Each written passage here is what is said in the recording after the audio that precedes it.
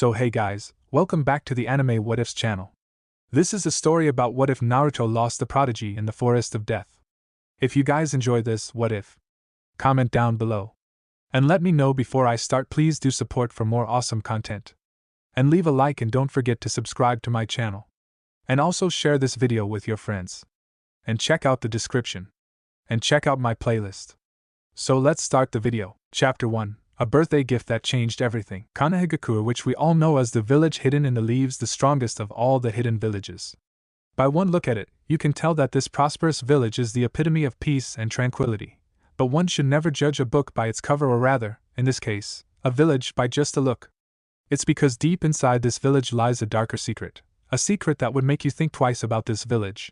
And it all revolves around a 4-year-old boy with shaggy blonde hair, 3 whisker marks on each side of his cheeks, and crystal blue eyes. You see, 4 years ago, when the Kyuubi no Kitsune attacked Konoha and destroyed most of it, the village's beloved Yondaime Hokage Minato Namikaze, who was famously known as the Yellow Flash, tried to stop the Kyuubi. But as we all know, the Kyuubi, or rather all the tailed beasts, in general, are living manifestation of chakra. In short, they can't be killed, so the Yondaime Hokage did the next best thing he could think of. He sealed the Kyuubi in a newborn baby, and not just any baby. He was the son of Minato. Yes, he was the son of Yondaime Hokage, and Kushina Uzumaki, who also went by the name of Red Hot-Blooded Habanero. Although Minato and Kushina died during the sealing process, their last wish was that their son would be deemed as the hero of the village for keeping the Kyuubi sealed inside him. But alas, the fate didn't work the way they wanted. Wait a minute. Fate? I sound like Neji now. Anyways, Sarutobi Hiruzen, the Sandaime Hokage, took the baby and told the villagers that they are safe and the Kyuubi was sealed inside the baby, but didn't tell them about his heritage. What a genius. He thought, emphasis on the word thought, that the villagers would see the baby as a hero, just how Minato and Kushina wanted. Oh, how wrong he was. The villagers didn't see the baby as even a human. They thought it was the Kyuubi reincarnate, and their Yondaime Hokage wanted all of them to finish the job, so they tried to kill the baby. Sarutobi never predicted this. So much for the man known as the Professor, and was beyond enraged by their actions. So he implemented a law stating that any villager that tries to disclose the fact that the Kyuubi was sealed inside the baby would be immediately executed, in hopes that the younger generation would treat the baby as equal. That was again his naive thinking, because the villagers found a loophole in his law. Even though they couldn't tell their children about the baby, they still never allowed any interactions between him and their children. Oh, I just noted that I never gave the name of the baby. But hey, it isn't like you all don't know him. After all, he is the protagonist of his story, and also you all are reading fanfic, so I expect you all know him. So back to the topic. Naruto, for all those who still didn't get his name, was never given a nice, cozy childhood. Instead, he spent it by living in worse conditions and later in life running from mobs. He was even thrown out of the orphanage at the age of 2. I mean, seriously, who throws a kid out of the orphanage on the streets at the age of 2? To survive in this hate-filled village, Naruto used to scavenge food and other necessities through trash or other wastes that people threw. All in all, he led a childhood that would break the minds of others and maybe even force them to commit suicide. To make the matter worse, when the mobs used to attack him, they usually rendered him in a state worse than death. Multiple bruises from getting hit by blunt weapons. Yes, they used weapons to attack him. Cuts and slashes that would usually kill a person, which included tearing open his body parts. Sometimes even skin him so much that his bones were visible. In short, he was given the worst form of torture. While these were done on regular days, October 10th was the day when Kyuubi was defeated and the day Naruto was born. These attacks took an extreme form, which included crucifixion of him. Yep, you read that right, breaking every bone in his body, trying to burn him alive, and even cutting off his fingers, toes, and whatever that resulted in Naruto screaming his lungs out. If it wasn't for a fox that lived inside him, he would have been dead long ago. It was ironic that the fox that made Naruto a bane among the villagers became his greatest boon. But today was the day which changed everything. It was the night of October 10th, the day that Naruto greatly despised, cause this day always meant the greatest torture session he comes across. For a 4-year-old, Naruto was highly mature and was able to think rationally and clearly. Although he never showed it, cause he had a gut feeling that it would result in him getting more attacks from the crowd, so he always put on a mask of a happy, hyperactive child that was oblivious to the treatment the villagers were giving him. Currently, Naruto was hiding in an alley, making sure that the coast was clear. Okay, let's see, all of them are busy in the festival, some even carrying pitchforks and torches. Ugh. There are way too many to make an escape. Okay. Calm down, Naruto, you can do this, he reassured himself. He was wearing a trouser that had cuts in several areas and a neon orange jacket that screamed attention towards itself if it wasn't dirted by the dirt on it. Inside his jacket we see a black t-shirt that was torn in some areas, showing that he was a bit malnourished after all. He never received a proper diet in his life. Naruto closed his eyes, calmly thinking and contemplating his options. Going straight through the crowd would be suicide. I can take the path that goes to the Hokage Tower, but considering today, the villagers would be guarding the path, and there would be no chance in hell I'd be able to reach there. I can use some sort of distraction, but not everyone will fall for it, and I don't think that I would be able to make such a distraction. Eric gag. Damn it, why does this day even come? As Naruto opened his eyes, he got quite frustrated that he wasn't able to think of anything to escape from this alley. If only he was able to run and reach Training Grounds 44, or popularly called the Forest of Death, he could avoid them all. Even though he was only 4 years old, the Forest of Death that scared the shit out of even some jounins became a safe house for him. Ignoring all the beasts and creatures that lurked in the forest, he was always greeted by a purple-haired kunoichi who kept her short, spiky hair in a fan-style ponytail. She wears quite revealing clothes, a fitted mesh bodysuit that covers her from her neck down to her thighs, a tan overcoat with a purple inseam and a pocket on each side, a dark orange miniskirt, a dark blue belt, and pale gray shin guards. In addition to the typical forehead protector, she also wears a small pendant that looks like a snake fawn attached with a thick black cord so that it won't fall off during fights. She has light brown, pupil-less eyes and a tall and slender frame for a 14-year-old. Her name was Anko. Her personality is what drew Naruto's attention to her. She is loud, stubborn, and prone to acting without thinking.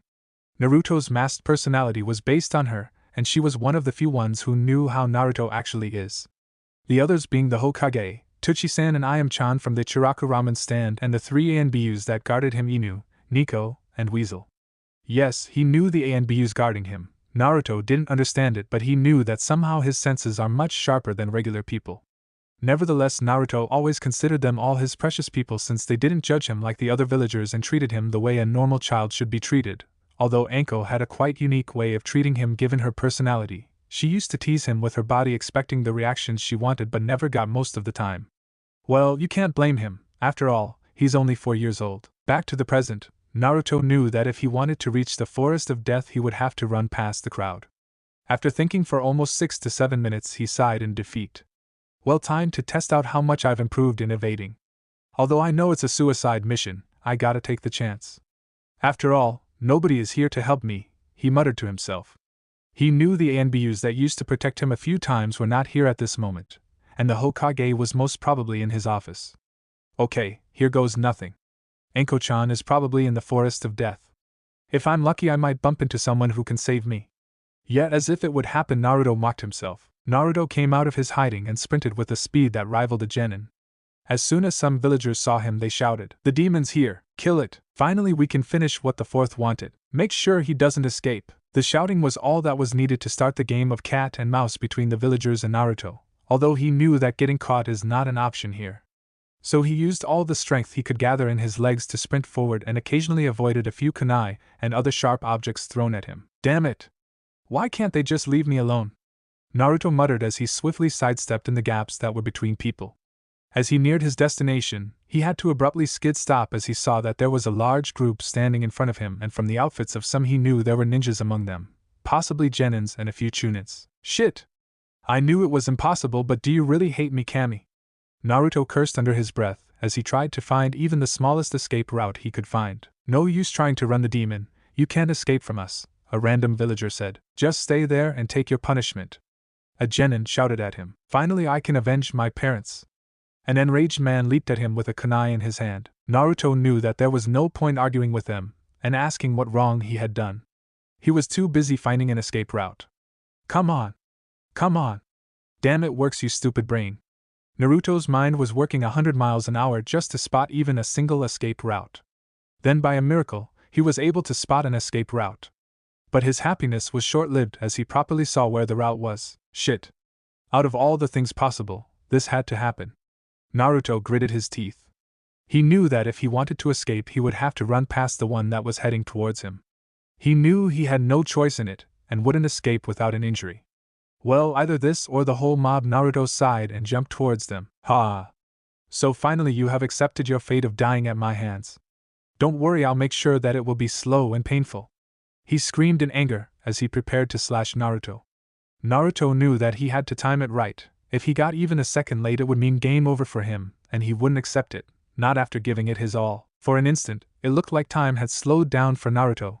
He could see the kunai that was slowly descending towards him. Naruto swiftly sidestepped and dodged the swing and was about to make a run when he threw the kunai, which got lodged in his right arm. Naruto winced at the impact but knew better and ignored the pain. He couldn't afford to miss such a huge chance to escape, so he used every remaining power that he could gather and ran towards the streets, hoping that he could somehow escape this dreadful day. Outskirts of Konoha. Half an hour ago, a mysterious figure stood just outside the gates of Konoha. The figure wore a white-colored kimono that had black thrones drawn around it, and a kanji for Seo written all over the white obi tied around the waist, wooden sandals and an orange-colored pendant that had a black spiral made on it almost like a whirlpool. The said figure was a man probably in his 30s, his bright crimson hair slicked backward, a pair of amethyst eyes that somehow sparkled every now and then. His face was quite muscular, and had a neatly trimmed beard on it. I really don't want to visit this cursed place again, but I heard they sell some awesome takoyaki during the QB festival. The man's eyes sparkled as he walked towards the gate. When he reached the gates, the two guards positioned near it stopped him and asked his purpose. He simply replied that he just wanted to visit the QB festival that was being held. The two guards gave him a bit of a suspicious look, but a few moments later let him pass through. Do my clothes really look that suspicious to them? The man wondered as he started walking towards the streets of Konoha. At present, Naruto was using all the strength he had to outrun the villagers, but somehow it wasn't going well if we take into account all the bruises that were currently on his body and a few kunai embedded on his back and right arm. Shit. They are slowly closing in on me, and these wounds are not helping. At this rate, it would only take moments before they captured me, Naruto thought as he was breathing heavily. His wounds were slowly dripping blood, adding to his tiredness, and each movement he made caused them to pierce him more deeply. He was in a world of pain as he was using whatever last force he could gather to outrun the mob that was chasing him. Take this, demon! A genin shouted and threw a kunai aimed for Naruto's leg. Naruto's state was already bad and he was in no condition for dodging, so he wasn't able to avoid the kunai, which pierced his calf and impacted his bones deep inside. This caused him to stumble and fall, which resulted in him skidding on the ground due to his momentum. Heir! Naruto screamed as he felt all his bodily pain that he was ignoring rush into him all at once. A crazy villager just laughed at his condition psychotically. If it weren't for the situation, many would have backed away from him, but they seemed to ignore it. Well, let's begin the real festival now. Shall we step forward and twirl a kunai on his fingers? I get to go first. A random villager with a pitchfork shouted. Here's to my family, you demon! He shouted as he threw the pitchfork towards the fallen form of Naruto. I guess this is as far as I can go, Naruto thought as all his hopes of escaping were crushed, and he lay down there waiting for the inevitable. Water encampment technique. Before anyone would notice what happened, an enormous water wall formed between Naruto and the villagers. The pitchfork that was thrown got lodged in the water wall, but it couldn't pass through it. Where the hell did such a huge amount of water come from? That sounded flabbergasted upon seeing such a huge wall of water formed out of nowhere shouted. Phew. If I was even a second late, then maybe I wouldn't have been able to stop that pitchfork from piercing him. A voice came to the side of the water wall where Naruto was. A few minutes earlier, the stranger continued walking until he came to the area where the festival was being held. Let's see, now where can I find takoyaki? The man just mused over. The demon's here, kill it. Finally we can finish what the fourth wanted. Make sure he doesn't escape. The man heard these random shouts coming from a distance. What were those shouts about? He wondered as he walked to where the commotion might be taking place. Present, glad I made sure to follow that commotion, the man sighed. He slowly released the jutsu and the water wall collapsed on the ground. He then went towards the fallen form of Naruto. As the water wall collapsed, the villagers were able to see the person who interrupted their real QB festival, or that's what they call it. The said person was kneeling before Naruto and slowly removing those that were lodged in Naruto's body, making sure that they were removed without hurting him more. Naruto was in a state of confusion. While he couldn't see his savior, he knew that this person was not someone he had met before. Why is this person helping me? Was the thought Naruto had soon before he slipped out of consciousness. The villagers weren't faring much better. They all had one thought: why is he helping the demon brat? The said person, after removing all the from Naruto's body, picked him up in a bridal style. No, not in that sense. This allowed the villagers to look at the person clearly. Most of the females in the crowd were sporting blushes, looking at his amethyst eyes which sparkled a few times. The males, well, they weren't blushing, but something about the person demanded respect, as if he was from a high-class clan. The person observed the villagers for quite a while. There was dead silence in the air as both parties were quiet. A villager tried to break the silence, but before he could say anything, the person disappeared via water body flicker along with Naruto. After a complete dead silence for a few moments, all the villagers had one thought. Who was that person? Hokage Tower. Hiruzen Sarutobi was currently sitting on his desk fighting with the biggest enemy of Kage's paperwork. He sighed as he looked at the bundle in front of him. I was supposed to look over Naruto today, but this damn paperwork came like a hurricane, and added to that the civilian council members barging in and spouting nonsense about anything they could think of. I'm getting too old for this. I just hope the ANBUs assigned to Naruto are keeping him safe. Little did he know that those ANBUs were currently being occupied by some other ANBU members which were assigned by the civilian council to make sure that Naruto was completely unguarded for the villagers to finish their work. Suddenly there was a water body flicker in Hiruzen's office. He got alert and jumped from his desk ready for the person who suddenly appeared in his office. The few ANBUs who were in hiding also came down, forming a protective circle around the Hokage. When the body flicker cleared, they could see the person that came in. But the thing that drew their attention most was a boy that was currently held by the person. They all instantly recognized Naruto. The Hokage called out, as he saw his surrogate grandson covered in bruises, blood dripping from his back, and his torn-out clothes showed that he had taken quite a beating. But before he could have rushed to check Naruto's condition, he was abruptly stopped by some invisible force. He tried to cross it, but each time the results were the same. He couldn't move further. That's when the person spoke to him. No use trying, you can't pass the seal I placed. But how? When did he place such a seal here? And add to that, I didn't even hear him activate it. Hiruzen was clearly trying to deduce how did the person get the time to place the seal. But before he could think much deeper, the unknown person spoke again. Before you ask me anything, I have one question for you. How dare you order the Hokage? An enraged ANBU fumed, but before he could say any further, Hiruzen simply raised his hand, stopping him. Hiruzen was clearly aware of the situation he was in right now. The person had blocked him and his ANBUs from reaching Naruto, and he was currently holding on to him. Even though he wouldn't allow the said person to show authority over the Hokage of the strongest hidden village, he knew better and didn't want to risk anything happening to Naruto. So he just nodded weakly, still prepared if things went south. Are you willing to help the boy or hurt him? Even though it was such a simple question, the seriousness in his voice told Hiruzen and all his ANBUs that they better tell the truth. Closing his eyes for a moment, Hiruzen spoke in complete seriousness. Naruto is like my grandchild. I would never hurt him. The person just eyed him carefully and after a few moments sighed, saying very well. You pass. Hiruzen was clearly confused. What do you mean by that? The person simply replied to him, look at the seal a little more carefully. Hiruzen complied and looked carefully. The surrounding ANBUs also looked, and to say they were shocked would be an understatement. The seal was surrounded by another layer of seal around it, and they all recognized that seal. After all, they too used it while interrogating people to check if they were lying. They all had their jaws dropped with one thought in mind. How did I not notice it before? Kai! The seal vibrated a bit, and then shattered. Everyone in the room except the strange unknown person and Naruto, who was still unconscious, was completely lost. After all, it's not every day you see a person barging in and showing you how stupid a human can be. You know, just standing there won't help this child. Hiruzen and others blinked a few times to get out of the daze they were in. Hiruzen ordered an ANBU with a bare mask to heal Naruto. The ANBU carefully approached the stranger, still not trusting him, and slowly took Naruto from his hands and started performing medical ninjutsu. Hiruzen let out a sigh of relief when he saw his surrogate grandson slowly healing. He then turned to the stranger currently present beside them to ask him a few questions like where did he find Naruto, and in such a condition to boot. The stranger simply replied that he was just casually walking when he came across his form, and carried him there because the last thing he heard from Naruto before he fainted was Hokage Gigi. He left out the part where he saw the villagers attacking him because he wanted to see if the Hokage knew about it. What has this little one done to receive such a punishment? The person kept a straight face while asking, but Hiruzen knew that he said it with concern. Although he wanted to tell him about Naruto, it was still a village secret. So he politely declined him, stating his reasons.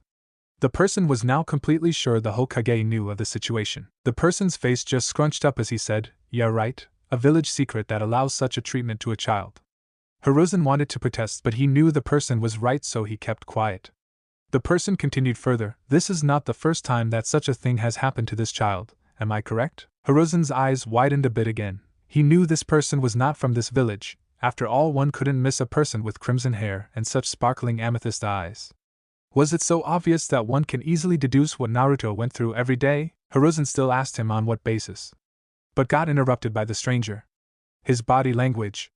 Hiruzen just raised an eyebrow but soon frowned when the person continued.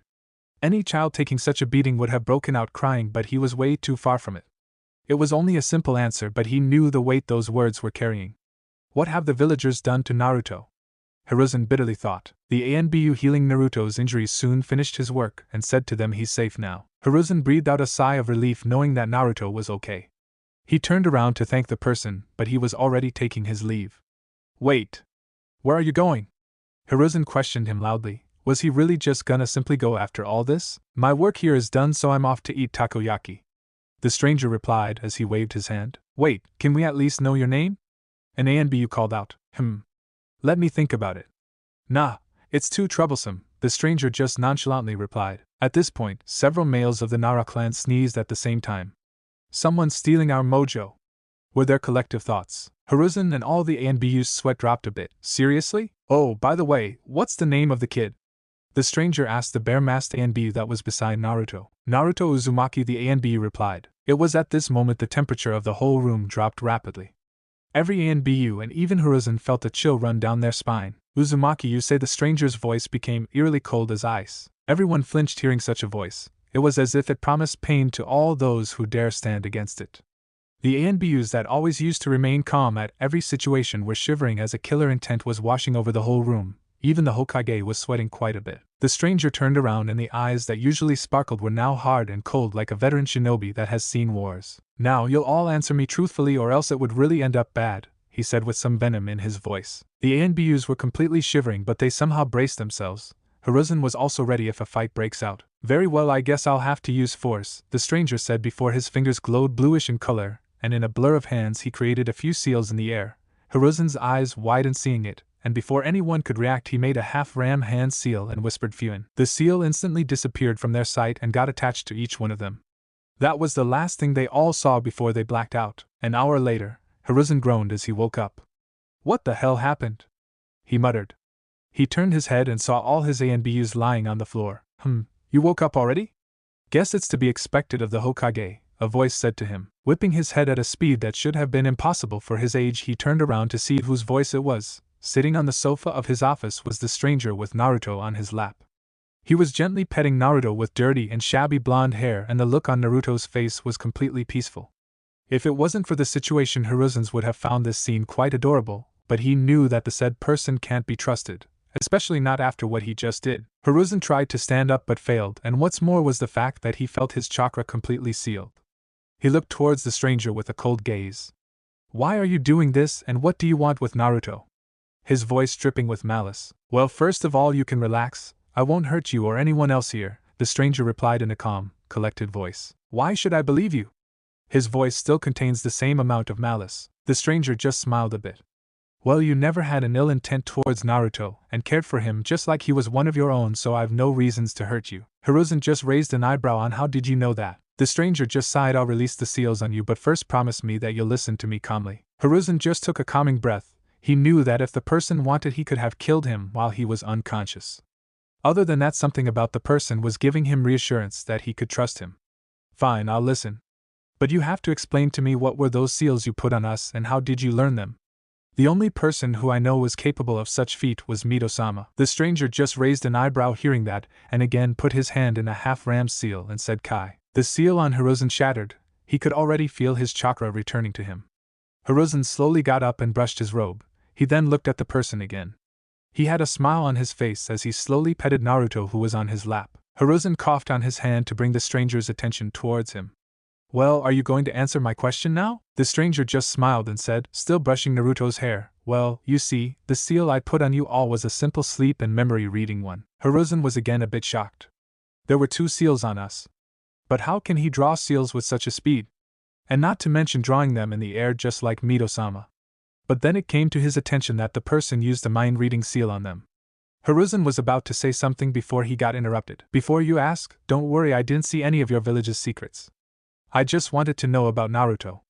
But from what I learned, I have to say I'm greatly disappointed in this village, and probably the only thing that's stopping me from destroying them is the fact that there are still a few here who care about Naruto, and I possibly can't hurt them, the stranger just said with a distant look in his eyes. Hiruzen didn't know what to say. Earlier this person didn't care much about Naruto, but when they mentioned that he was an Uzumaki, suddenly this person's attitude changed. Add to the fact that he just simply stated that he would destroy the village without any hesitation, and somehow a small part of Hiruzen believed that he could do it. But the next thing that he heard completely left him flabbergasted. Is this really the village you defended all your life for, Mito? Looks like your Anai-san was finally right about one thing, the stranger said in a low, sad voice and chuckled by the end of his sentence. He thought nobody might have heard him, but Hiruzen did hear, and oh boy, his mind completely shut down hearing it. Ah, Ryu. Ryu-sama?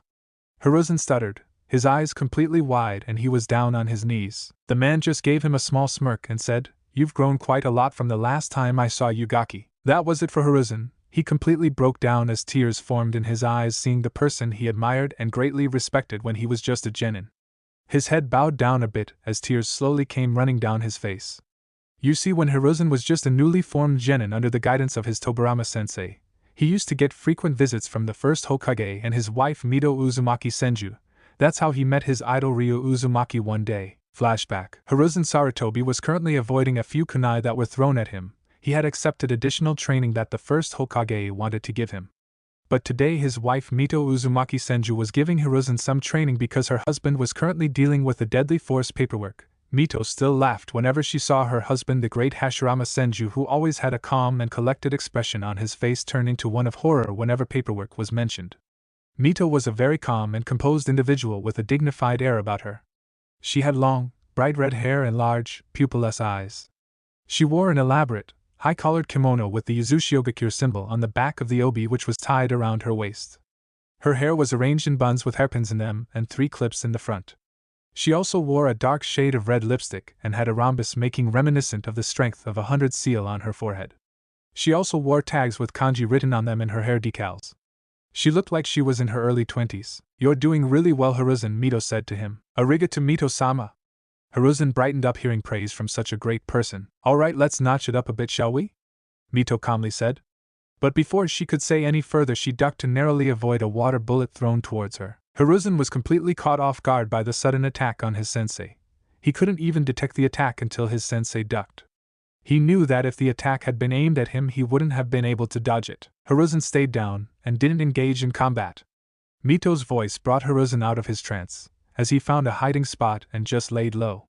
He knew the seriousness of the situation, and he would probably just be a casualty if he fought. "Come out wherever you are," Mito said as she reversed gripped a kunai in her hand. She again became alert as she heard a movement towards her left. She jumped backward and again dodged a water bullet, but this time she herself fired a bullet in the direction the attack came from, but she knew that it probably didn't hit. This happened a few more times. Each time the water bullet came from different random directions as if there were more than one enemy, and each time she dodged it. She even attacked but to no avail, and she was growing really frustrated over it. Suddenly a figure shone near her. She immediately turned towards and not dropping her guard. But when she saw the person, she relaxed a bit. After all, it was her husband Hashirama. "Mito, what happened here?" Hashirama asked. "I don't know. I was teaching Hiruzen when suddenly someone attacked us. I've already told Hiruzen to stay out of this, and he's probably hiding somewhere safe," she replied. Suddenly a few water bullets came towards them. They both jumped and avoided it. Both their backs were now facing each other, as they stood ready for any enemy attacks. "Hey Mito," Hashirama whispered. "Yes, Hashirama," Mito replied. Hashirama smirked. "Caught you." And with that, he exploded into water, leaving a completely flabbergasted and wet Mito. "I know what you are thinking, standing there. Ha ha ha ha ha ha. Oh man. Oh god. Ha ha. That was the best." A man was lying on the grass clutching his stomach and laughing his ass out, his eyes teary from laughing. He looked in his early to mid-20s with spiky crimson hair and amethyst eyes which were sparkling due to tears.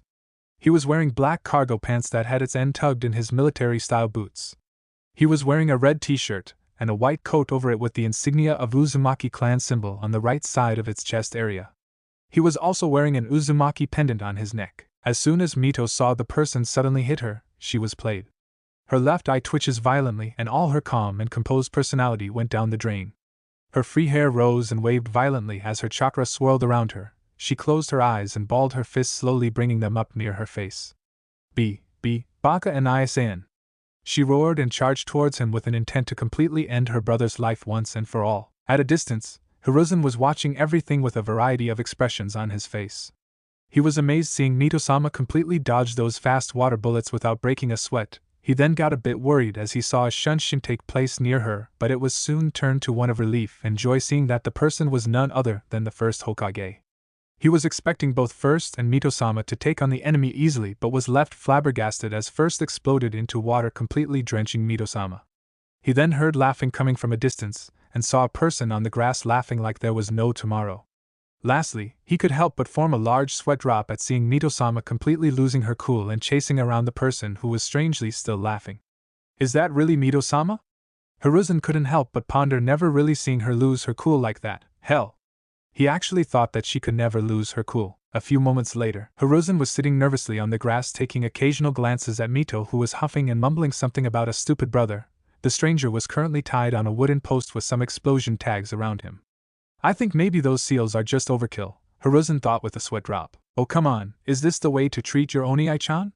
The stranger said with a pout. Baka Onii-san, you deserve it. And don't go adding chan to yourself. I never said that. Mito roared. But you always used to run to me calling me Onii-chan, the stranger just quietly replied. SSH, shut up, Baka. I was really small when I used to call you that.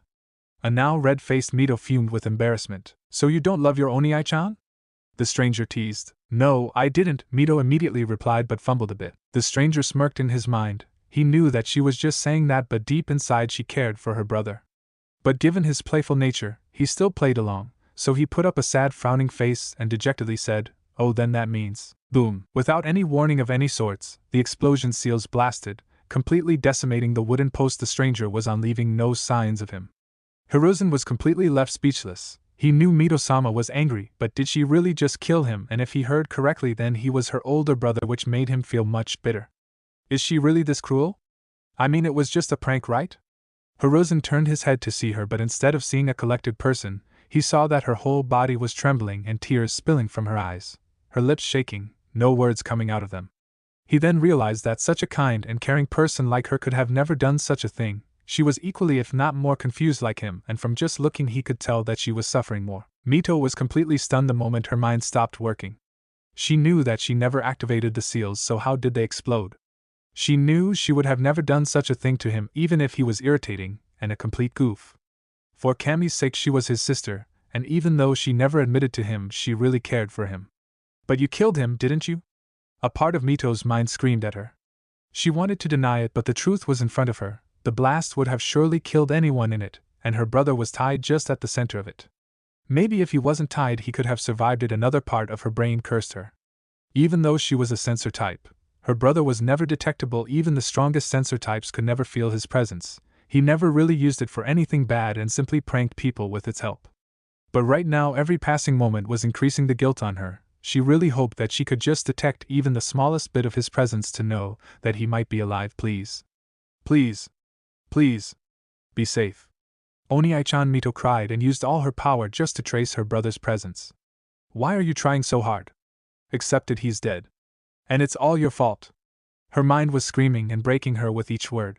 She slumped on the ground and cried as she screamed on top of her lungs, Onii-chan, jeez. I'm not dead, stop screaming like that, a voice said. Hiruzen slowly turned his head towards the voice, and upon seeing his eyes widen. But how? Mito just whipped her head towards the voice she really wanted to hear right now, and in front of her stood the person she so much wanted to see, her brother. Launching herself at a speed that could even rival the Hiraishin or Flying Thunder God technique, she latched herself on her brother's chest, crushing him with her hug. She was sobbing while muttering, "Thank God you're alive," over and over again. A smile crept on his face as he slowly petted her head. After a few moments, Mito spoke in a very soft voice, "Onii-chan?" Her brother just replied with a him. Gomen. Mito apologized in the same soft tone. She then lifted her head up, her eyes red and puffy with all the crying. I don't know how. I never activated those seals. But when they exploded I thought. She started tearing up again, but this time her brother hugged her and comforted her. She felt like a huge problem was lifted off her shoulders. She then noticed that his coat was a bit burned and there were some burns on his hands too. Onii-chan, you're hurt. She panicked a bit, but he just jokingly shrugged it, saying, "It's nothing." What do you mean it's nothing? You're hurt, Baka. Mito fumed at her brother's carelessness. I told you it's nothing major. But more importantly, Mito, her brother said in a serious voice. Mito flinched. She knew her brother only called her by her name when he meant serious business. What seals did you use exactly? her brother asked her. I just applied chakra suppression seals and very low-quality explosion seals, but I don't know how they exploded with such power, she meekly replied. The reason was simple, Mito. You placed both of them in a single seal, her brother stated, but seeing that Mito was a bit confused cleared the fact. What does chakra suppressing seals do? He asked. They suppress chakra, Mito simply replied. How? He asked again. By sealing the chakra in the person's body, she again replied without any problems. Her brother was asking her the basics. And what if a person has too much chakra and tries to push it out? It simply seals the excessive chakra in itself and stores it. She was growing a bit frustrated at being asked such basics. And if even that becomes too much, then it just explodes. She replied halfway as a sudden realization hit her. She looked at her brother for confirmation, to which he just nodded. She mentally slapped herself for not paying attention to such a minute detail. When the seal can handle the amount of chakra it absorbs, it explodes, expelling the chakra into nature, but it doesn't harm too much. You can say just like a very low-quality explosion seal, it just crackles a bit. But in this case, the excessive chakra didn't dissipate into the nature, rather it strengthened the explosion seal, which caused it to be able to explode like a low-level explosion seal. And keeping in mind that you placed around 6 tags around me, the result is in front of you, he said in a serious voice as he motioned to the blown-up wooden post in front of him. Luckily, I substituted with a shadow clone that I created to prank you some more, but I guess the prank has to wait, haha. He added as he sheepishly rubbed the back of his head. Mito felt ashamed for not considering such a problem while drawing the seal and almost killing her brother, but couldn't help herself as she let a giggle pass through her mouth at her brother's antics. He's still thinking about pranking. Guess Oni-chan will always be Oni-chan. Just remember that Fuinjutsu is a branch where even the smallest mistake can lead to huge changes in the result. So always be careful while doing it, okay, he said, to which Mito just nodded with a huge smile on her face. Hi, Oni-chan. Both brother and sister were enjoying their reunion when the third person present there cleared his throat. They both turned and saw Hiruzen nervously standing there. Mito just got totally red-faced when she saw him. She really forgot that Hiruzen was even there with them, and now she showed him a side that she never showed to anyone else except her husband and her brother. She calmed herself down and tried to get back into her dignified personality. Her brother, on the other hand, was eyeing Hiruzen. So this is the brat that Mai and her tree-hugging husband are giving special training to. Mito-sama, who's this person? Hiruzen asked as he felt that they both almost ignored the fact he was even there. He is. Mito was about to reply when she was interrupted by her brother. I'm the coolest, the greatest, the funniest, and the most handsome person you'll find in all of the shinobi nations, he said with exaggerated expressions and hand signs. He then stood up straight and pointing a thumb towards his chest, he told Hiruzen the names Ryu Uzumaki, Gaki. Oh. That rhymed quite nicely. I guess I'm a great rapper too. Bwahahaho. The now identified Ryu Uzumaki laughed proudly. Smack. Can't you just give a normal introduction, Baka? Mito said with an irritated expression as she smacked her brother's antics. Hiruzen was momentarily stunned. Wait a minute. Ryu Uzumaki, as in the famous Fuinjutsu Ryu. How could he not recognize him? He was the Fuinjutsu prodigy of the Uzumaki clan. The branch of Fuinjutsu had only 10 levels, and the person that achieved the 10th level was known to be a seal master. But the Uzumaki clan, which were famous for their additional 3 advanced levels of Fuinjutsu, made even the normal seal master seem an amateur in front of an Uzumaki clan seal master. But right now the person standing in front of him was the prodigy of Fuinjutsu who had invented the 14th level of, and was known as the Fuinjutsu no Kami, literally meaning the god of Fuinjutsu. He was the one who taught this level of Fuinjutsu to most of the Uzumaki who could grasp this up. Among them was his most prestigious student Mito, always used to travel all over the shinobi nations, increasing his knowledge and creating new seals every now and then. What Hiruzen didn't know was that he and Mito were brother and sister. Hiruzen's eyes sparkled. Before his very own eyes were his idols. He always wondered about the person who taught Mito-sama. I can't believe I'm meeting the Fuinjutsu no Kami. Oh my god! Oh my god!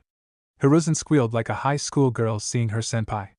Both Mito and Ryo had a sweat drop on their heads seeing such a display. Apparently, Ryo had the capability to make people act completely undignified and in such a way they didn't know they could or didn't want to show. So Gaki, you're a fan of mine? Ryo asked with a smirk plastered on his face. Hi! Hiruzen enthusiastically replied. Mito just sighed. I guess the training's over now, she mentally told herself as she watched her brother answering Hiruzen's overexcited questions with a laugh. After a few moments, when they finished talking, Ryo came back to her sister so that they could talk after such a long reunion. So how's it going between you and that tree hugger? Ryo asked casually. Hiruzen just snickered at the name given to the Shodai Hokage of the village. Mito just glared a little towards him. You know he's my husband, right? Oh, how could I forget that disastrous day when my beloved left her Oni-chan's hand and went away, Ryo said in a fake sad and depressed voice. You know, you really need a wife, Oni-san. She would really set you straight, Mito told him. What? No freaking way, sis. I enjoy my freedom way too much. And I'm not the kind of person who just settles down, nope. Ryo said while popping the pea of nope. Her sister just sighed. She knew the real reason her brother swore to never marry. It wasn't that he didn't want to marry, but he knew that he won't be able to give a girl the time and love that she should deserve while he was constantly finding ways to improve more and more. You're way too kind-hearted, brother, putting others' happiness above yours. Mito just smiled. Her brother might be a goofball and an irritating character, but he was really a good-hearted person who cared for his family a lot. Oh, I completely forgot the real reason I came here. Ryo bonked his head a bit. How's the seal I made for you? He asked. Ah. You mean the strength of 100 seal? She replied, to which Ryo just nodded. It's amazing. I never thought that a person could create such a seal just by having perfect chakra control, she said while touching her rhombus-shaped seal on the forehead. Suga. Ryo-sama, did you really create this seal? Hiruzen again jumped with excitement. He knew what the seal could do and always thought that it was an amazing seal. Ryo just nodded and replied to Mito, I see. Any side effects? Other than the chakra exhaustion after using it? Not any that I'm aware of, she told him. Alright then, guess it doesn't need any further work for now. Ryo just smiled. Ryo-sama, how did you come up with the idea of creating such a seal? Hiruzen asked, being the curious boy he was. Mito was also curious about it but never really asked her brother, so it was a good opportunity knowing about it. Well, you know that people with perfect chakra control can do medical ninjutsu, right? Ryo asked, to which Hiruzen nodded. Perfect, that does half the job of explaining. You see, I always saw that people performing medical ninjutsu always had problems when they performed huge operations or surgeries, mainly due to the huge requirement of chakra to perform it. So once I was sitting in a small shop where I saw a small shinobi, most probably a genin, stuffing some food in his bag. When I asked him the reason, he replied that he was going on a mission, and it would be a long one, so he was storing food so that he could use it during emergencies. That's when this idea popped into my mind. If a person can't increase his chakra reserves, then how about storing it and using it for later purposes? So I got into making a seal that would be on a person's body, which will store the person's chakra in it gradually without harming the user. The almost immortality-giving self-regeneration and humongous strength that came with it were just some additional twinks to the seal because I felt it would be cool. I also made sure that the seal could be easily made with perfect chakra control, Ryo explained while sheepishly rubbing the back of his head. Hiruzen and Mito were amazed. They thought that the strength and self-regeneration the seal provided were the main cause of making it, but now he just told them that those were nothing but additional twinkles that he added just because he thought it was cool. They really had no words to describe his stroke of genius, although both of them had the same thought in their mind. He really is a prodigy. So the rest of the day went by chatting between the three, and when it was almost sunset, Ryo got up and told them that it was time for him to go. Mito asked if her brother wanted to settle in Konoha, but he just declined, so, in the end, they just gave each other a hug. Hiruzen nervously asked Ryo, would you visit again, Ryo-sama? And Ryo just ruffled his hair. Damn right, Gaki, I will. He exclaimed with a smile, to which Hiruzen shot back with a bigger smile. Ryo used to visit them in some months and even years, but after the Second Shinobi War and the destruction of Yuzushiogakure along with all the Uzumaki, which included Mito, he was never heard or seen again. Hiruzen presumed that he might have died in the war. So when Kushina came to Konoha, he treated her like his daughter, being the last Uzumaki, which in turn led to his grandfatherly affection towards Naruto. Flashback end. Hiruzen looked was tearing up on the inside. Right in front of him was his greatest idol that he thought was dead. All the while he was crying, he was thankful that all of his ANBU bodyguards were asleep and there was no one else in the room. After all, he couldn't show them such a sight of their village leader. After a moment, when he got much more emotionally stable, he asked Ryo, Ryo-sama, where were you all this time? I thought that you... The tears in Hiruzen's eyes started welling up again. That I was dead? Ryo softly spoke, to which Hiruzen nodded. I can't blame you for thinking like that, Hiruzen. I guess I just wanted some time alone after the destruction of my clan, Ryo said as he gritted his teeth in anger. Hiruzen knew that it must have taken a huge toll on Ryo to find his whole clan wiped out. Somehow Hiruzen partly blamed himself. If only our forces would have reached earlier, maybe we could have avoided it. You shouldn't blame yourself for it, Gaki. I know that you did what you could, Ryo assured him as if reading his mind completely. But that didn't do anything. I couldn't save anyone. Not even Mito-sama. Hiruzen blamed himself for failing to save her. But you saved this boy's mother, didn't you? And you also took care of this boy when she died, Ryo reassured him with a small smile. Hiruzen looked at his idol with wide eyes. He lost all of his family members, including his sister he loved so much, and had every right to blame him for their deaths. Yet he was completely calm and composed and didn't blame him. If Hiruzen's respect for him wasn't enough, it has increased even more now. It seemed that during the time span he grew out of his childish behavior into a calm and dignified person.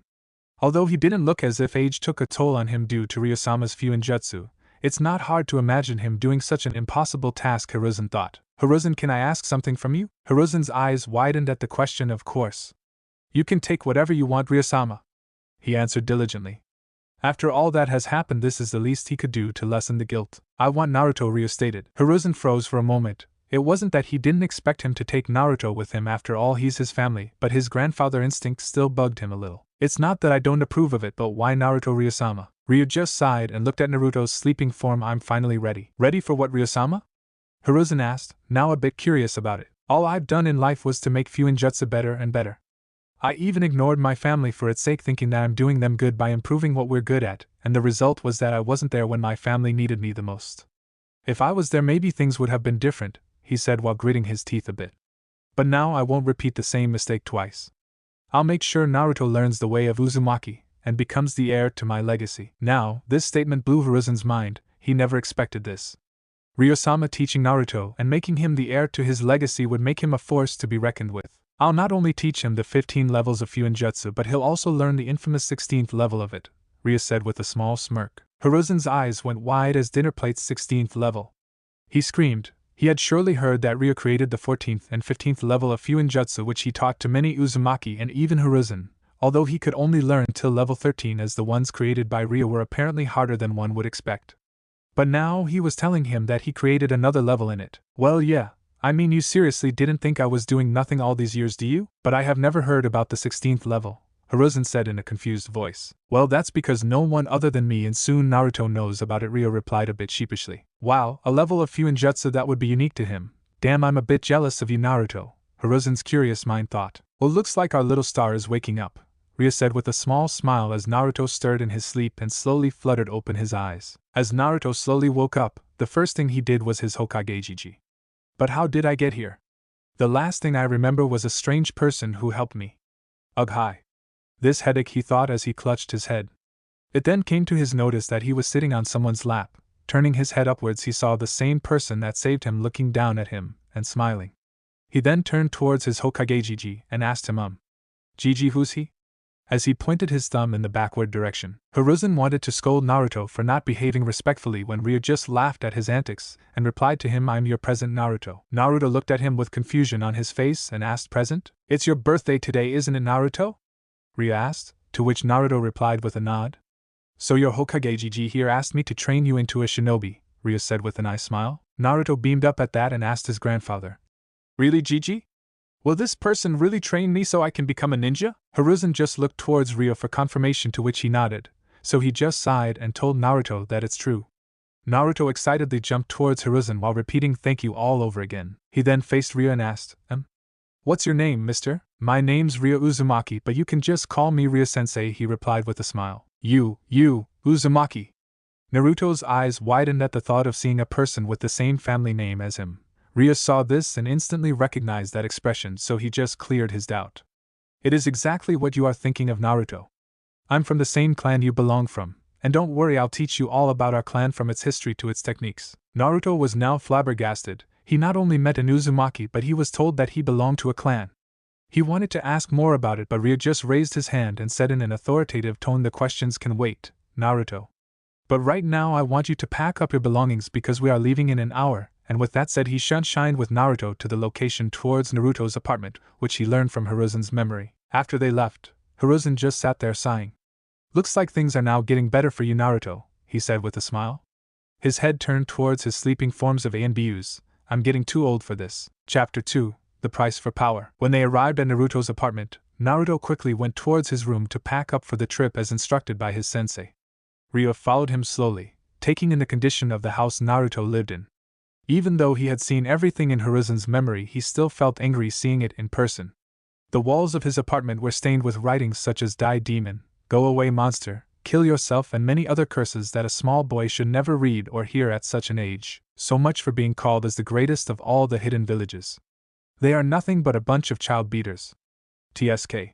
If it wasn't for those who still loved Naruto for what he is, I would have stuck high-quality explosion seals on every house present in the village. Ryo just fumed in his thoughts. A little later, Naruto came back with a small backpack that was in a very bad condition with cloth patches sewn on it. Ryo raised an eyebrow at that and asked, "What's with the backpack, Naruto?" "I found it in a trash can, but it's still very durable if you ask me, sensei," Naruto replied with a smile. Ryo just ruffled Naruto's hair with a small smile and thought, "I'll make sure to give you the childhood that you really deserve, Naruto." "Ready to leave, Naruto?" Ryo asked his disciple. Ryo-sensei, can I meet Enko-chan, Ayam-chan, Tuchi-san, Inu-san, Nico-san, and Weasel-san before leaving?" Naruto asked. "I'm afraid I can't allow that, Naruto," Ryo answered him. "But why, Ryo-sensei?" Naruto asked with a bit of anger for not being allowed to meet his precious people. Ryo replied with a sigh. "They are your precious people, that's why I can't allow you to meet them." Confusion was evident on Naruto's face, so Ryo just calmly replied, "Listen, Naruto. I know they care for you as you care for them. That's why they won't allow you to come with me without their own supervision. In the worst case, they would actually not allow you to leave." Naruto was taken aback by hearing his sensei's reason. He knew what he said was true, and he obviously didn't want them to stop him from training his clan's techniques. Naruto was in a dilemma at the moment. On one side he wanted to go, but on the other, he didn't feel good leaving without telling them. Sometimes you have to make some tough decisions in life, Naruto. Life doesn't always go the way you want it to, Ryo said in a fatherly tone. And don't worry, by the time we are done with your training you would have the power to protect your precious people. He finished it with a smile, knowing Naruto wanted this the most. Naruto just looked up at his sensei with wide eyes and a big smile. Really? You betcha. Ryo replied with a warm smile. Alright then, lead the way, Ryo-sensei. Naruto exclaimed with a huge smile on his face. He actually didn't remember the last time he felt this much happiness. Ryo just smiled at his antics, and they both disappeared via Shunshin Hokage Tower. In the meantime, Hiruzen was currently sitting on his desk sighing as three of his ANBU, namely Inu, Nico, and Weasel along with a 14-year-old Anko, were opposite to his desk arguing about Naruto. When they barged into his office asking about Naruto after not being able to find him, he told them that he had sent Naruto with a trustable person for training. Their reactions? Well, how could you send Naruto-kun without asking us first? An enraged Anko roared. Anko-chan, calm down. We know that you are mad, but you are talking to Hokage-sama right now, the Nico Master NB replied. Nico's right, Anko. We all might not be happy at what Hokage-sama did without letting us know first, but we should still respect his orders, the Weasel Master NB said. So you're telling me that you all approve of Naruto going with an unknown person? He may be trustable, but what if he turned out to be like Orochimaru? Anko was disgusted by her former sensei, and she feared that Naruto might suffer similarly. Now, Anko. The Nico Master NBU tried to assure her, but she was interrupted when a sudden killer intent washed over them. Don't you dare compare Ryosama with that traitor, Hiruzen said with venom dripping in his voice. He can tolerate many things, but someone disrespecting his idol isn't one of them. Everyone present in the room visibly tensed at such an outburst from the famed Kami no Shinobi. When Hiruzen calmed himself and lowered his killer intent a little, Anko gathered up her courage and asked him, Ryosama? Hiruzen sighed at the slip of tongue in his outburst, and knew that there was no way in hell he could escape without telling them the truth. After all, if the Shinobi no Kami called someone Sama and made such an outburst for insulting the person a little, then the person has to be someone of really high standards. What you heard is correct, Anko. The one I send Naruto with is a person I greatly respect, and he's even stronger than what I was in my prime time. As soon as he said that, everyone present had their eyes as wide as dinner plates. They couldn't believe what they just heard. A person stronger than the Shinobi no Kami even in his prime time. Just who is this Ryosama? Were their collective thoughts. Outskirts of Konoha. Ryo was walking along with Naruto when he suddenly sneezed. Looks like Hiruzen just blew up my cover, he thought with a small smile, since he expected such a possibility. Naruto was walking ahead with a huge smile plastered on his face when he suddenly turned around and asked him, Ryo-sensei, can you tell me about the Uzumaki clan? Are we a great clan like the Uchiha and Hyuga? In which nation is our clan located? And when will I meet the other members of our clan? Naruto was literally jumping at the prospect of meeting more members of his clan. Ryo had a sad smile on his face. On one hand, he was happy that Naruto was so eager to learn about their clan, but on the other, he didn't know how Naruto would take in the news of the destruction of his clan.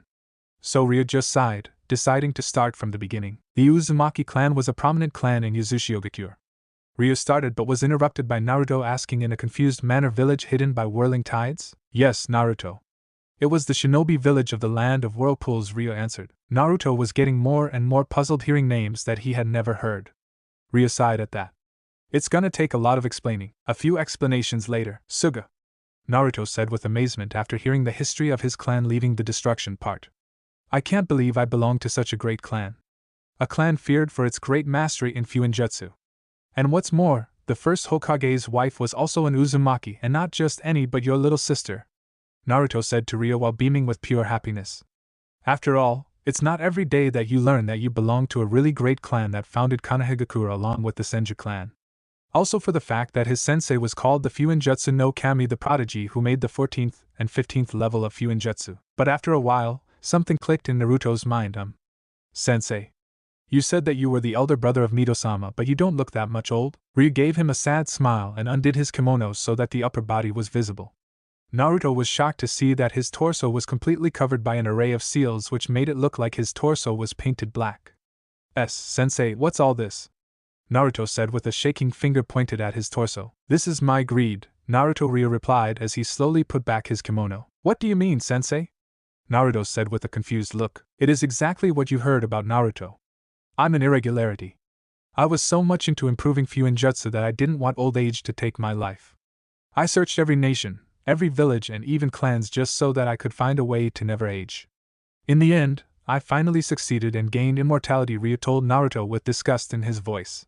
But I never realized that this would be nothing but a curse to me, he finished while gritting his teeth. But isn't gaining immortality a great thing, Sensei? Naruto asked, not to see anything bad in it. It isn't a great thing, Naruto. Escaping your own death doesn't come without a price. And gaining immortality carried a huge price for it, Ryo said with sadness evident in his eyes. What price, Sensei? Naruto was now getting scared hearing all this. 1,000 human sacrifices, Ryo answered while clenching his fist and getting disgusted by himself just by saying it. Naruto's eyes widened hearing it. His sense that he had started respecting so much in such a short time had done such a thing in his past. He didn't know if he should be disgusted with him or not. But he knew one thing, that his sensei was clearly regretting what he did, since he could clearly detect a huge amount of negative emotions. Another thing Naruto learned that he could do, his sensei was emitting, which was directed towards himself. So he just closed the distance between both of them and motioned his sensei to bend down. Ryo hesitated for a moment, but after a while bent down, and when he came face to face with Naruto, he was suddenly taken aback by his student hugging him while consoling him. To say Ryo was surprised would be an understatement. He was expecting many reactions from Naruto, but this wasn't one of them. Why are you comforting me, Naruto? Don't you feel disgusted by the fact that I took 1,000 innocent lives just so I can never age? Ryo asked him with weakness in his voice. You are just seeing it with a one-sided sensei. I can clearly tell that you are regretting every single moment of your immortality, and the fact that you had to watch people close to you die while you never aged. What you did was clearly wrong, but what you make of your mistake now is what really matters. Like it or not, even though you are my sensei, you still belong to the same family as me. And family always forgives one another. One, Naruto told him with a huge fox-like grin that radiated happiness. Ryo was momentarily stunned at such a display of affection. He knew that Naruto was highly mature for his age, but he never thought that he could even make an immortal person feel like a kid being comforted by his parents. So he just returned the hug as he steeled himself and took an oath. You have a real kind and forgiving heart, Naruto. I'll make sure that your name shall be remembered throughout history and never forgotten. This is the promise of Ryo Uzumaki to you. After their touching moment, they soon came across an uninhabited forest with a big lake inside it. Ryo motioned them to stop. He then made around 10 shadow clones without any hand seals, and soon they all started riding some complex array of seals, creating a large boundary covering the perimeter of the whole forest. When they were all finished, he activated the seals and the whole forest was washed over with a blue light. It was then that Naruto asked, What were those seals, Sensei? Ryo replied in a calm tone. I know I promised you that we will be training for 6 years, but teaching you everything from the basics would be impossible in such a short amount of time. That's why I placed these time seals.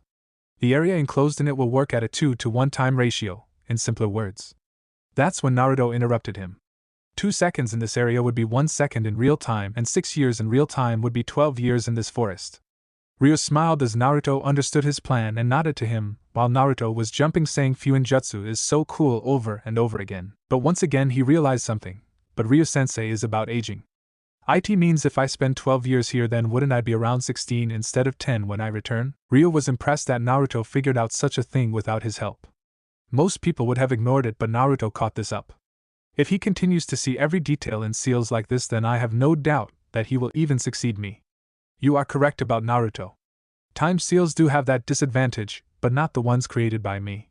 You see, they do change the ratio in an area, but they also make sure that no living entity present inside it would age twice of what they should. Ryo replied with a proud grin. Naruto now had stars in his eyes.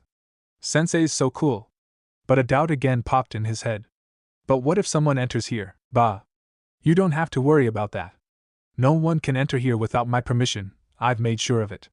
Okay then, Naruto, let's begin with your training, shall we say to him? Hi sensei. Naruto replied with full enthusiasm. Alright then, first of all, we will begin with your body strengthening, and for that I have these gravitational seals. These will put strain on your body while you're exercising, and I'll slowly increase them as the time passes by, Ryo told him as he took out 5 gravitational seals from his pocket. 1 for each of your limbs and 1 for your torso, he said while handing Naruto the seals. Naruto took hold of the seals and placed them as instructed, and as soon as he activated it, he fell face first on the ground. Can handle twice the gravitation, Egaki?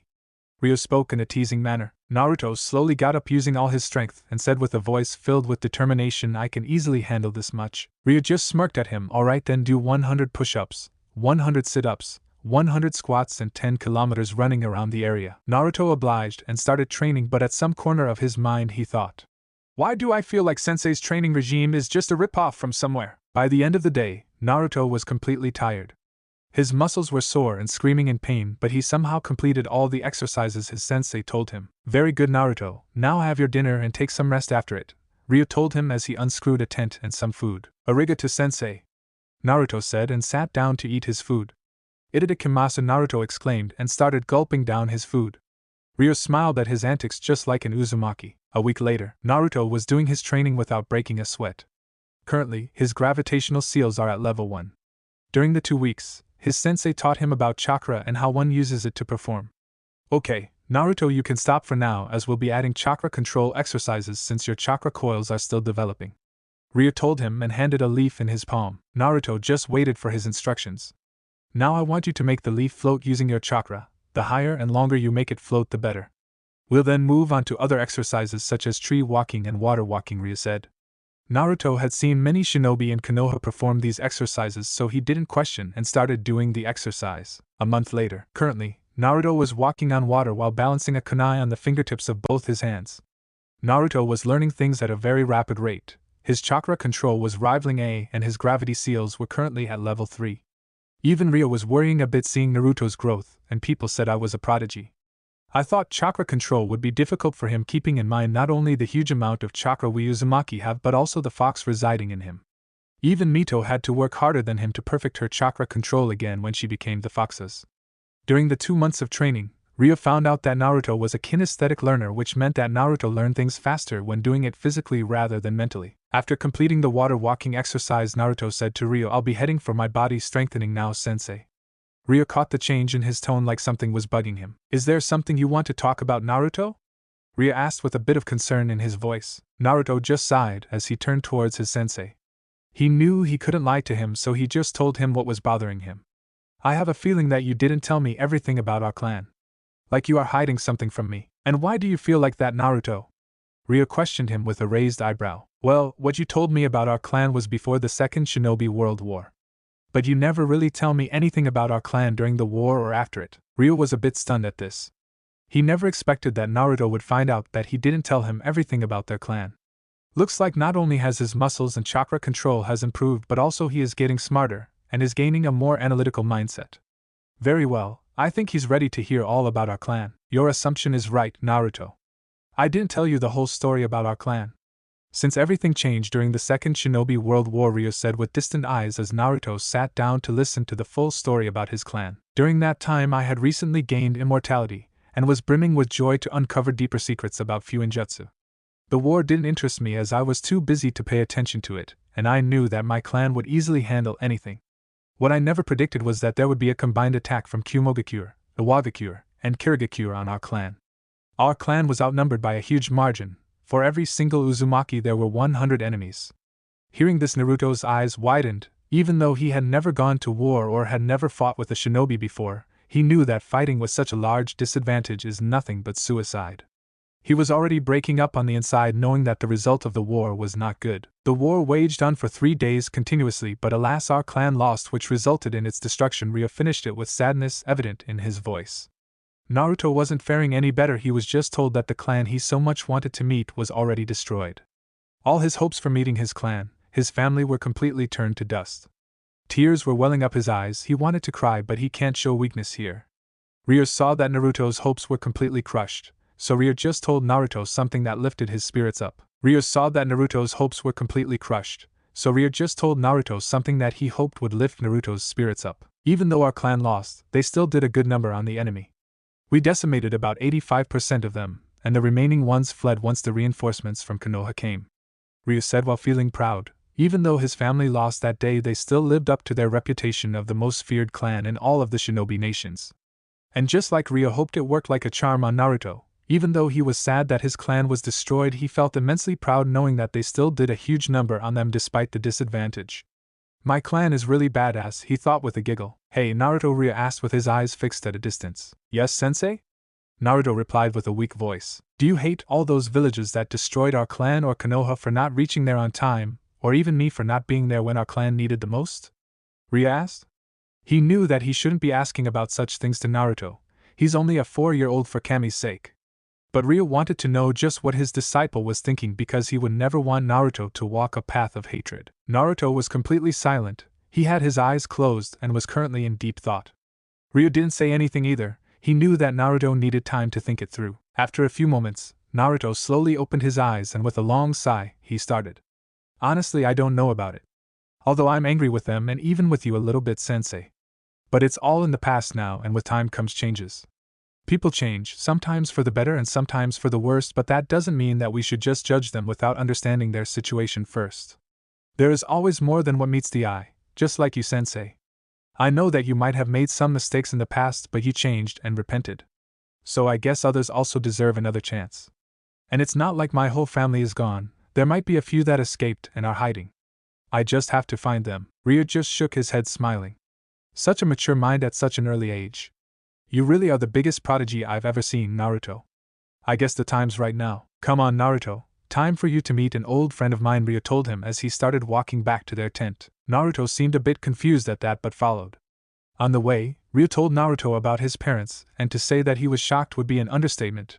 After all, you are not told every day that your father was the Yondaime Hokage, and your mother was feared by the alias of Red Hot-Blooded Habanero. When they reached their destination, Ryo asked Naruto to sit down in a lotus position and start meditating. Naruto simply obeyed him and started meditating. Ryo did a few hand seals at the moment, which resulted in his whole body to glow blue in color. He then sat in a lotus position near Naruto and closed his eyes, entering Naruto's mindscape. Naruto opened his eyes to find himself in some sort of dimly lit sewer with knee-level water. He didn't panic but calmly took in the surroundings to find some sort of clue to where he was. He noticed that there were 2 types of pipes spread around the walls. One was a blue pipe and the other was an orangish-red one. He also took notice that the orangish one was a bit thicker than the blue one, so this is my mindscape. I didn't expect it to be this dirty. The blue pipe should be representing my chakra, but what does this additional pipe represent? Naruto slowly went closer towards the orangish one and started to feel a malicious aura coming from it. Is this the hate I have against the villagers? But I never heard emotions taking form into some sort of energy. It feels more like an additional chakra reserve in my body. But if it is, then where did it come from? Naruto slowly reached his hands to touch the pipe but was stopped when someone grabbed his hand. You're still not ready to harness this, Naruto. So I advise you to not touch it until then, Ryo said to him as he slowly let go of Naruto's hand. Do you know what sensei is? Naruto asked Ryo while pointing his finger towards the orangish pipe. It's the chakra of your soon-to-be friend, Ryo said to Naruto, and started walking further down the sewer. Naruto grew confused at what his sensei told him, soon-to-be friends. As they started walking further, Ryo asked him to light up the place. Naruto concentrated a bit, and the dimly lit sewer was now quite bright. Soon they both stopped in front of a huge steel gate with a seal on it. Ryo looked from the corner of his eyes to check Naruto's reaction, and he was very proud of him. Naruto was not panicking at all. Instead, he was calmly standing like it didn't affect him at all. Ryo went forward and banged the steel frames. Soon they both heard a heavy voice that shook Naruto's mindscape a little. Who dares disturb my sleep? Naruto's eyes widened, hearing another voice inside his mindscape. Ryo smiled a bit and walked towards a corner, saying, "Good luck, Naruto." Naruto didn't have time to reply as he saw a giant figure slowly getting close to the steel gates. Naruto's eyes completely widened this time as the figure came into light. The said figure was a huge fox with red-orange fur and black fur around its eyes that stretches to its ears, red irises with black slits for pupils, and the upper body structure of a human, complete with opposable thumbs on its clawed hands. It didn't take a genius to recognize that the figure was the Kyuubi no Kitsune. While anyone would have cowered in fear seeing a tailed beast, Naruto wasn't fazed by it, and kept a calm face despite his shock to see the Kyuubi in his mindscape. Well, what do we have here?" Kyuubi said as he lowered himself. "So you finally decided to bask me with your presence, eh?" Jailer Kyuubi continued with a mock in his voice. But deep inside, he was a bit impressed that Naruto was still very calm despite the situation. Naruto didn't say anything as he was deeply analyzing the situation. Kyuubi didn't like the fact that Naruto ignored his question, so he just mocked Naruto further. "What's the matter? Can't speak anything due to fear?" Naruto still didn't reply, and it just angered Kyuubi. "Don't you dare no. Arigato." Naruto spoke in a soft voice. Now, Kyuubi would have made a ruckus for getting interrupted during his outburst. But he was currently confused at the words Naruto spoke. "Why are you thanking me?" "I never did anything for you," Kyuubi said with a bit of confusion. Naruto just shook his head and said in the same soft voice, "You just say that. If it wasn't for you, then I might have died several times from the village attacks." Naruto finished with a bright smile on his face. Kyuubi just raised an eyebrow upon hearing it. "Every time I almost died due to the torture the villagers gave me, I noticed that a faint orangish chakra always used to heal me. I had my doubts that it somehow didn't belong to me, but now it's all clear," Naruto replied to clear his doubts. Kyuubi was quite taken aback at such intelligence from a young child. He not only seemed to mind the fact that the Kyuubi was inside of him, but he also found out that the Kyuubi's chakra was keeping him alive all this time. Kyuubi was impressed by Naruto and said to him, "Very well. You managed to impress me. I never imagined that you would find out that I have been healing you all this time." A smirk came across Naruto's face. "I didn't. But I do now," he finished with a snicker.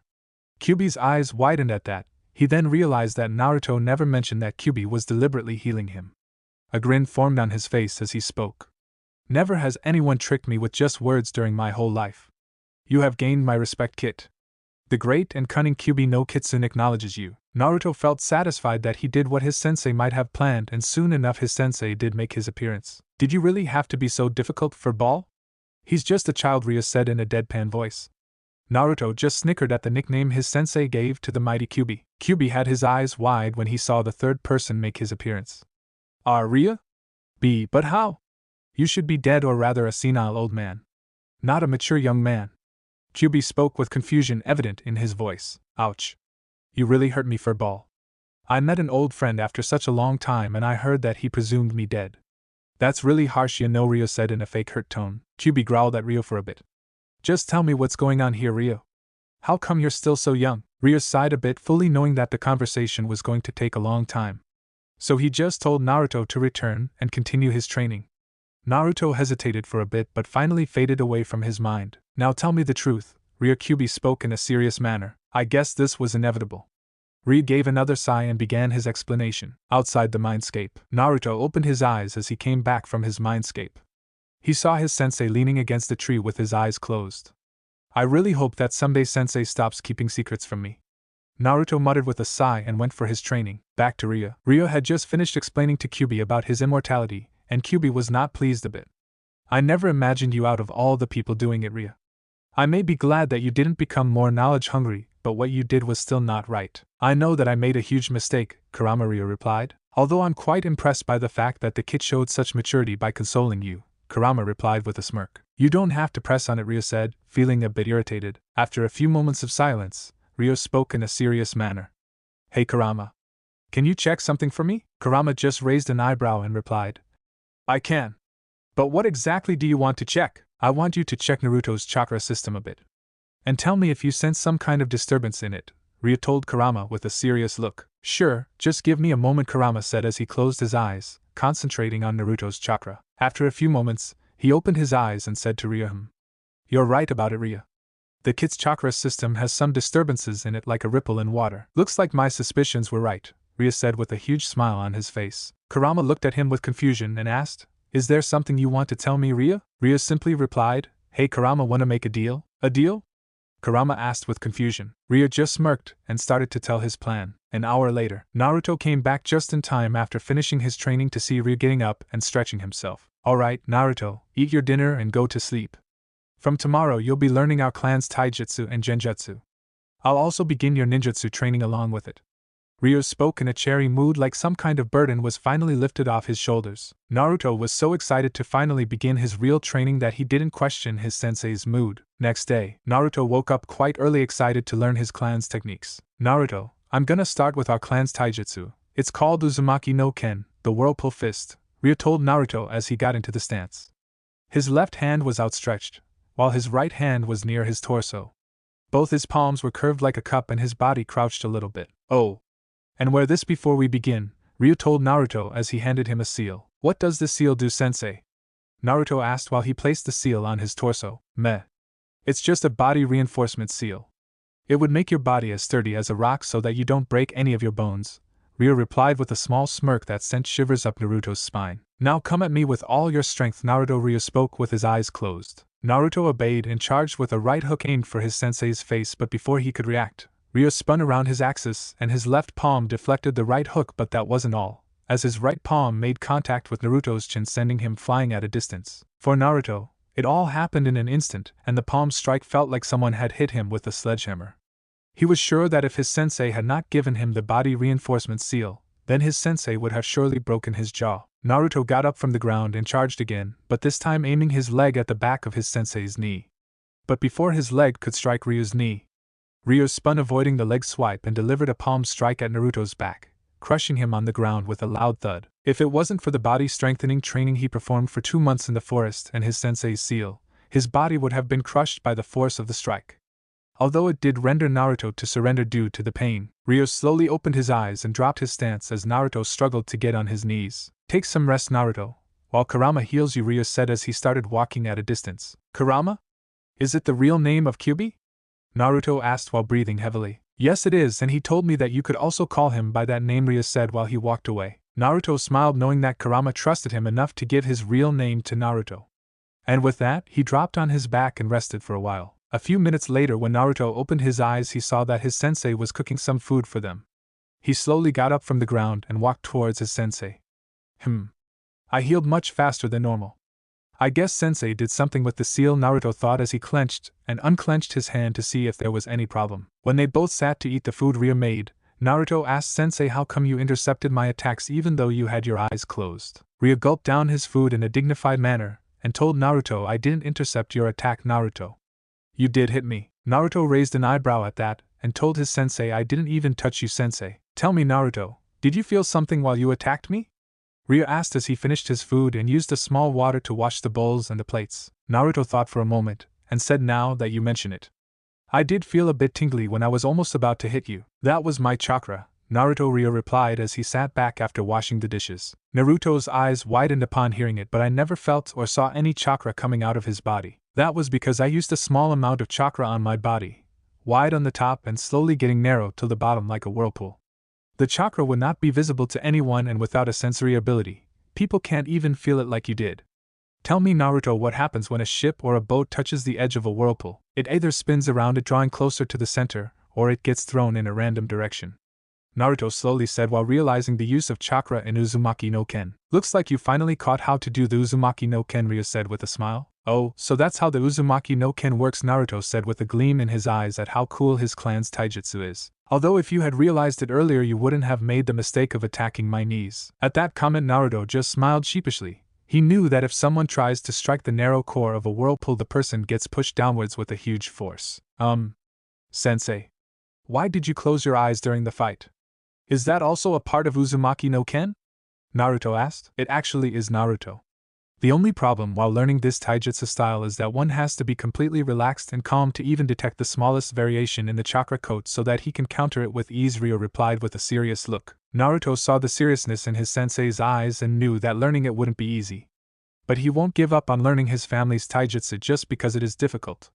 So with a great determination in his eyes he said, no matter what the difficulties, I'll master the Uzumaki no Ken. Ryo felt really proud of Naruto and said to him, then let's get started. Time skipped 2 years. It took 4 years, inside the forest, for Naruto to master his clan's taijutsu, but now he could efficiently do it like it was his second nature.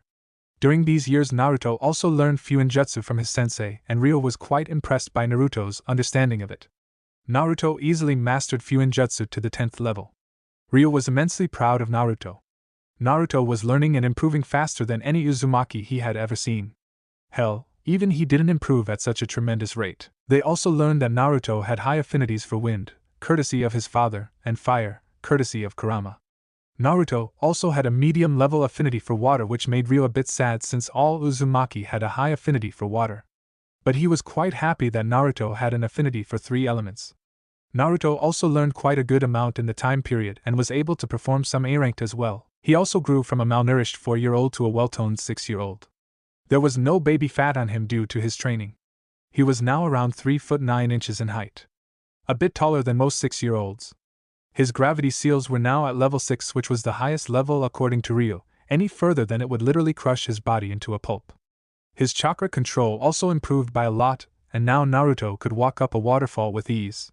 And if he wanted he could even moonwalk on the waterfall. Currently, Naruto was reading the Uzumaki Fuinjutsu books that Ryo gave him. Speaking of Ryo, he was in a forest clearing a bit far from where Naruto was. In his hand was a pitch-black katana that had seals running along its blade, not that it could be seen due to the color of the blade. The shining silver hilt of the katana was peculiar, as it was shaped like a fox with 9 tails at its end. The blade of the katana came out of the open muzzle of the fox. Its muzzle also contained minute-sized teeth that showed that it was crafted with huge precision.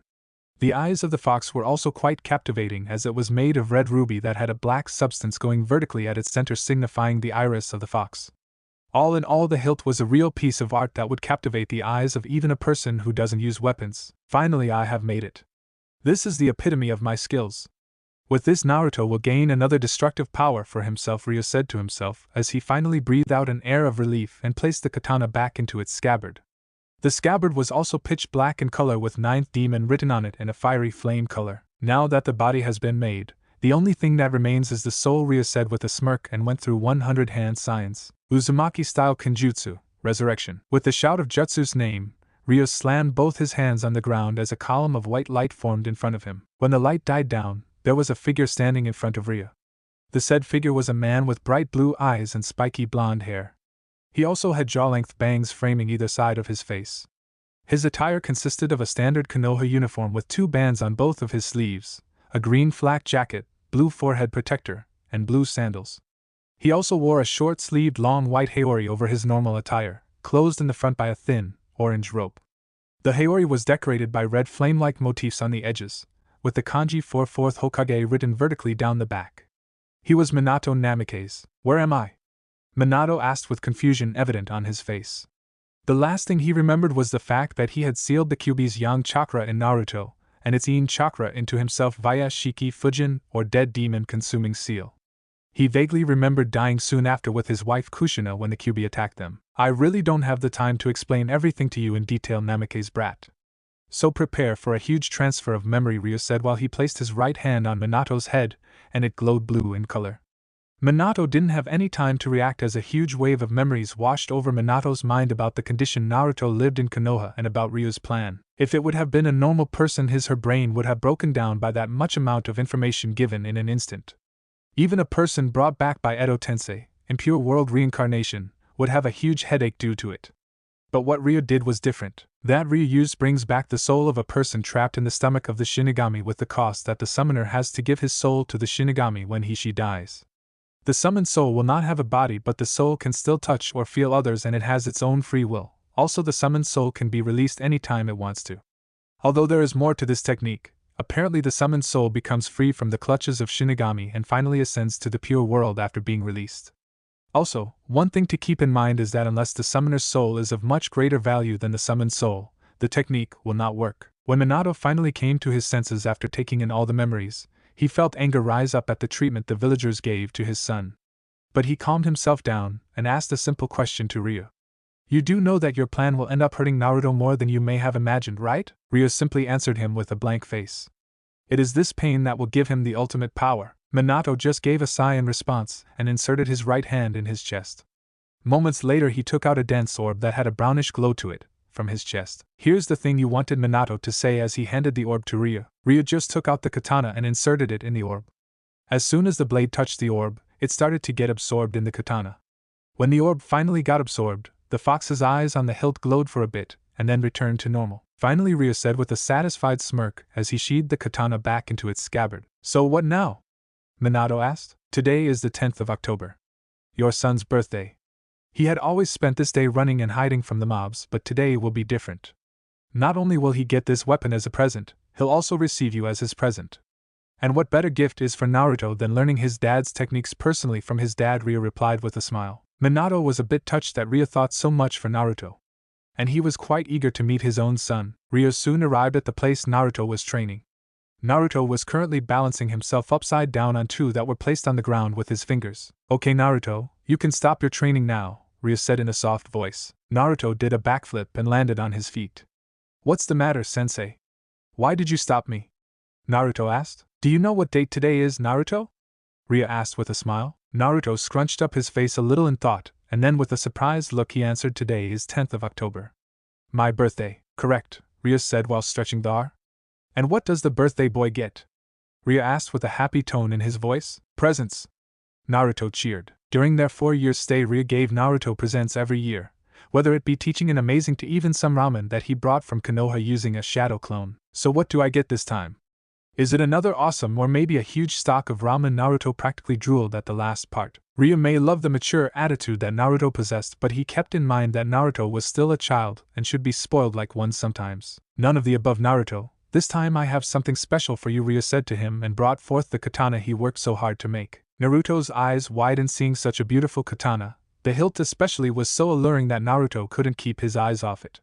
As soon as Naruto grabbed hold of the katana, he felt something spark inside him like the katana was made for him. Naruto slowly took it out of its scabbard and sank in the depths of the pitch-black blade. It was so sharp that one could cut itself just by looking at it, and it just emitted raw power that sometimes you could hear it howling. Suga-sensei. This is such an awesome katana. Are you really giving this to me?" Naruto asked, not believing that his sensei was giving him such a powerful-looking katana. Ryo simply nodded with a smile on his face. Naruto jumped towards his sensei in happiness, but Ryo dodged it. "Now, Naruto, I know you're really happy, but could you please sheath the katana back before hugging me?" Ryo said with a sweat drop. Naruto just rubbed his head sheepishly as he sheathed the katana and gave a warm hug to his sensei. Despite the height difference, Ryo still felt the raw, happy emotion from Naruto. "Now, since you did improve really well during our time here, I've another present for you," Ryo said while crouching down and placing a specialized kunai, tri-pronged kunai with the handle containing some sort of seal, in the ground, and before Naruto could question any further, there was a yellow flash at the place where the specialized kunai was. Naruto's eyes widened like dinner plates this time, as he recognized the person who was standing in front of his eyes. After all, how can one not recognize the Yondaime Hokage, especially when he's your father? Naruto just muttered how and other things incoherently. Minato understood that his son must be in shock to see his supposed dead father alive in front of his eyes, so to clear Naruto's doubt, Minato said with a smile, "It's all thanks to your sensei here that I'm standing before you." Naruto turned his head towards his sensei, who just nodded at that, and was soon crushed in a tight hug by the 6-year-old. "Man, for a 6-year-old he sure is strong," Ryo thought with a sweat drop. When Naruto finally released his sensei from the hug, Ryo told him to take the day off and spend some time with his father. Naruto merrily agreed and spent the rest of the day having some father-son time. When the night finally came, Naruto and Minato headed back to where Ryo was preparing their meal. Naruto was told that his father was just a soul and would disappear once he had finished training Naruto. Naruto was a bit sad hearing it, but steeled himself, saying that until that time he'll make as many memories as he can with his father. When they all ate their dinner, Ryo told Naruto about the katana. Apparently, the katana was a sentient sword that had the soul of Ien Kurama in it. Naruto knew that the Kurama stored inside him was the yang half, so when he learned that his katana had the other half, he was beaming with joy, knowing that now he had the complete power of the nine-tailed fox. Ryo also told him that he'll be learning how to control Kurama's yang chakra. His katana could perform Ien release, which allowed him to create powerful attacks out of nothing. His katana was also capable of creating any type of genjutsu, since genjutsu is mainly Ien energy. So with that, another round of Naruto's training began. Time skip 4 years. We currently find Naruto fighting with his sensei in a taijutsu battle. He had greatly improved in the 4 years after his sensei gave him the katana. His taijutsu was perfect, and with his own customization, he made his own personal taijutsu style called Hokkaido Kina Uzumaki Ken, literally meaning the destructive whirlpool fist. Naruto added his greatly sharpened senses to the chakra coat, which made it impossible for anyone to even lay a finger on him. He also used some of Kurama's chakra to add more power to his blow.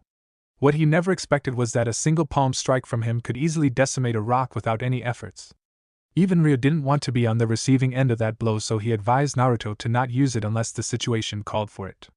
Naruto also added quite a few offensive moves in it, since the original Uzumaki Ken was a purely defensive taijutsu. His chakra control was almost perfect now. Naruto did learn medical ninjutsu, but he cannot perform operations of any sorts. He had completed and mastered all the 15 levels of Fuinjutsu. Apparently, Naruto was told that his sensei had also created a 16th level, which was nothing but the katana that Naruto had. When Naruto asked how a katana could be related to Fuinjutsu, Ryo told Naruto that the infamous 16th level of Fuinjutsu only had one type of seal made until now, which Ryo used to call the Eternal Void. Once the seal is activated, Naruto's katana can cut through any type of jutsus, dispelling them in the process. Ryo also told Naruto that if he somehow slashes his opponent with the katana when the seal is activated, then he could stop his opponent's chakra flow for a moment. Naruto was really amazed to learn what his katana could do. It was simply the best weapon ever created.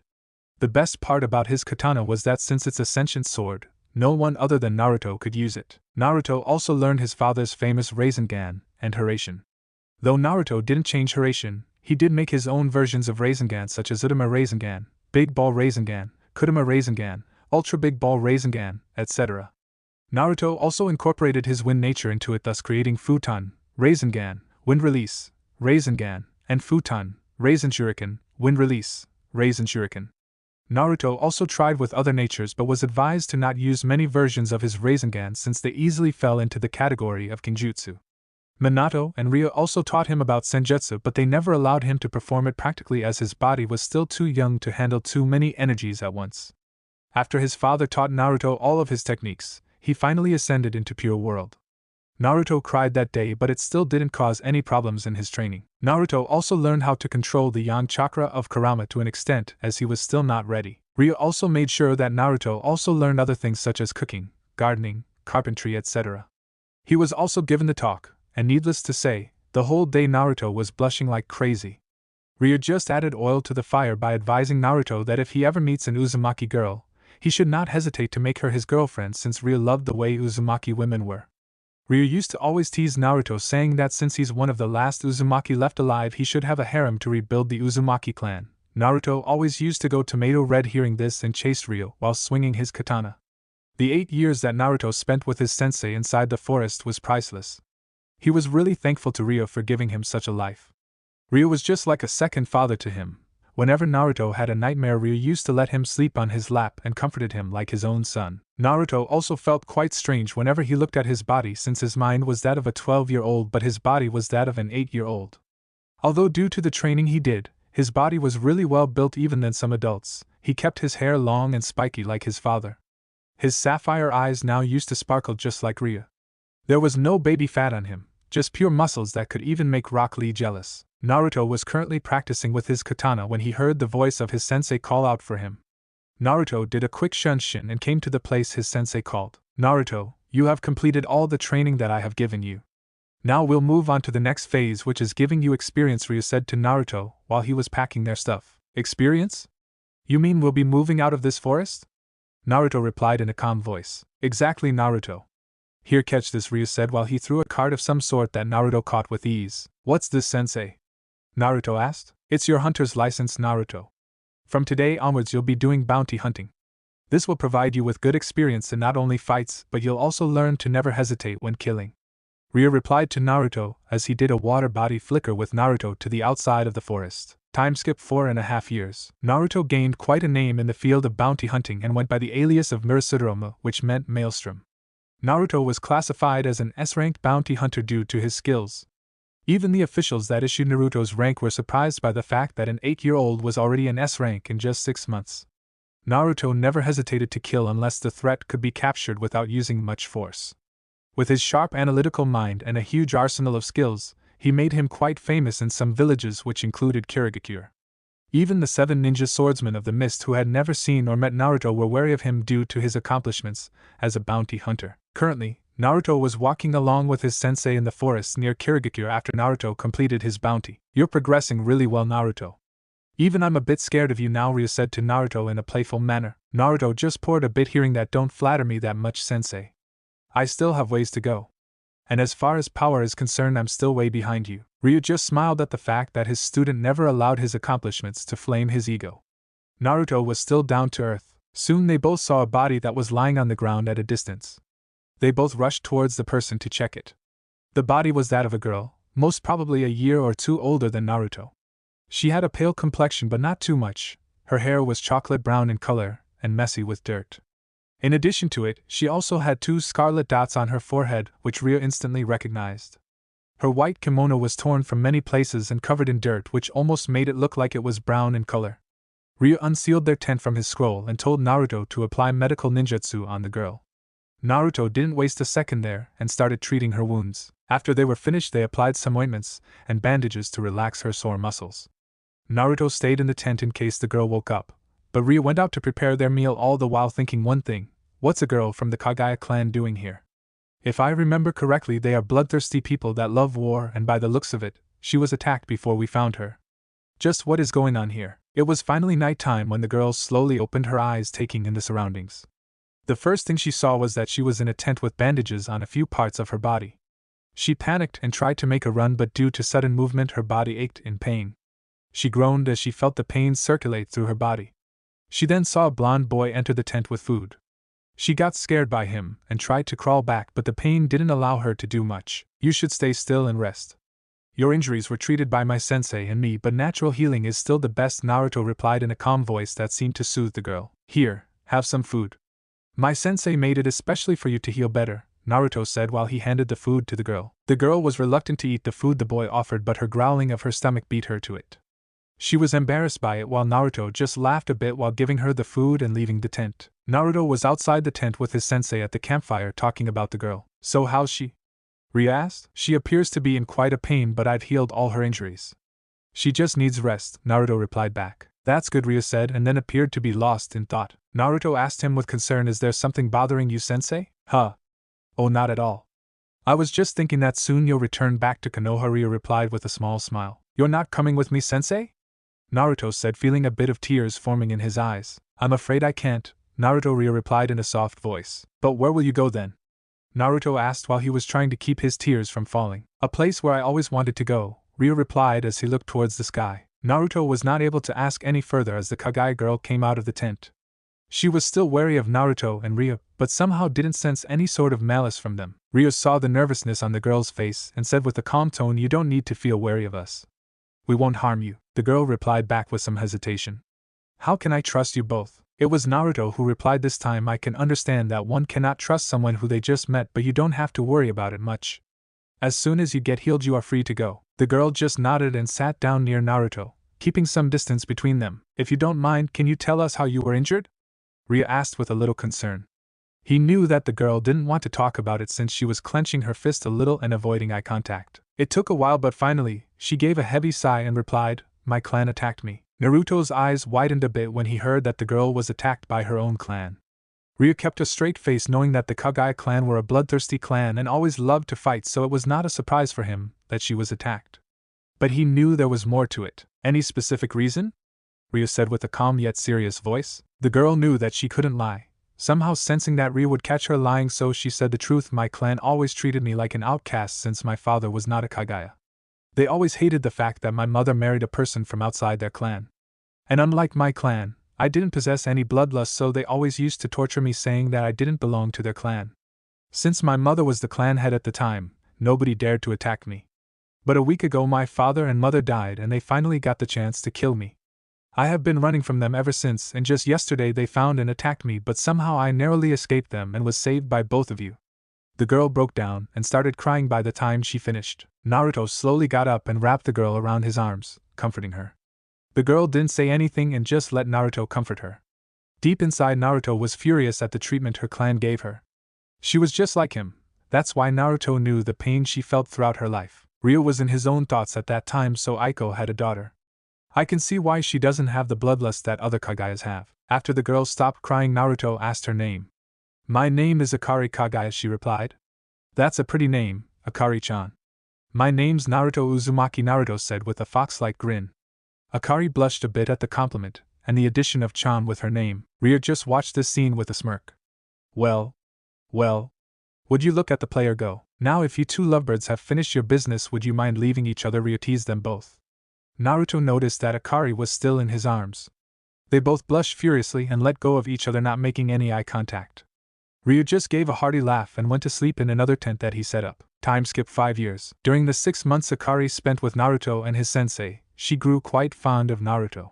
She also learned how Naruto was treated in his village. She was also told about the resident living in Naruto, and was really furious knowing how those villagers treated her. Naruto-kun. She started calling him like this just after 2 months. And even though she loves Naruto for his kindness and maturity, she never admits it. Ryo used to tease her, calling her Tsundere. Akari also learned that she had her clan's rare Kekei Genkai known as Shikatsumiyaku, dead bone pulse. It allowed Akari to manipulate her own skeletal structure. By infusing the calcium in her bones with chakra, she could manipulate the growth and properties of her bones to her liking. Luckily, Ryo had met a few Kagaya clan members in the past possessing Shikatsumiyaku to know how their ability works. Ryo also made her a unique type of dress that could regenerate itself like a living thing when torn, since whenever Akari used her ability it resulted in her clothes getting torn due to her bones. This also resulted in Naruto having his life's first nosebleed when he was sparring with Akari. Ryo just laughed the whole day, teasing them both about the incident. Ryo also found out that Akari possessed another Genkai Jintan, Swift Release, which even Ryo had never seen in his entire life. The Genkai came into the picture during a training session Akari was having. Ryo tried to deliver a palm strike on her when she suddenly seemed to vanish in thin air and instantly appear behind Ryo at a distance. When Ryo asked how she did it, Akari simply replied that she only wanted to avoid the palm strike and the rest happened automatically. It took Ryo days to find out the exact reason as to how Akari did it. In the end, he just came up to the conclusion that Akari was possessing another Genkai which she probably inherited from her father. When both Akari and Naruto heard the news about her possessing another Genkai, they jumped and celebrated in happiness. It was also the day that Akari kissed Naruto on the cheeks, which caused both of them to blush furiously and avoid eye contact for the rest of the day. Ryo just laughed, liking that they both were coming closer and closer. Ryo also trained Akari to control her chakra proficiently so that she could perform Shikatsumiyaku and Jintan efficiently. Akari also had her first kill during this time when she was bounty hunting with Naruto. She shivered and cried the whole day in Naruto's arms, and ultimately they both slept together. Nothing happened between the two, if you are wondering, for the night. Ryo loved both Naruto and Akari as his children and decided that it was time to give Naruto his final gift before leaving. Currently, the three were back in the forest in which Ryo applied the time seals. Ryo taught both Naruto and Akari about every type of Genkai, the basic 5 elements of nature and secondary elements due to the combination of 2 basic elements. Akari also learned a bit of Fuinjutsu, but she could only master it up to level 5. The next 4 months were spent learning about all the knowledge Ryo had along with their respective training. Currently, Akari was gone to collect some firewood and hunt an animal in the forest. Ryo told Naruto that they are gonna spar until Akari comes back. Come at me with all your strength, Naruto. This time no holding back, Ryo said as he took the stance of Uzumaki Ken. Naruto channeled some of Kurama's chakra into his fist and charged at a great speed towards Ryo. Ryo parried Naruto's right hook with his left palm and prepared to strike with his right palm aimed towards Naruto's chest. But Naruto quickly parried it with a left palm strike to Ryo's arm. They both spun and tried to deliver a right palm strike at each other, which resulted in a huge shockwave as both their palms met. Due to the shockwave, they both flew at a distance. Naruto saw that Ryo seemed unfazed by that strike to his palm, but on the inside, Ryo was suppressing the pain Naruto's strike gave. Damn. His Hokkaido Kina Uzumaki Ken is a lot more powerful than I imagined. If I didn't use the high-quality reinforcement seal on my body, then I'm sure my palm would have been blasted away by that attack. I know that I told him to not hold back, but I never said to go all out. Oh wait. In a sense I guess I did. Alright, time to get serious then, Ryo thought, and did a few hand seals. Water whip technique. A whip made of water formed in Ryo's hand as he started to dance around while striking with the whip like a ribbon gymnast. Due to Ryo's very high affinity for water, even his D-rank damage was equivalent to a B-ranked one. Naruto was having a bit of trouble dodging the whips since they seemed to rapidly change directions whenever he dodged them. Damn it. Sensei is really a master of Suiton. If his whip touches me, then it will not be good. I guess I'll just have to cut through it, Naruto thought as he unsheathed his katana. I am no Sora, eternal void, Naruto muttered as he activated the seals on his katana and slashed it right through the water whip. As soon as the katana touched the water whip, it instantly disappeared like it wasn't even there. Nicely done, Naruto smirked.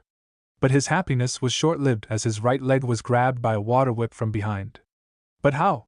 Naruto thought as he looked towards the direction his sensei was, only to find him go poof. A shadow clone. Naruto's eyes widened as he was tugged from behind and thrown towards a tree. But at the last second, Naruto substituted himself with a tree leaf. As soon as Ryo saw the substitution, he got ready to fend off any attack.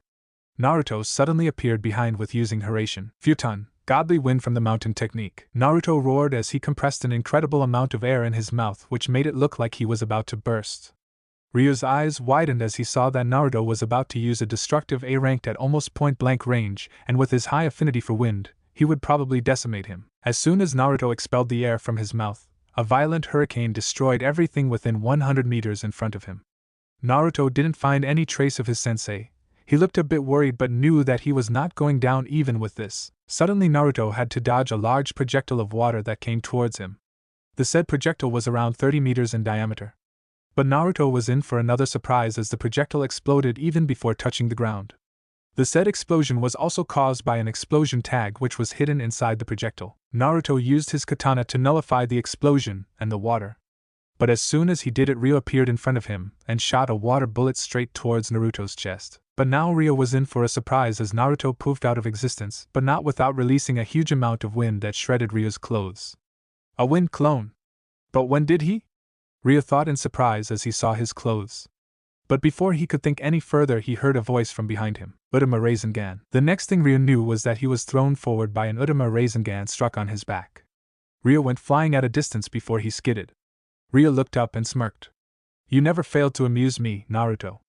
You have already surpassed me and I hope you'll still improve in the future. Alright Naruto, let's finish it up with the last attack from your katana. Try to thrust it straight in my chest, Ryo said in a loud voice so that Naruto could hear him.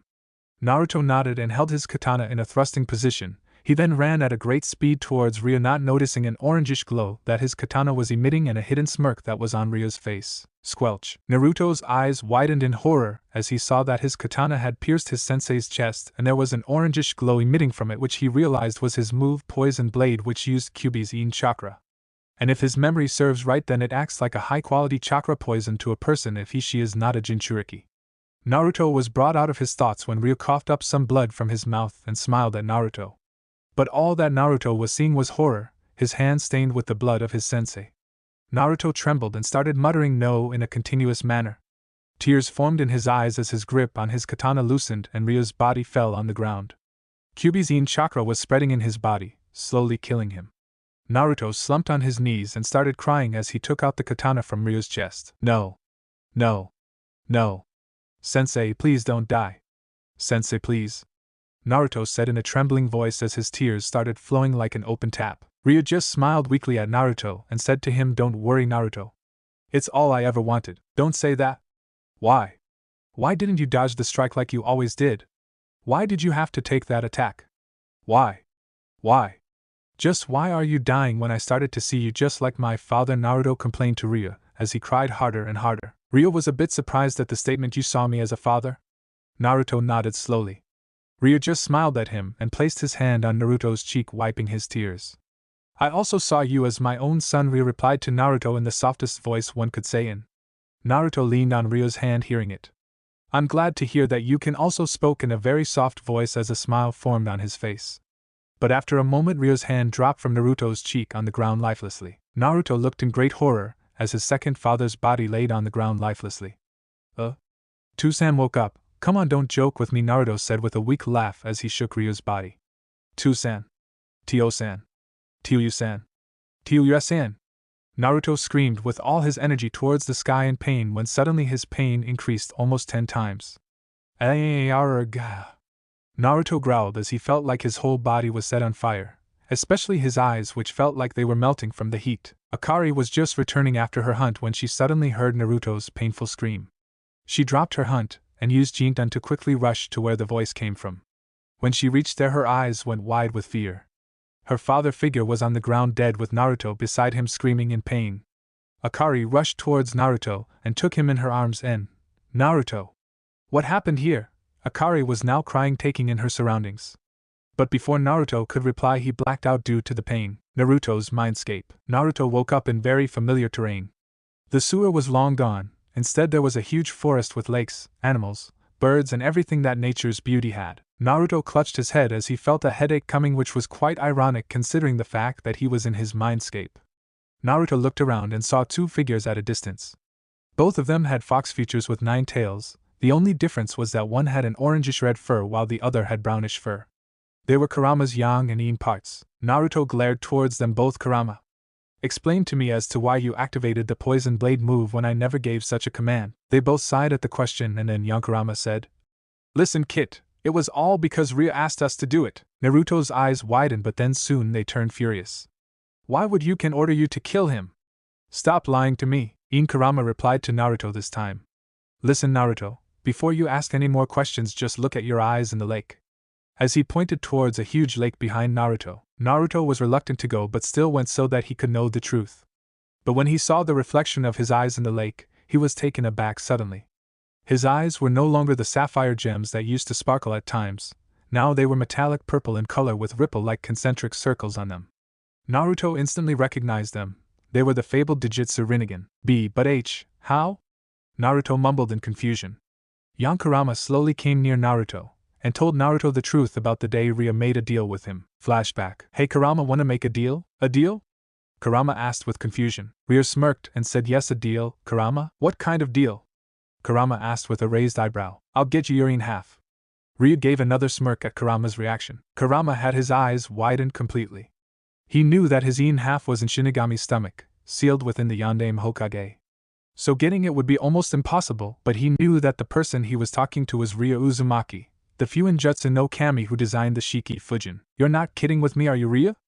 Kurama asked with another raised eyebrow, but this time his voice had a bit of hope of finally reuniting with his other half. I'm serious about it, Kurama, Ria replied. Kurama was beaming with joy at finally becoming his complete self. But then he remembered that Ria said it was a deal, therefore Kurama had to give something in return. But what do you want from me in return? Kurama asked. Ria simply stated, I want you to activate the Rinnegan. Kurama's eyes widened hearing the name of the eyes his father had, Rinnegan. Where did you find it? Kurama stopped midway as he finally realized the source of the disturbances in Naruto's chakra. No. It can't be. You're joking with me, right? Kurama said, still not believing that his host possessed those eyes. You better believe it, Kurama. We Uzumaki were the descendants of Azura along with Senju. Since Azura never inherited Hagoromo's eyes, I always doubted that they must be in a dormant state present in the body of Azura and his descendants. Although very few had it, none showed its activation. The first time I felt that Naruto might be able to activate them was when he started learning at a tremendous rate, as if he had some kind of Digitsu. Ria replied to clear all the doubts Kurama had. But what do you want me to do? I don't know how to activate it, Kurama asked. Rinnegan users always tread on the path of pain. In short, unless Naruto receives a huge pain mentally, he won't be able to spark the activation of Rinnegan. But I've already taken care of it, so what I want you to do is to supply a huge amount of chakra when this spark happens so that the disturbance spreads into his body completely and activates the Rinnegan, Ria replied. And exactly how do you plan to do it?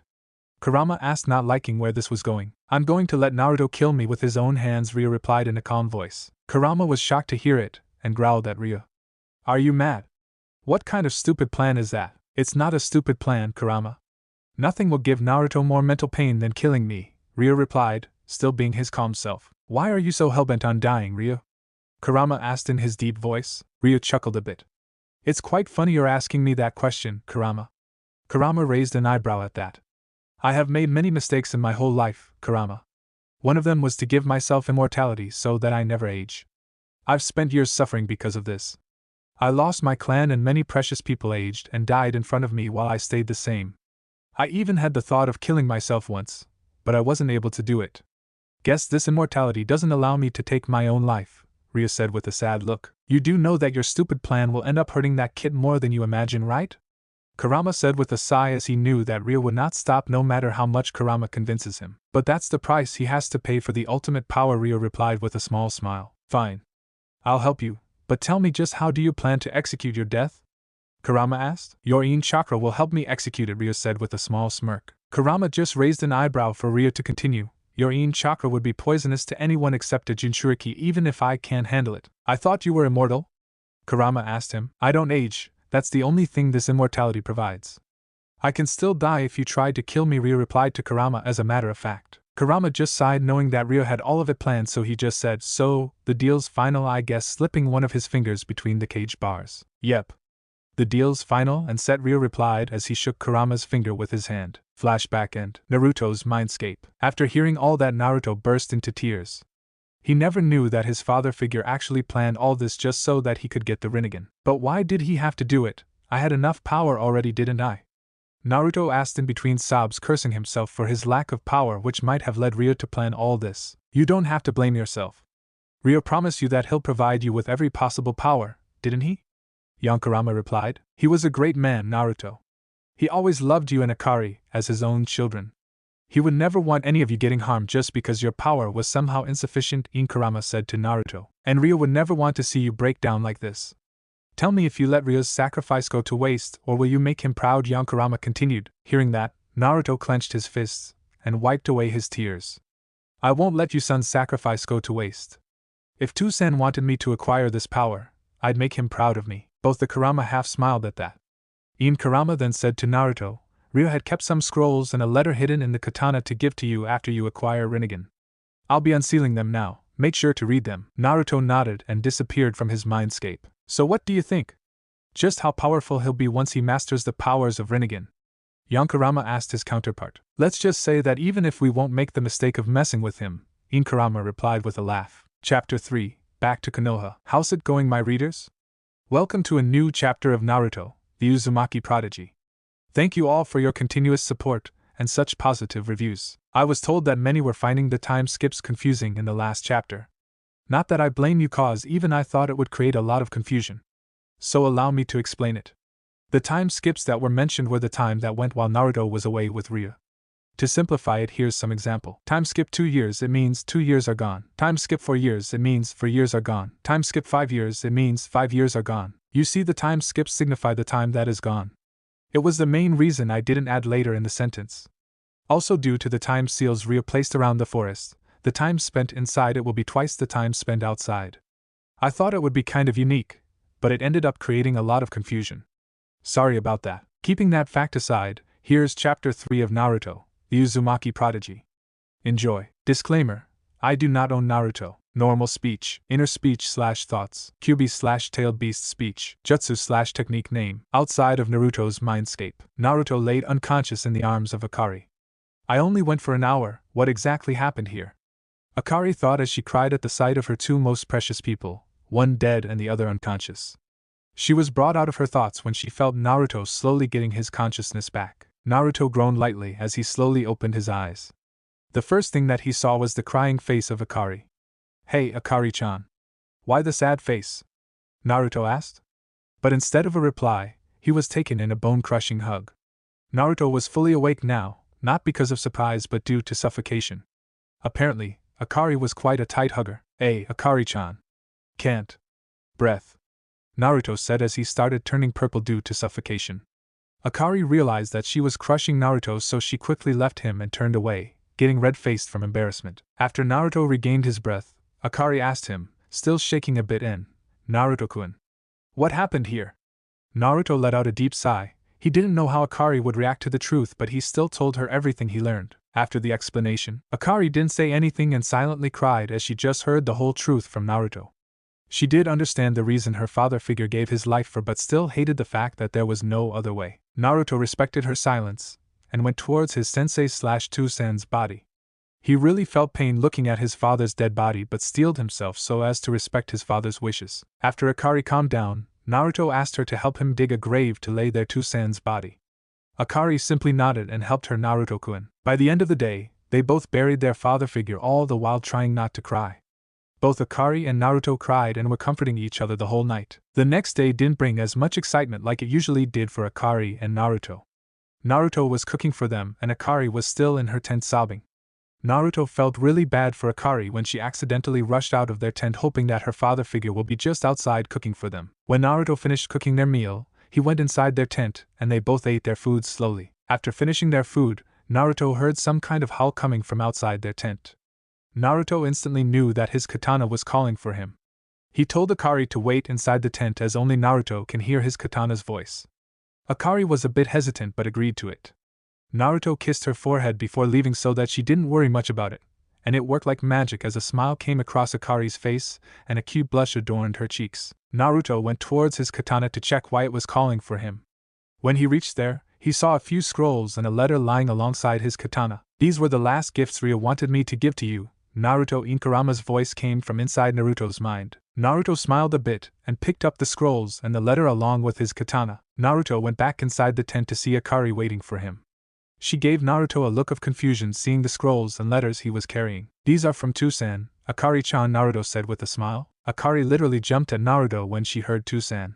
She was impatiently telling Naruto to open them. Naruto didn't say anything and started with the letter which was addressed to both Naruto and Akari. "Dear Naruto and Akari, first of all, I want to apologize to you for leaving you both alone on your own. I never wanted to hurt any of you, but it was necessary so that Naruto can gain the Rinnegan. Always remember that I love both of you as my children, and it's a father's job to make sure his children have a bright future, right? Now, Naruto, I don't want you to go blaming yourself for killing me. You must always remember that it was not you who killed me, but me who deliberately killed myself. If you want to respect my wishes, then make sure that you stop blaming yourself and master the powers of Rinnegan. Akari, make sure that Naruto doesn't do anything stupid and always supports him. Not that I think he'll do, but still. Also, I'll let you know that I fully support your relationship with Naruto. You must make a move on Naruto quickly cause I have a feeling that he's gonna steal the hearts of a lot of women. Now, I've left 3 scrolls for Naruto and 3 scrolls for Akari, so make sure that you both read and learn the things given in it. The blue scroll explains about the Rinnegan. The red scroll explains about the Uzumaki clan's secret technique adamantine sealing chains. The green scroll explains more about Akari's Shikatsumiyaku. The yellow scroll is my research knowledge about Akari's Jintan. The brown scroll contains my collection of Suetun Jutsu for Akari since she has a high affinity for it. The white scroll is a surprise for Naruto. Also a special warning to Naruto. Don't try to revive me. The letter was a very simple one, either too long nor too short, either too detailed nor too blunt. Naruto and Akari felt a bit better after reading the last letter from their Tusan. Although they did feel a bit embarrassed that Ryo just openly told them to hook up. Not that they didn't want to, but it caused a bit of an uncomfortable atmosphere between the two. Naruto was also a bit confused about the last line Ryo wrote in the letter. Even in his death, Tusan won't stop with his puzzles, Naruto thought with a smile. Naruto looked over the 6 scrolls that were present. He took the blue, red and white scrolls and gave Akari the green, yellow and brown ones. "Let's not waste our Tusan's effort, Akari-chan," Naruto said with a smile as he opened the blue scroll. Akari smiled warmly at her Naruto-kun, but then something crossed her mind. "Naruto-kun?" Naruto simply looked at her and replied with a "You told me that you have the Rinnegan, right?" Naruto just nodded. "But aren't the eyes of Rinnegan users a color of metallic purple with ripple-like concentric circles?" Naruto nodded again, but this time with a raised eyebrow. "But your eyes are still the same sapphire color like it was before," Akari asked with confusion. Before Naruto could state his surprise, Inkarama spoke from within. "It is something Ryo has told me to do. Apparently, he wanted me to apply a high-level demonic genjutsu on your eyes so that they stay the same as before." Naruto was a bit confused as to why Ryo would ask for such a thing, but he was still glad cause he liked his sapphire eyes more. Naruto told Akari what Inkarama had said to him. Akari was also confused and asked, "Do you think you know the reason for it, Naruto-kun?" Naruto just shrugged and said maybe the scrolls might help. Akari agreed with him, and they both started reading the blue scroll. Rinnegan. The Rinnegan is reputed as the most exalted eye among the 3 great Dijutsu. Unlike the Sharingan that can copy any type the user sees through it, Rinnegan allows its user to not only copy but also to understand the being used. Rinnegan is characterized by a ripple pattern that spreads over the eyeball. The Rinnegan grants the wielder a wide range of abilities without any known chakra requirement to keep the eyes active. Abilities. 1. Rinnegan is able to see chakra, as well as its flow within the body and the activation of the 8 gates. 2. Rinnegan can easily master any as well as all 5 nature transformations. 3. Rinnegan also gives the ability to combine the elemental nature transformations, thereby creating a few combined nature transformations. 4. Rinnegan also grants the user a family of abilities collectively known as the 6 Paths technique. Combined nature transformations. 1. Hyatun, ice release, combination of water and wind. 2. Mokutun, wood release, combination of earth and water. 3. Yotun, lava release, combination of fire and earth. 4. Rantun, storm release, combination of lightning and water. 5. Futon, boil release, combination of water and fire. 6. Shikuten, scorch release, combination of fire and wind. 7. Jiten, magnet release, combination of wind and earth. 8. Bakutan, explosive release, combination of earth and lightning. 9. Shoton, crystal release, combination of earth, water, and lightning. The 6 paths. 1. Deva path control over attractive and repulsive forces. 2. Asura path the ability to mechanize one's body. 3. Human path the ability to extract souls. 4. Animal path the ability to have multiple summons. 5. Preta path the ability to absorb chakra. 6. Naraka path the ability to summon the King of Hell which can revive people. Warning: King of Hell is a dangerous kenjutsu. If the user wants to revive too many people, the user has to do it in exchange for their own life. Therefore the user must use the King of Hell very wisely. Side note: I have asked Kurama to apply a high-level demonic genjutsu on your eyes so that no one will know about you possessing the Rinnegan unless you tell them. Also, it's gonna be quite funny seeing the reactions of people when you do a combined nature transformation with your normal eyes. Gihye. Naruto was left with mixed emotions. He was left in a state of awe after reading the abilities of Rinnegan. That's some damn crazy power you gave me too, San. Naruto also understood the meaning behind the last line Ryo had written in the letter, so this is what you meant by telling me to not revive you. The situation was the same for Akari since she was also left speechless after reading what the Rinnegan could do. If Naruto-kun masters the Rinnegan, nothing can stand against him. Akari squealed a bit at the thought of a godlike Naruto. They also snickered a bit at the prank that their Tusan had made. He was still a prankster till the end. After their lunch, Akari went to train her Suiton jutsus that her scroll had. Naruto opened the white scroll which his Tusan said was a surprise for him. And boy, Naruto did get a surprise. The scroll was a sealing scroll that contained 3 other scrolls. One was an official scroll signed by the Fire Daimyo stating that since Naruto was one of the few Uzumaki and the last Namikes, he was made the clan head of both these clans by Ryo and Minato respectively. It allowed Naruto to have many rights and gave him immunity to quite a few laws. But the best part was that it allowed him to have access to both the Uzumaki clan and the Namikaze clan account, which had enough money to buy the whole Fire Nation. Naruto just had one thought after seeing the amount. I can't even imagine the amount of ramen I can buy with it. The second scroll contained a list of Futon, Raiton, Katon, Suiton and Doton jutsus. Since having the Rinnegan allowed Naruto to have very high affinities for all 5 nature transformation, he could easily perform any type of ninjutsu. It also had a side note stating that Ryo wanted Naruto to create his own combined nature transformation since he believed that Naruto can easily create them with his creativity. The last scroll was the most special one for Naruto. It had something sealed within it along with the lines for good luck written below the seal. When Naruto unsealed the seal, his eyes widened to the size of dinner plates and his hands trembled holding the unsealed artifact. This is time skip 6 years. The time finally came for Naruto to return back to Konoha. The last 1 year, which was 2, inside the forest, was very fruitful for Naruto and Akari. Akari had completely mastered her Shikatsumiyaku and Suiton that were mentioned in her scrolls. She also had a great control over her Jinten due to the notes that were given in the scroll. She was now 12 years old and 5'1" with waist-length chocolate brown hair, vivid green eyes and 2 scarlet dots that adorned her forehead. She was wearing the special outfit that Ryo had created for her. The outfit greatly resembled what Konoha Anbu always wear except their body armor and mask. The clothes always readjusted whenever she grew and they also self-cleaned themselves after getting dirty.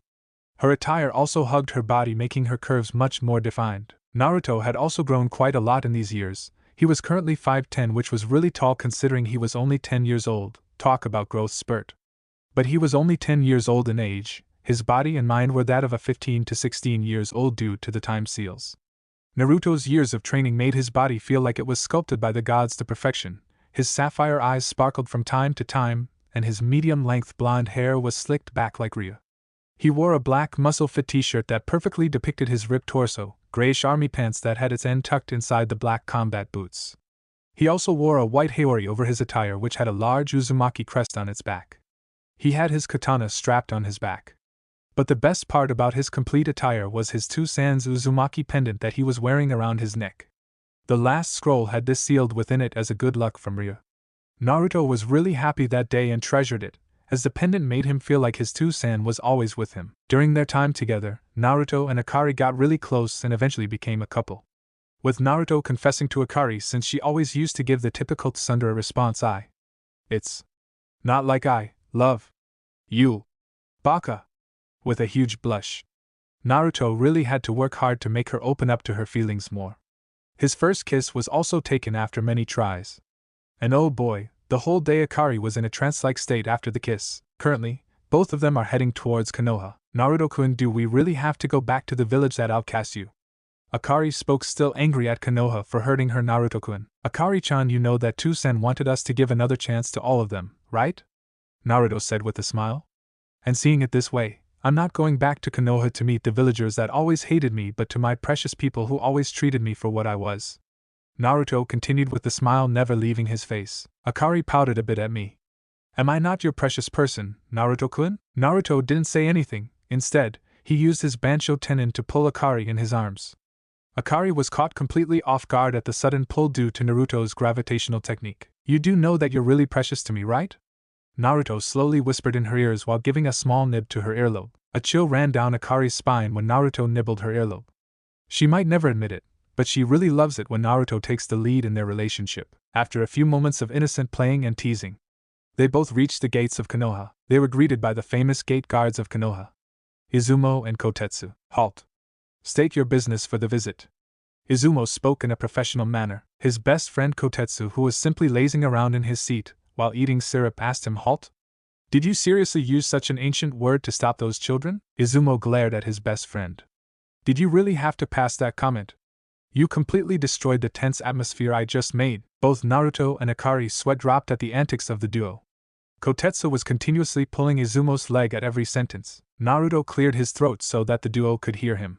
The reason for our visit is to meet the Hokage. Both Izumo and Kotetsu stopped their bickering at the mention of Hokage. Now they had serious looks on their faces. Even Kotetsu got up from his seat and stood beside his best friend. And just why do you want to meet the Hokage? Kotetsu asked with a serious face. We just want permanent citizenship in this village. Naruto replied in a calm demeanor, not getting fazed by the tension in the atmosphere. Both Izumo and Kotetsu eyed Naruto and Akari for a moment, and then handed them a form each. Fill in these forms. After that, one of us will escort both of you to the Hokage, Izumo said. Naruto nodded and started to fill out the form along with Akari. Once they finished, they were escorted to the Hokage by Kotetsu. All along the way, they drew the attention of many people. Naruto especially had the most attention since he resembled a bit like his father, the Yondaime Hokage. The male population was giving him the looks of respect, and the females were just blushing. Akari growled a bit seeing those hussies give her Naruto-kun the looks of lust. She even hissed at a woman who dared approach Naruto to flirt with him. Kotetsu was watching the whole scene with great interest. He even teased Naruto for having such an overprotective girlfriend. Naruto just smiled back in response, and told that he still liked her the way she was. Hokage Tower. Hiruzen was currently busy doing paperwork on his desk, but his mind was elsewhere. It has been 6 years now, Naruto. I hope that you soon return safely with Ryosama. He then looked back at the huge bundle of paperwork at his desk and cried mentally, someone please save me from this damn paperwork. As if by miracle, his prayers were heard by a knock on the door. Come in, Hiruzen replied with a small satisfaction. Kotetsu entered Hiruzen's office and stood upright. Hokage-sama, 2 visitors came to meet you. They told us that they wanted permanent citizenship of Konoha. Hiruzen's eyes widened for a bit when he heard there were 2 people. He felt happiness bubbling from inside of him at the prospect of finally meeting Naruto and Ryu again. Have they really returned? Hiruzen thought with a huge smile. Very well, send them to Hiruzen. Kotetsu nodded and went outside the office to call Naruto and Akari. Soon enough they both entered the Hokage office. At first, Hiruzen was unable to recognize Naruto, but his mind quickly did after he saw those sparkling sapphire eyes, blonde hair and the 3 whisker marks on each cheek. And Naruto? Hiruzen asked with some tears in his eyes, happy to see his surrogate grandson after 6 years. Yup, in the flesh, GG, Naruto said with a huge fox-like grin. Hiruzen rushed towards Naruto to give him a warm embrace, and Naruto simply returned the hug. After a while, Hiruzen broke the hug and asked Naruto, where's Ryosama? And who is this girl you brought along? Naruto mentally sighed. I hope that Gigi doesn't take the news of Toussaint's death badly. Before I explain everything to you about everything, can we have some privacy? Naruto said, pointing towards the ceiling. Hiruzen understood and signaled his ANBU to move out. They all trusted Naruto, so they left the office. Naruto's fingers glowed a deep color of purple, and with a blur of hands, he made the whole office soundproof. Hiruzen was surprised for a moment seeing Naruto make seals just like his Ryosama. I guess it was to be expected, Hiruzen thought with a smile. Naruto slowly took a deep breath and started telling everything to Hiruzen from the beginning. Outside the Hokage Tower, the cat, a masked Anbu, had taken her leave from duty after her shift was over. She took off her mask to reveal a 20-year-old woman with straight purple hair reaching down to her waist, warm brown eyes, and a shade of red lipstick. She was Yugao Yuzuki, the Kenjutsu master of Konoha, so Naruto has finally returned. I can't wait to tell this news to Anko-chan. She really waited all these years for her Naruto. Yugao giggled at the last part, and slowly made her way towards the dango shop that Anko always visits. When she reached the dango shop, Yugao saw the sight of her best friend Anko gobbling the dango like she was breathing air. Over the years not much had changed. Anko still wore the same attire that she used to wear, but now it was even more revealing as her assets grew bigger. She always used to receive stares of lust and perversion, and even some catcalls from the male population despite the fact that they usually called her snake whore. Yugao just sat near Anko and ordered a few dango. Anko simply gulped down her last dango and grinned towards Yugao. So your shift's finally over, Yugao-chan. Yugao ate a few pieces of dango and said to her, yup. And guess what, you won't believe who I saw at the Hokage's office. Oh. Did someone catch the eye of our Yugao-chan? Anko teased her. Yugao reddened a bit but teased back.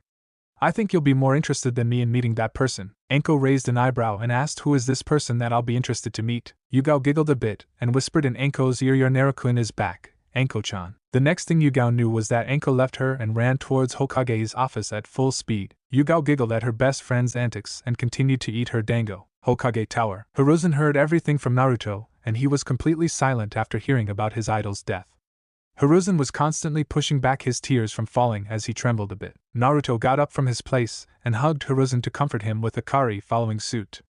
It took a moment for Hiruzen to gain back his bearings and stop his sobbing. After Hiruzen got emotionally stable, he asked with a smile to Naruto, so you've not only learned your clan's technique and Fuinjutsu, but you also gained control over Kyuubi along with the acquisition of the Rinnegan? And don't forget the name I earned in the field of bounty hunting, Naruto said with a proud look. Hiruzen felt really proud of Naruto. He had heard the name of the bounty hunter by the alias of Mirasudoromu a lot, but never knew it was his surrogate grandson. Considering that you're already an S rank, would you like me to give you the rank of Jonin? Hiruzen asked. I'm really honored that you want me to be a Jonin, but I'll have to decline the offer, GG. I don't think people could digest the fact that a boy who is only 10 years old is already a Jonin, Naruto politely replied. But you don't look like a 10-year-old, Hiruzen inquired. The time I spent in the forest with those time seals is the cause of it. For you, I came back after 6 years, but for me, I'm back after 12 years, Naruto replied sheepishly, rubbing the back of his head. Hiruzen just rubbed his forehead. This is way too confusing for my age. Naruto and Akari chuckled a bit hearing that. So Naruto, what do you want to do now? Hiruzen asked. Well, we're still unregistered ninjas without any affiliation to any village. So I was thinking if you could register both of us as Konoha citizens and prepare our admission papers for the Ninja Academy, Naruto replied. You want to be a genin? Hiruzen asked with a bit of disbelief since he knew Naruto was way ahead of that rank. Yep. I actually want to advance the ranks like a normal 10-year-old, Naruto said with a smile. Even though you could easily have a rank of Jonin with your power, you're still down to earth. You've really grown a lot, Naruto, Hiruzen said with a smile. Naruto replied with a bigger smile. Oh, and your new home has already been constructed. Here's the key for it, Hiruzen said as he handed the key to Naruto. Thanks, GG. I knew I could count on you for it. Naruto replied with a smile as he grabbed the key. I'll prepare the documents then. And while I'm at it, why don't you take your girlfriend for a visit around Konoha? Hiruzen teased Naruto. Akari blushed while Naruto just gave a small chuckle. It was at that moment the doors of Hiruzen's office busted open due to a kick from Anko. Anko just eyed the room, and when her eyes fell on Naruto she jumped towards him while crying Naruto-in. Naruto could have easily dodged her, but he didn't do it and let Anko hug him for as long as she wanted. Akari was getting really jealous and twitching in irritation seeing Anko hug her Naruto-kun, while Hiruzen was giving a perverted giggle. Okay, that's enough now, Akari said in irritation as she tried to separate Anko from her Naruto-kun. Anko groaned when Akari tried to separate her from Naruto. She glared at Akari, and then something sparked in her like a woman's intuition that was screaming at her to protect her man. Even Akari felt it, and she also started to glare at Anko. They both stood in front of each other, and were glaring so hard that one could literally see sparks flying in between them. Naruto wanted to stop both of them, but his instinct was telling him that he'll probably die if he interferes, so he just stood at a distance all the while sweating a bit. Hiruzen, on the other hand, was having perverted thoughts about seeing both the girls engage in a catfight. Who are you? Anko growled at Akari. That should be my question, Akari growled back. Anko just huffed and said to Akari in her exaggerating manner, I'm the hot and sexy Anko Mitarashi. Akari gave her a look of annoyance and said, "Can't you say your name in a normal manner? No one can do, honey. My Naruto-kun likes this attitude of mine. Ain't I right?" Naruto-kun Enko purred at the end of her sentence while hugging Naruto's arm in between her valley. Akari totally snapped. "Get away from my Naruto-kun." "Your Naruto-kun?" Enko asked in annoyance. "You heard that right. I'm Akari Kagaya, Naruto-kun's girlfriend," Akari said with a smug look. "Stop kidding with me, Naruto-kun's mine," Enko hissed at Akari. Soon they both started to throw insults at each other. Naruto wanted to stop their fight but was suddenly silenced when they both turned towards him and growled together. "Naruto-kun/Naru-kun. Tell her that you love me." Now, Naruto may have godlike powers, but even he can't win against a woman's wrath, and he was sure that he was seeing the Shinigami form behind them. He knew that if he says he loves Akari, Enko will kill him, and if he says he loves Enko, then Akari will kill him. So he did what most protagonists from harem mangas would do. "I love both of you," Naruto said with a nervous smile. It was at this moment the whole village heard the shriek of a man facing the wrath of a woman. Many of male population even prayed for whoever was going through the worst pain of their life. A few moments later, Naruto was currently crouched in a corner mumbling "never make a woman angry" over and over again. Both Akari and Enko introduced each other properly this time but were still facing opposite to each other with their cheeks puffed up. Hiruzen tried to calm them down. "You both do know that since Naruto is one of the last from his clan, he falls under the CRA, which means that he can have more than one wife, right? But I don't want to share my Naruto-kun/Naru-kun with her," they both said at the same time while pointing a finger at each other. "Stop copying me, you snake," Akari grumbled. "Want me to break your bones?" Enko hissed while cracking her knuckles. A katana-like bone came out of Akari's palm as she got ready for battle. Enko just took out her kunai and got ready to charge at Akari. Hiruzen wanted to stop them before they started the fight inside his office. But before he could act, he saw blue glowing chains slither from the ground and wrap around both the women. "That would be enough now," a voice came from a corner. Hiruzen turned his head and saw the standing form of Naruto holding the ends of those chains that were binding Akari and Enko. "Playtime's over now, both of you," Naruto said in a commanding voice. Akari and Enko just nodded. Naruto retracted the chains back into his body and sighed. "Listen, Enko-chan, I don't mind having you as my girlfriend too, but you have to accept the fact that Akari-chan and I are already in a relationship. So if you want in, you'll have to behave." Enko pouted for a moment but finally agreed. Akari was also hesitant for a moment, but she also agreed to share Naruto. Hiruzen was just giggling and teased Naruto. "Would you look at that? Not even half a day has passed, and you've already made Enko-chan your girlfriend. You move really fast for a 10-year-old, Naruto." Naruto just looked at his surrogate grandfather with a deadpan look. "I guess you really don't want the secret to finishing paperwork." Hiruzen's eyes widened like an owl and he asked in disbelief, "Do you really know such a technique?" Naruto smirked and nodded. Hiruzen simply fell on his knees and with a pleading look said to Naruto, "Please. Please. Please. Teach me this technique, sensei." Enko was laughing her ass out while Akari wasn't faring much better, seeing the Hokage of the most powerful hidden village pleading on his knees to Naruto. Even Naruto was failing to contain his laughter. "Haha. Oh god. Okay, I'll teach you, Gigi, but please stop. It's way too funny," Naruto said in between his laughs. Hiruzen stood up and with puppy eyes, which was quite weird for his age, looked at Naruto for the answer. "Get ready, Gigi. What you're about to learn is the ultimate ninjutsu for tackling paperwork," Naruto said with a serious face. Hiruzen was paying complete attention to any word Naruto was about to say. Naruto just walked past Hiruzen and held Akari and Enko around their waist. Before Hiruzen could say anything else, Naruto disappeared via Shunshin along with Akari and Enko, and in his place was a piece of paper. Hiruzen picked up the piece of paper, and when he saw what was written on it, he silently went towards his office wall and face-walled, because face-palm is too mainstream, himself. Stupid. Stupid. Stupid. How could I not think about using shadow clones before? Hiruzen groaned in embarrassment as he continued to face-wall himself. Meanwhile, Naruto and his girlfriends were currently outside his new house. The house was quite big and had 3 floors in it. Naruto had asked Hiruzen to build it just after he got access to his clan savings. "Hey Naruto-kun, why are we here?" Enko asked. "This, my Enko-chan, will be our new house from now on," Naruto said while motioning his hand towards the house. "Our?" Enko asked with confusion. "Yes.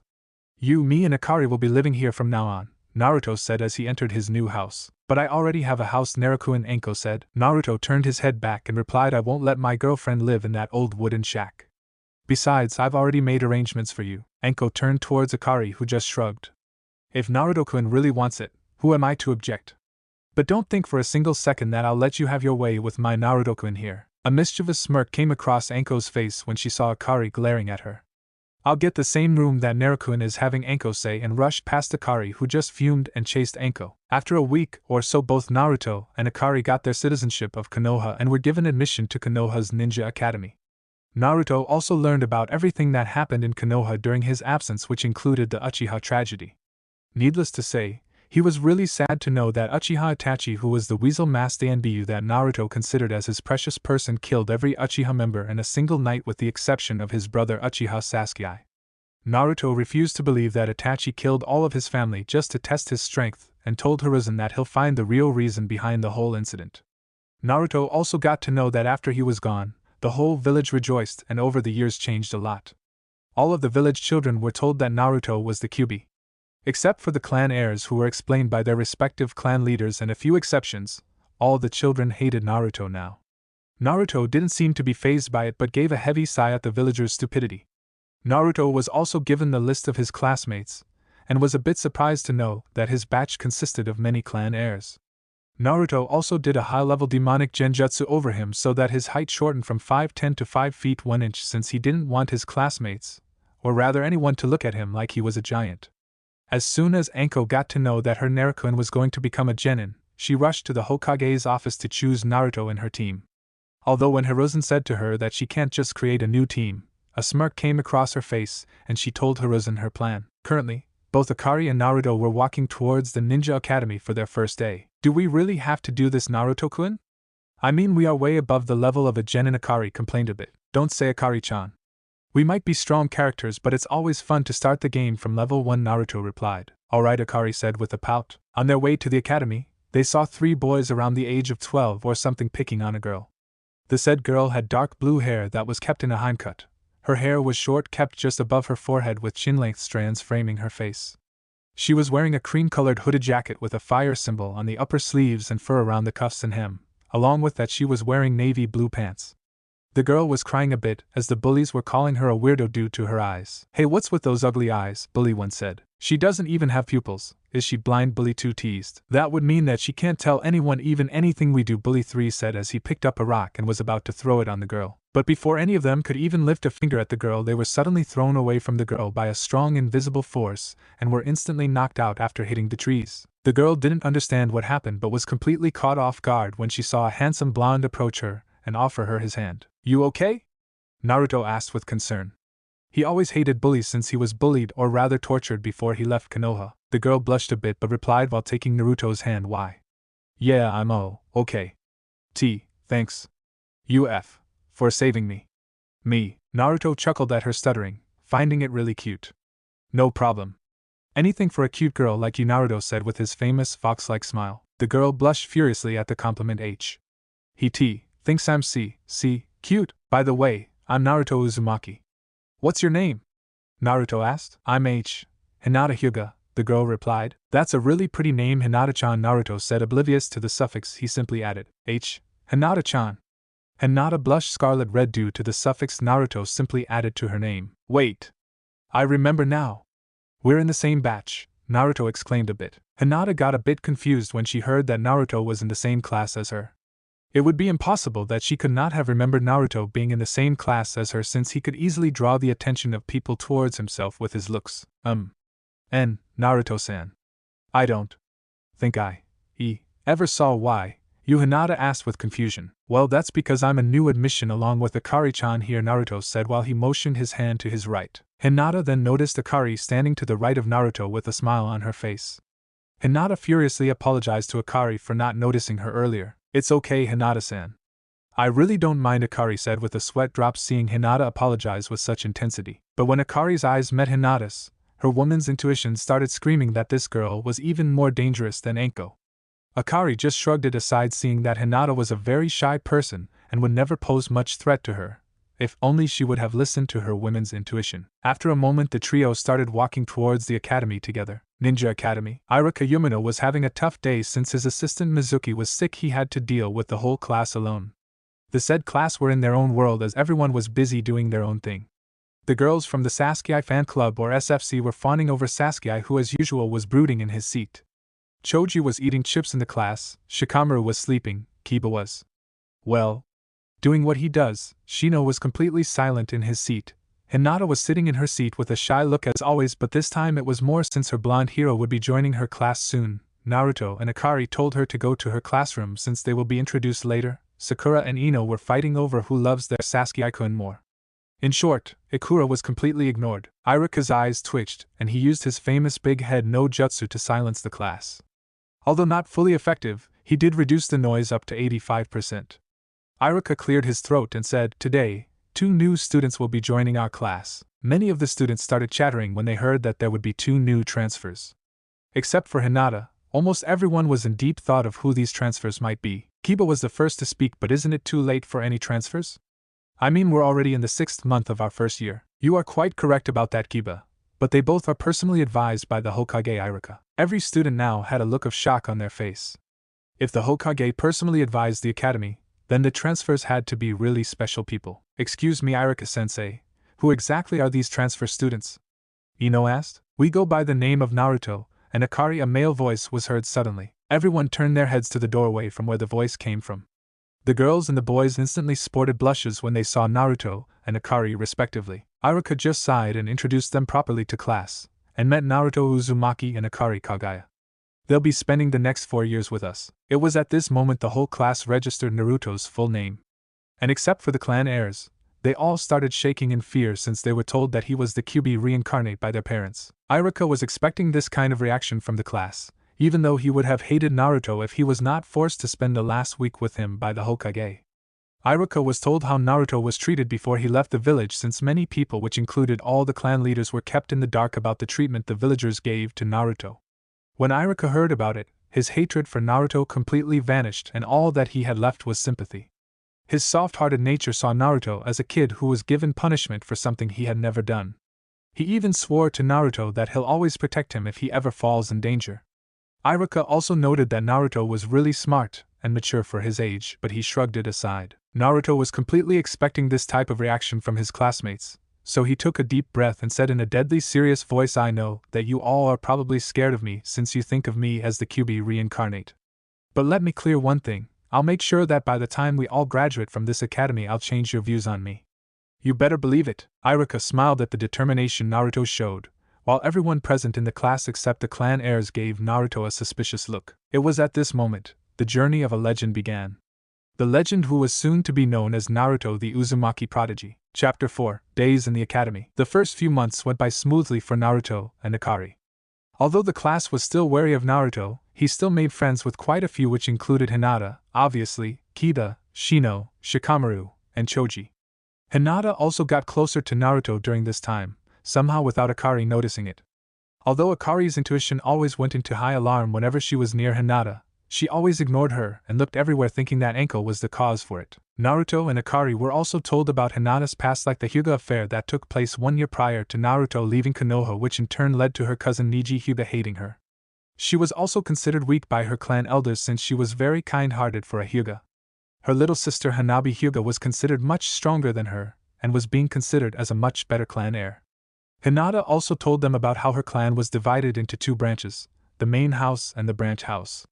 And those within the branch house were given the caged bird seal, which sealed their Byakugan when they died so that it wouldn't fall into the hands of the enemy. But the more disturbing fact about the seal was that it can be activated by the members of the main house, which in turn gave the person with the seal an unbearable amount of pain as it targeted the person's brain cells. Akari was clearly disgusted by the fact that the Hyuga main house treated the branch house literally as their slaves, despite the fact that they all belonged to the same family. Hinata also told them that if she couldn't prove herself as a better clan heiress, then she would be shifted to the branch house and given the curse seal, but if she does prove herself, then her sister will be given the curse seal. Even though her father Hiashi Hyuga doesn't want any of them to be branded, he was rendered powerless in front of the Hyuga elders. Naruto was quiet during the whole explanation and chose to rather comfort Hinata, who started crying. But deep in his mind, he made a strong resolve. "I'll make sure that no one can lay a finger on Hinata-chan or her family, be it her clan elders or even the strongest shinobi." Naruto also started giving Hinata some extra training since he felt that she had a huge amount of untapped potential inside of her, and only needed the right guidance to unlock her true power. Naruto also met Hiashi and Hanabi during these months. Hiashi was a good friend of Minato, so when he knew that Naruto was Minato's son, he treated Naruto like his family, much to the dismay of the clan elders. Hayashi was also told about Ryo since he wanted to know where Naruto had disappeared to during these 6 years. Naruto also confronted Hayashi about the mental stress his clan was giving to Hinata. Hayashi did feel ashamed of himself for not being able to protect her daughter like he always wanted, but later steeled himself when Naruto told him that it wasn't too late for him. Needless to say, after Naruto came into the life of Hinata, she had gotten even closer to her father and little sister. Today Naruto and Akari were visiting Hinata and Hanabi as usual when Hayashi came back from the clan meeting with a furious look. "What's the matter with Hayashi-san?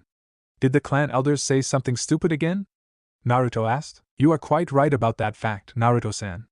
The clan elders want me to select a clan heir quickly so that they can already mark Hinata or Hanabi with the curse seal," Hayashi said while gritting his teeth. "So why don't you tell them straight on their face that you won't allow them to mark either Hinata or Hanabi with the cursed seal? After all, you're the clan leader," Naruto said in a calm and collected voice. Hayashi turned towards Naruto and said, "It's not so easy to convince the elders, Naruto-san. Apparently, the decisions in the Hyuga clan are always made by the clan elders. I'm just a clan leader for name's sake. I couldn't even protect my own brother." "Then why don't you prove it, just why you're the clan leader?" Naruto said as he stood up from his place. "I don't get what you're trying to say, Naruto-san," Hayashi said with a look of confusion. "What I'm trying to get at is the fact that instead of dwelling in the past where you couldn't save your brother, why don't you try to change the present by saving your daughters instead?" Naruto said with a serious look. "I don't think you realize it, Naruto-san. But I'm literally powerless in front of the elders," Hayashi said while clenching his fists. "Just show the courage to stand up against the elders, Hayashi-san. Show them what a clan leads. No, what a father can do to protect his own children," Naruto said with determination. Hayashi was completely moved by the words that Naruto said. He knew that Naruto was really smart and mature, but he never knew that his words could even motivate a man thrice his age. He looked towards his daughters and saw them happily chatting with Akari. Something sparked inside him then, a fatherly instinct that was screaming at him to protect these smiles of his daughters. He had already lost his wife and his brother, he won't lose his daughters now. With a bright flame in his eyes, he walked towards the room where the clan elders were present, with Naruto slowly tailing him so that he doesn't know. When Hayashi finally reached the Hyuga council chamber, he took a deep breath and walked in. The clan elders were a bit surprised to see Hayashi come back already, but thought that he has finally made up his mind. "So Hayashi, you've finally come to a decision?" a random clan elder asked. Hayashi nodded. "Good. So tell us which one of your daughters would be marked with the seal?" the random clan elder asked again. "No daughter of mine shall be branded with that cursed seal. I've already stayed quiet for a long time, but no more. I, Hayashi Hyuga, as the Hyuga clan leader, declare that none of my daughters shall be branded," Hayashi said with fiery determination. All the clan elders fumed at Hayashi and roared at him. "Do you realize who you're talking to, Hayashi? We can easily remove you from your post if we want to. Don't even think that you can go against our decisions." Hayashi was now feeling a bit cornered as the clan elders started fuming at him. But as we all know that when there's a damsel in distress, a hero always arrives riding a shining white horse. And with that said, Naruto just walked into the chamber casually and voiced his opinion. "You can't remove Hayashi-san from the post of the clan leader even if you all want to," Naruto said with a smug expression. "And why do you think that demon brat, a clan elder, snarled, clearly not happy that Naruto just barged into the chamber?" Naruto had a huge smirk on his face as he said, "Article 7, Section 5 of the Hyuga Law.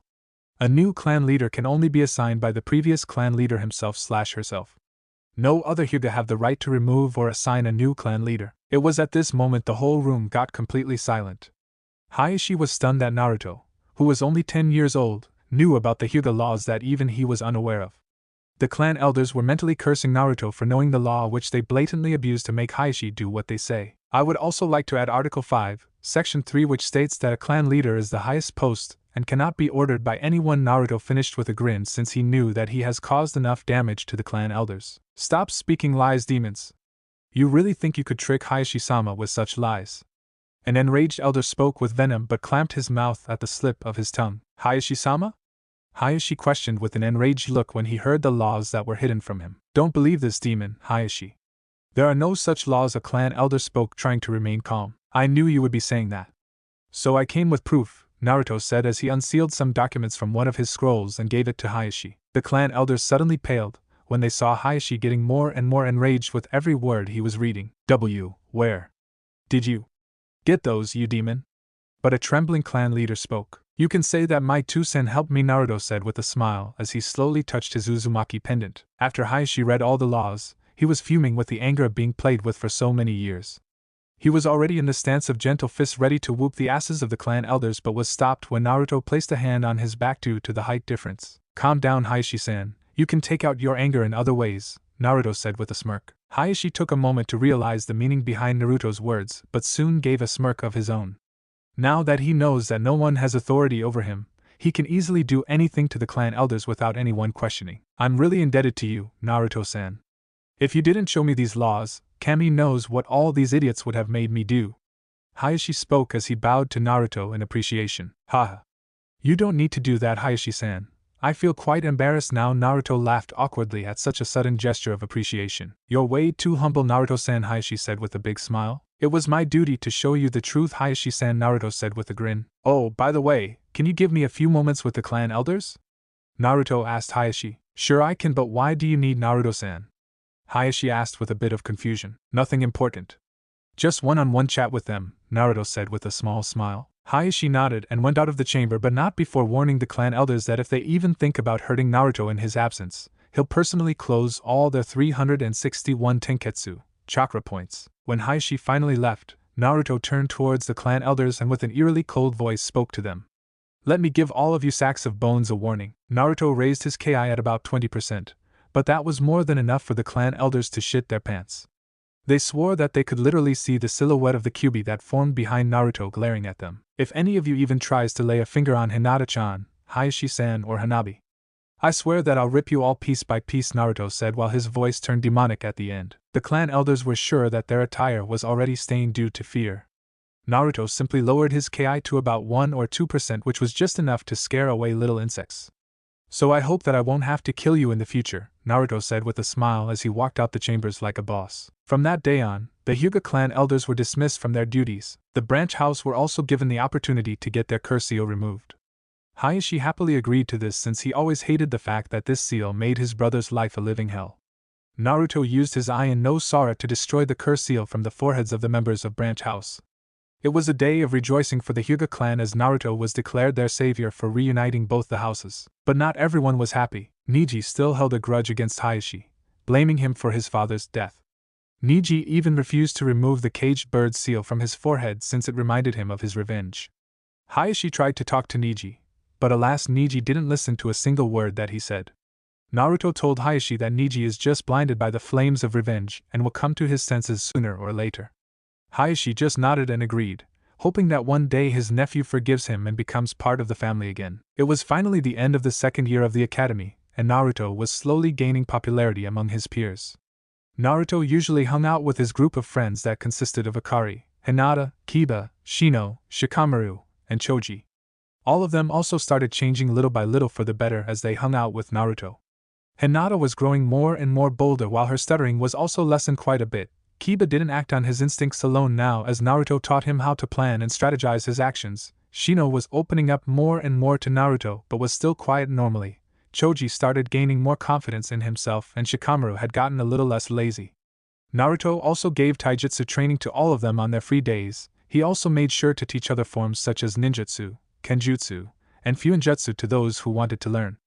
All of their parents also approved of Naruto since he was having a really good impact on their children. We now take a look towards one of the training sessions Naruto was having with his friends.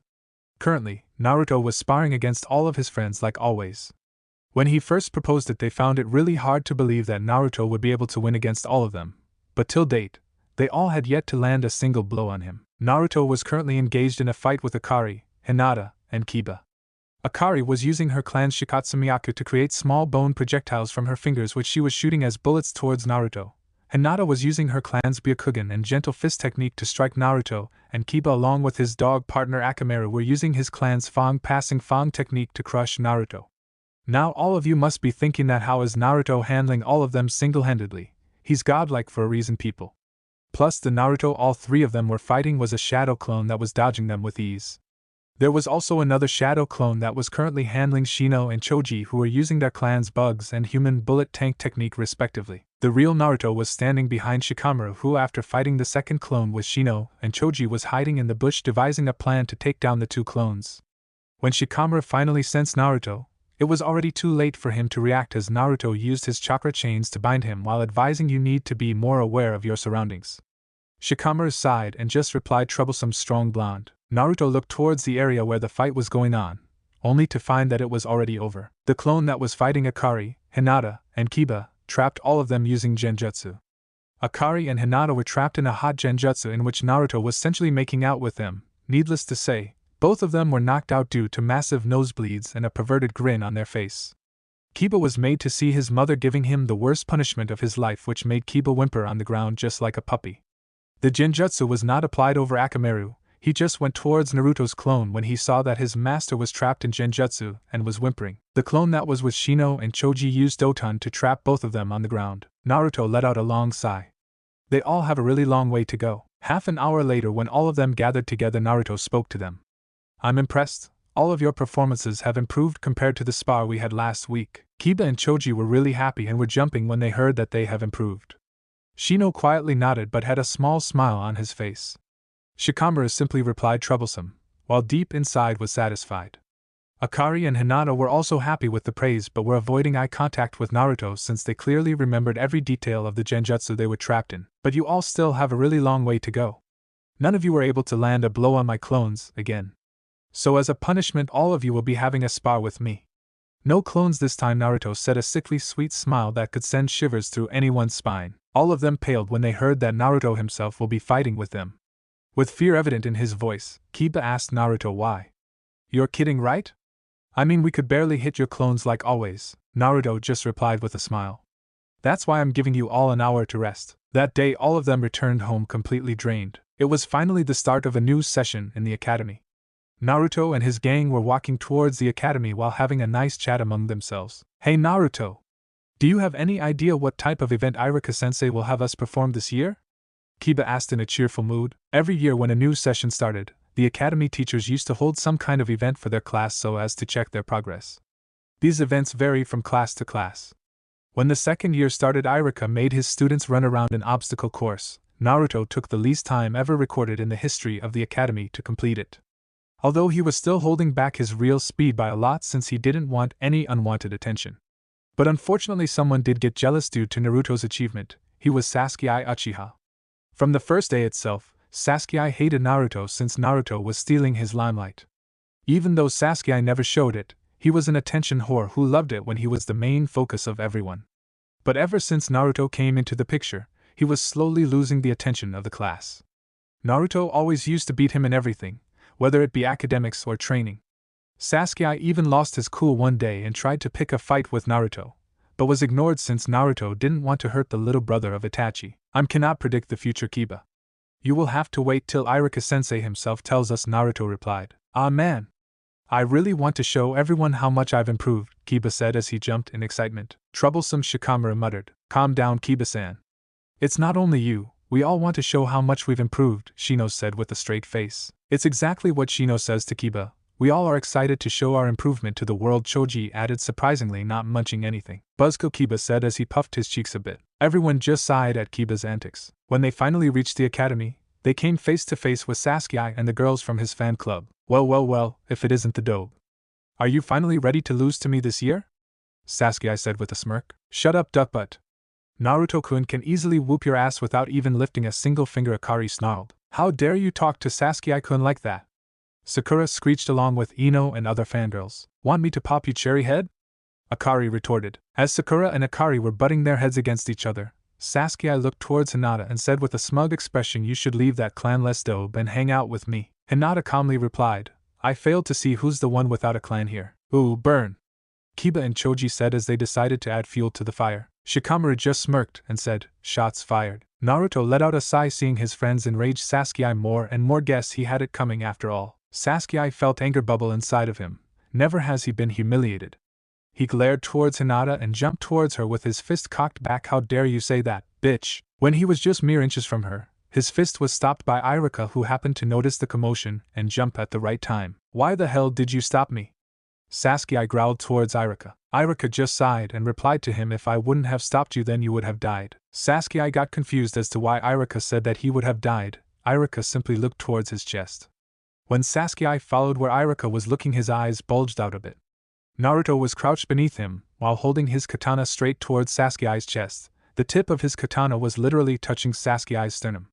If Sasuke would not have been stopped by Iruka, then the katana would have definitely pierced him. Attack me all you want, I don't give a damn. But if you dare raise even a single finger on my friends, I make sure to personally escort you to the Shinigami, Naruto said with venom dripping from his voice. Sasuke literally shuddered at the tone that Naruto used, but his ego still won over his common sense to stay quiet. Do you really think a clanless dope like you could even kill me?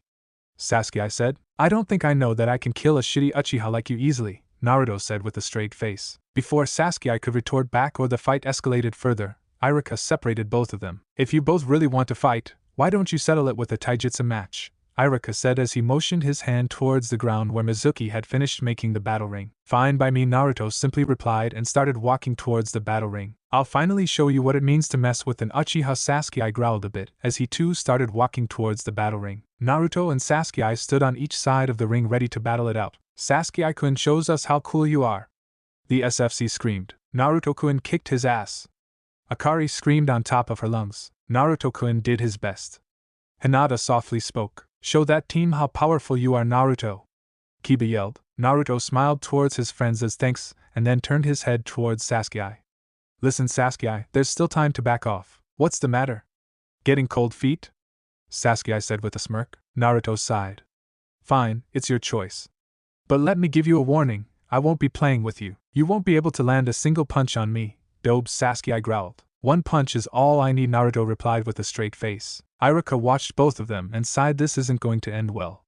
But at least Sasuke might learn to never look down on anybody. Mizuki slowly made his way between them to act as the adjudicator. Mizuki looked at Sasuke and asked, You ready? Sasuke nodded and took his clan's taijutsu stance, the interceptor fist. Mizuki looked towards Naruto with a smirk. You'll finally get the beating you always used to receive, Mizuki mumbled, but Naruto still heard him with his enhanced senses. So he's one of those who used to torture me during childhood, Naruto said in his mind. You got any plans for his kit? Yonkarama asked. Just a little payback, Naruto said with a smirk. Fight! Mizuki said loudly. Before anyone could even blink their eyes, Naruto got behind Sasuke and in a swift motion delivered a palm strike to his back. Sasuke couldn't even react as he was sent flying towards Mizuki.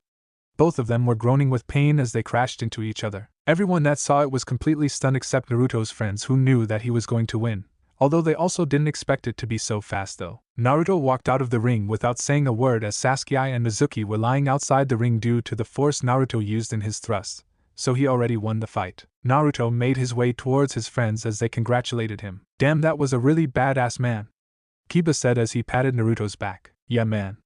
You completely destroyed him, Choji exclaimed. That was really cool, Naruto-san. Shino said. Just how strong are you? Troublesome blonde Shikamaru added. You are the best, Naruto-kun. Akari exclaimed as she hugged Naruto. You were really great back there, Naruto-kun, Hinata softly said. Naruto smiled at all of his friends and said, It was really nothing. He was really weak compared to all of you. What the? I couldn't even follow his speed with my eyes. Iruka thought with shock, completely evident on his face. When Iruka finally got out of his daze, he cleared his throat and said, Since Naruto and Sasuke have already finished their match, the rest of you will be having your matches now. You can pick up your opponent if you want to. Iruka-sensei, I really didn't enjoy my match with Sasuke. Can I have another one with someone else?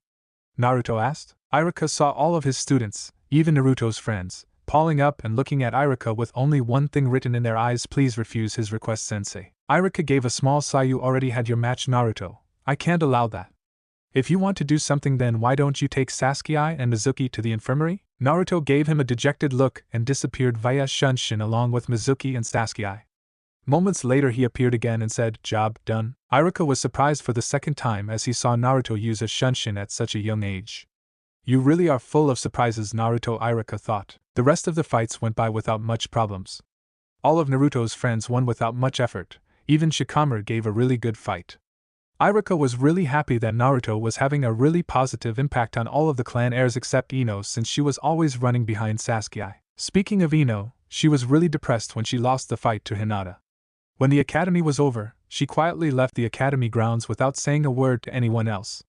She was currently sitting alone near the riverside staring at her reflection in the water. Am I really so weak? Ino asked herself in dejection. There is no doubt in that a voice came from behind her. Ino shrieked at the sudden interruption. She turned around to see the owner of the voice and was surprised to find Naruto standing there. And, Naruto, what are you doing here? Ino asked with a shocked look. Saw you walking out of the academy with a depressed look, so I thought maybe you might need some company, Naruto replied as he sat down next to Ino. So what's your motive? Came to make fun of me? Ino asked. On the contrary, I came here to actually ask you if you wanted extra training, Naruto said. Extra training? Ino asked with confusion. Yep. Akari, Hinata, Kiba, Shino, Choji, and Shikamaru are already on training ground 13. I came to ask you to join our training session at the request of your father, Naruto replied to her. My father requested you to train me? Ino asked with a shocked look, since she never recalled hearing anything like that from her father. It is exactly what you heard, Ino. If I recall correctly, Inoichi-san, Choza-san, and Shikaku-san are great friends with each other. So when your father heard how Choji and Shikamaru have improved greatly due to the extra training I gave them, he immediately rushed towards my home and requested me to teach you as well. Although I had declined earlier, Naruto said, but was interrupted by Ino. Was it because I'm too weak for you to give me any training? Ino asked with tears in her eyes. Naruto slowly leaned towards her and wiped off the tears that were slowly trailing down her cheeks. You're not weak, Ino. My reason for declining your father's request earlier was your obsession with Sasuke. My obsession over Sasuke-kun? Ino asked while sobbing a bit. Your father also agrees with me on this fact, Ino. I found it really pathetic that you neglected your training just because you were fawning over Sasuke all this time. Same goes for your friend Sakura. She might be really smart, but she's really weak physically, and if this continues, then I'm sorry to say it, but I don't think that she would survive even 1 second in the shinobi world. You, on the other hand, might survive just a little bit longer due to your clan techniques, but in the end, you are no better than her. Naruto spoke quite harshly than he expected, but he knew that if she doesn't start improving now, then she won't survive in the real world. Ino was completely taken aback at the bluntness. Naruto simply said that she won't survive much longer if she became a genin at her current level. Ino was in deep thought, contemplating about receiving training from Naruto. Naruto saw this and said to her, you don't need to reply right now. Take your time, I'll wait until tomorrow for your answer. Ino nodded and Naruto left via Hiraishin for Training Ground 13. Training Ground 13. When Naruto reached the training ground, he expected his friends to be training in his absence, but he found that they were all playing or lazing around. Well, what do we have here? Naruto said with a creepy smile. When they heard Naruto's voice, all of them paled and slowly turned their heads towards Naruto. Hey. Naruto. Kiba tried to greet him but was stuttering way too much. So while I was away, you all were skipping your training, eh? Naruto said as he slowly started to walk towards them. They all were pretty sure that if they compared their situation to a horror movie, the way Naruto was walking reminded them of Jason Voorhees. Even though none of them even knew who he was, Naruto slowly started speaking in a very deep voice. I have decided on your punishment for skipping the training session. They all visibly gulped and had only one thought in their mind: I regret nothing. Your punishment is that of all of you. Naruto paused at the end and smirked when he saw that all of them were literally shaking. All are free for the rest of the day, Naruto finished with a smile. All of them were completely frozen, not able to process what Naruto just said. They were brought out of their musing when Naruto snapped his fingers in front of them. You all okay? Akari was the first one to speak. Huh? Oh yeah? We're fine, just surprised that you gave us the rest of the day to enjoy. She finished with an awkward laugh as everyone around her nodded to the statement. I'm not some kind of slave driver, even though I know that people deserve breaks. But from tomorrow we'll be back to serious training, Naruto said. All of his friends sighed a bit. At least they could enjoy themselves today. So what's the plan? Choji asked. Well, we could just hang out maybe, Kiba suggested with a shrug. Do you have something in mind for Naruto-kun? Hinata asked. Well, it's gonna be sunset, so I guess I know a really good place, Naruto replied. Then it's decided, Akari exclaimed. Hey, what about our opinion? Kiba asked. You can keep that to yourself, Akari said with a poker face. Kiba sulked on the ground as Shino and Choji tried to cheer him up. Naruto sighed and put his fingers in a cross position. Kage Bunshin no Jutsu. In a puff of smoke, 5 shadow clones of Naruto were made. Naruto and his clones walked towards his friends. Each of them grabbed their shoulders and used Shunshin. When all of them finally reached towards their destination, they had the most beautiful scenery in front of them. They were currently on top of the Hokage mountain, and right in front of them was the view of the whole village. The sunset just made it much more mesmerizing. Wow! It's so beautiful, Akari said as her eyes sparkled. I agree with you, Akari-san, Shino said as he was also lost in the beauty of the scene. Damn! What a view! Kiba exclaimed as his partner Akamaru barked in acceptance. Choji and Shikamaru didn't say anything as they just watched in mesmerization. It's really beautiful, Naruto-kun, Hinata said as she looked towards Naruto. Naruto gave her a smile and said, I'm glad you liked it, Hinata-chan. After the night fell, all of them returned to their homes except Naruto, Akari, and Hinata. They were currently walking towards the Hyuga mansion. Naruto and Hinata were chatting while Akari was cautiously looking around. Akari-chan, why are you getting so wary of your surroundings? Naruto asked since he didn't detect anything. My senses are really tingling as if Anko is here. Akari growled a bit. Why do you hate Anko-chan so much? Naruto asked since he was tired of watching both of them fight in his house. Why shouldn't I hate her? She's my love rival after all. Akari exclaimed. Hinata's eyes went wide when she heard the word love rival. Love rival. Hinata asked with shock, completely evident on her face as she felt something inside her snap. Before Naruto or Akari could even answer her, Naruto was suddenly tackled to the ground by a blur. Naruto and Anko purred as she rubbed her cheeks with Naruto. When Anko-chan got so close, I couldn't even sense her presence. That would be our work kit, young Kurama said in a mischievous voice. Kurama? But why did you do it? Naruto asked. We were bored, Kurama answered. Before Naruto could ask any further, he was brought out of his thoughts by Akari. What the hell do you think you're doing? Akari snarled. Naruto, why were you taking so long to come back? I was getting bored, you know, Anko pouted as she straddled Naruto's waist, completely ignoring Akari. Don't ignore me. Akari was about to pounce on Anko when she felt the deadly he's mine aura. Anko also felt it, and turned towards the source, which was surprisingly coming from Hinata. The look on Hinata's face could make any Yandere proud. What are you trying to do with my Naruto-kun? Hinata asked in a low, creepy voice as her Byakugan activated. A really cold shiver ran down the spines of Akari and Anko when they heard Hinata's voice. Even Naruto wasn't faring better, as he too felt the shiver. Make a run for it, kid. Looks like her inner self has come out. Young Kurama spoke as he took a gulp. Yandere alert! Yandere alert! Kurama said with panic in his voice. Hinata-chan? You alright? Naruto spoke as he was getting a bit scared now. Naruto-kun, who is she? Hinata asked with the same tone while glaring at Anko. I'm Anko. Naruto-kun's girlfriend and future wife, Anko said as her womanly instincts to protect her man were going on full drive. Future wife? Hinata murmured, her hair shadowing her eyes. What's with that declaration of being Naruto-kun's future wife? Akari exclaimed as she walked towards Anko. Oh come on, did you seriously think that I'll only be Naruto-kun's girlfriend for my whole life? Anko asked with a raised eyebrow. Do whatever you want. But I'll be the first one to get engaged to Naruto-kun, Akari replied back. Stop daydreaming, girl. Naruto-kun would like his first wife to be more mature, Anko said. Yeah right, Akari said sarcastically as she rolled her eyes. Anko's eyes twitched as she stood up and rolled up her sleeves. Wanna pick a fight, bonehead? You're on, Snake, Akari retorted as she glared back. But before their fight could even start, Naruto grabbed both of them and jumped back just in time to avoid a Juken strike that hit the ground. What the? Anko asked as her eyes widened. The dust that was raised due to the strike showed a silhouette of Hinata glaring at them with her Byakugan. The one who's gonna be Naruto-kun's wife will be me. He's mine, Hinata said in her Yandere voice. Kurama, what the hell is happening to Hinata? Naruto said in his mind while panicking a bit. I believe that girl has undergone Yanderification, young Kurama replied. Yanda what? Naruto asked, completely confused. Ever heard of the girl named Yuno Gasai? Young Kurama asked. Nope, Naruto simply replied while dodging the Juken strikes from Hinata, all the while carrying Anko and Akari. Oh come on, Yang. How will Naruto know about her? She's from a different universe, Kurama replied. I thought everyone knew about the Yandere Queen, young Kurama replied with a shrug. In her universe for sure, but not in this universe, Kurama replied. But it would be quite funny if that Hyuga girl stood behind a tree and said Yuki in her Yandere voice, young Kurama replied as both of them started laughing. I don't care who this Yuno girl is. What I want you to tell me is that if you both know a way to stop Hinata's outburst.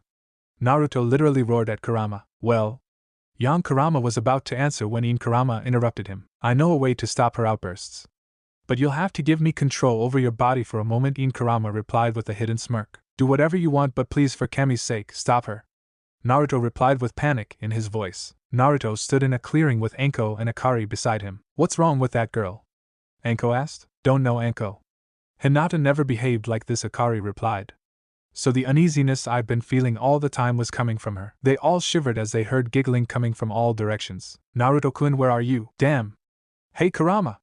Take over my body and finish this shit already, Naruto said. As you wish, Kurama replied with a smirk. Hinata landed in front of the trio and looked towards Naruto. Found you. Akari and Anko prepared themselves to counter any attack from Hinata, but nobody was prepared for what happened next. Kurama, who had control over Naruto's body, rushed towards Hinata with blinding speed and grabbed her in his arms. Hinata looked into Naruto's eyes with confusion, but before she could say anything, Naruto silenced her with a lip lock. Hinata went completely wide-eyed in. Naruto-kun is kissing me. Akari and Anko's jaws dropped as they had a what the fuck look on their face. Even Naruto, who was currently in his mindscape watching the whole scene, had his eyes wide open. Kurama! The hell are you doing? He asked young Kurama. Don't know, Kit. Yin's doing it, not me, young Kurama replied with a shrug. Although I gotta say, that's a nice way to stop a Yandere, he added. Naruto slowly released Hinata from the lip lock and whispered in her ear, if you stop then you'll get way more than this. Hinata shuddered at Naruto's voice as she felt his breath on her ear. Hinata nodded and her Yandere personality retracted back inside her. Yin Kurama also came back into the mindscape and gave Naruto control over his body.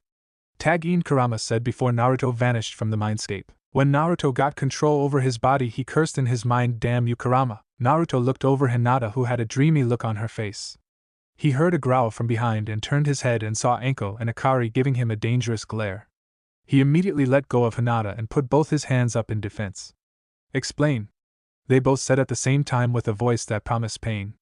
He looked towards Hinata for any type of support but noticed that she was in her own world, mumbling, Naruto-kun kissed me over and over again. He gave a small smile and looked towards the sky. No regrets, he mumbled as he prepared for another dose of woman's wrath. Chapter 5. Graduation and a New Technique. Naruto was currently lying in his bed trying to sleep but was failing to do so since Anko and Akari were creating quite a racket.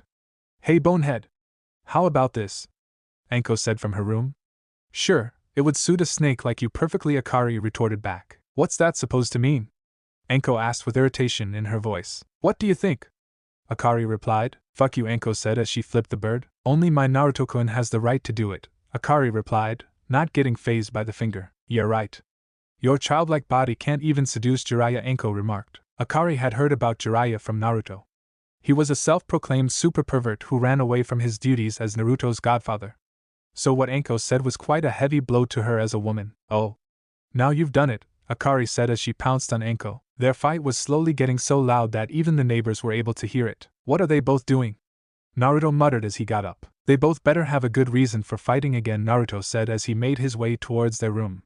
When he reached their room, he could hear them loud and clear. Kaya! Naruto got alerted when he heard Akari shrieking. He opened the door and asked, what happened? But he was not prepared for the thing that lied on the other side of the door. Akari was currently laying on top of Anko as they both were lip-locked. But what really blew Naruto's mind was the dresses they were wearing. Anko was in a black belly dancer dress that perfectly hugged her curves and showed her impressive bust in a very seductive manner. Akari opted for a less revealing version of Anko's dress, but it still had a touch of sexiness in it. It was only a moment later that Naruto rocketed out of the room by his nosebleed thrusters. He crashed into a wall and blacked out with a satisfied smile on his face. Naruto was currently sitting on the sofa with 2 tissues stuffed in his nose to stop the bleeding. Akari and Anko were sitting across from him with a blush on their faces. Alright. What was that all about? Naruto asked. I swear, Naruto-kun, I don't swing that way, Akari said. Neither do I, Anko added. I'm not asking about that.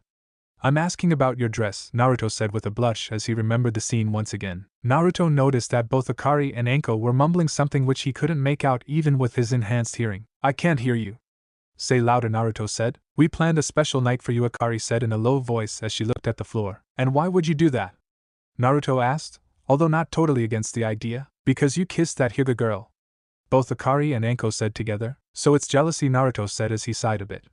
He stood from his place and walked towards both of them. Akari and Anko looked at him with confusion in their eyes but were completely taken by surprise when Naruto kissed them one by one.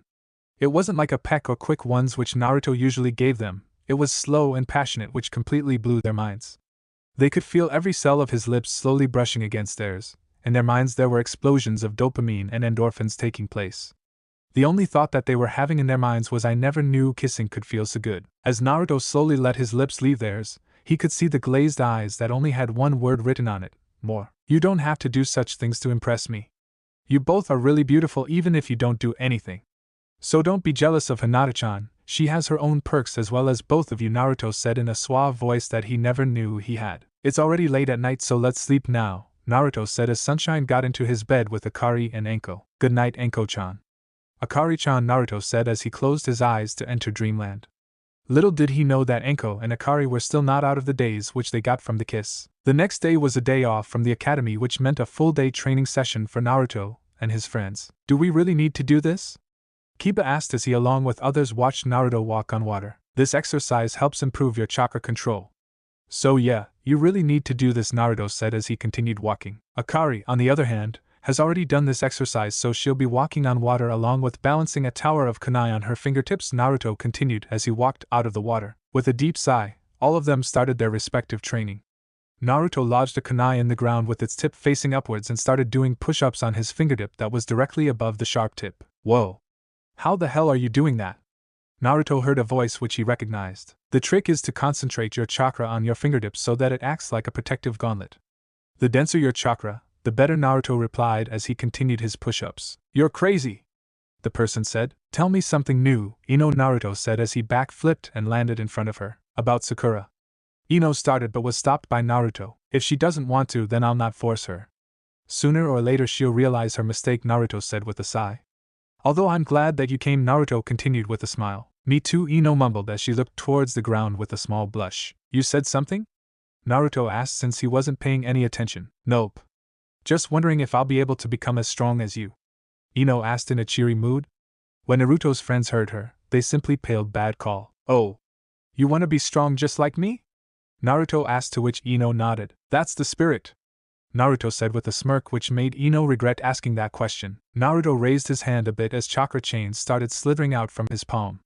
Ino was so mesmerized by the glowing chakra chains that she failed to notice the mischievous smirk that had formed on Naruto's face. Ino, Naruto said in a serious voice that brought Ino out of her thoughts. Run, Naruto said as spikes protruded on from the chakra chains as they started slithering towards Ino just like a deadly snake. Ino's eyes widened as if about to pop out as she started running to avoid getting caught by the chains that clearly spelled danger. Now I'm not glad that I came here, Ino mentally cried as the chains chased her. All of Naruto's friends simply gave into a salute from their places. Best of luck trying to keep up with this sadist trainer. Naruto was simply laughing from his position. This feeling is the best. At the end of the day, all of them were exhausted with the exception of Naruto.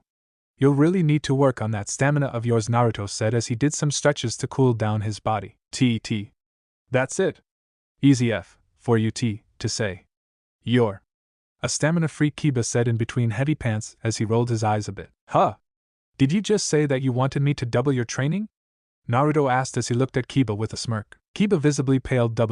Wait. I was just kidding. No need for that double training. Now that's better, Naruto said. Training's over for the day. You all can go back now, he continued as he finished his stretching. Ino squeaked as he rubbed her ankles. Looks like I twisted my ankle, Ino said in pain. Naruto sighed a bit as he walked towards Ino. Looks like I overdid it a little. Sorry, Naruto apologized. You don't need to be sorry. It's my fault to begin with. If I had paid more attention to my training earlier, then such injuries might not have happened, Ino replied with a small smile. Naruto smiled back at Ino as Akari performed medical ninjutsu on her. Naruto cracked his fingers a bit and gave a smile. All right then. Let me help you. Before Ino could ask what he meant, Naruto picked her up bridal style much to her embarrassment. What are you doing? Ino asked with a huge blush. Leaving you home, Naruto said as he jumped on the buildings towards Ino's home, leaving his friends behind. Looks like you have a rival, Akari, Kiba teased as Akari simply rolled her eyes. Rival? As in, love rival? Hinata asked as her Byakugan slowly activated. Akari paled a bit as she remembered what happened last time. Hinata-chan.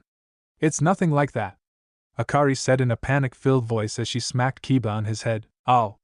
What was that for? Kiba asked as he rubbed the bump on his head. Shut your mouth if you know what's better for you, Akari said with a glare that made Kiba whimper a bit.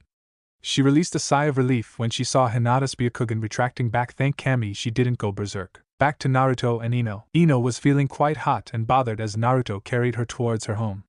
His chest feels so warm, Ino thought as she subconsciously snuggled more into his chest. What she failed to notice was that they had already reached her house. Not that I mind, but you can let me go now. We've reached your home, Naruto said. Ino reddened in embarrassment as she jumped from Naruto's arms, forgetting the fact that she had sprained her ankle. Ow!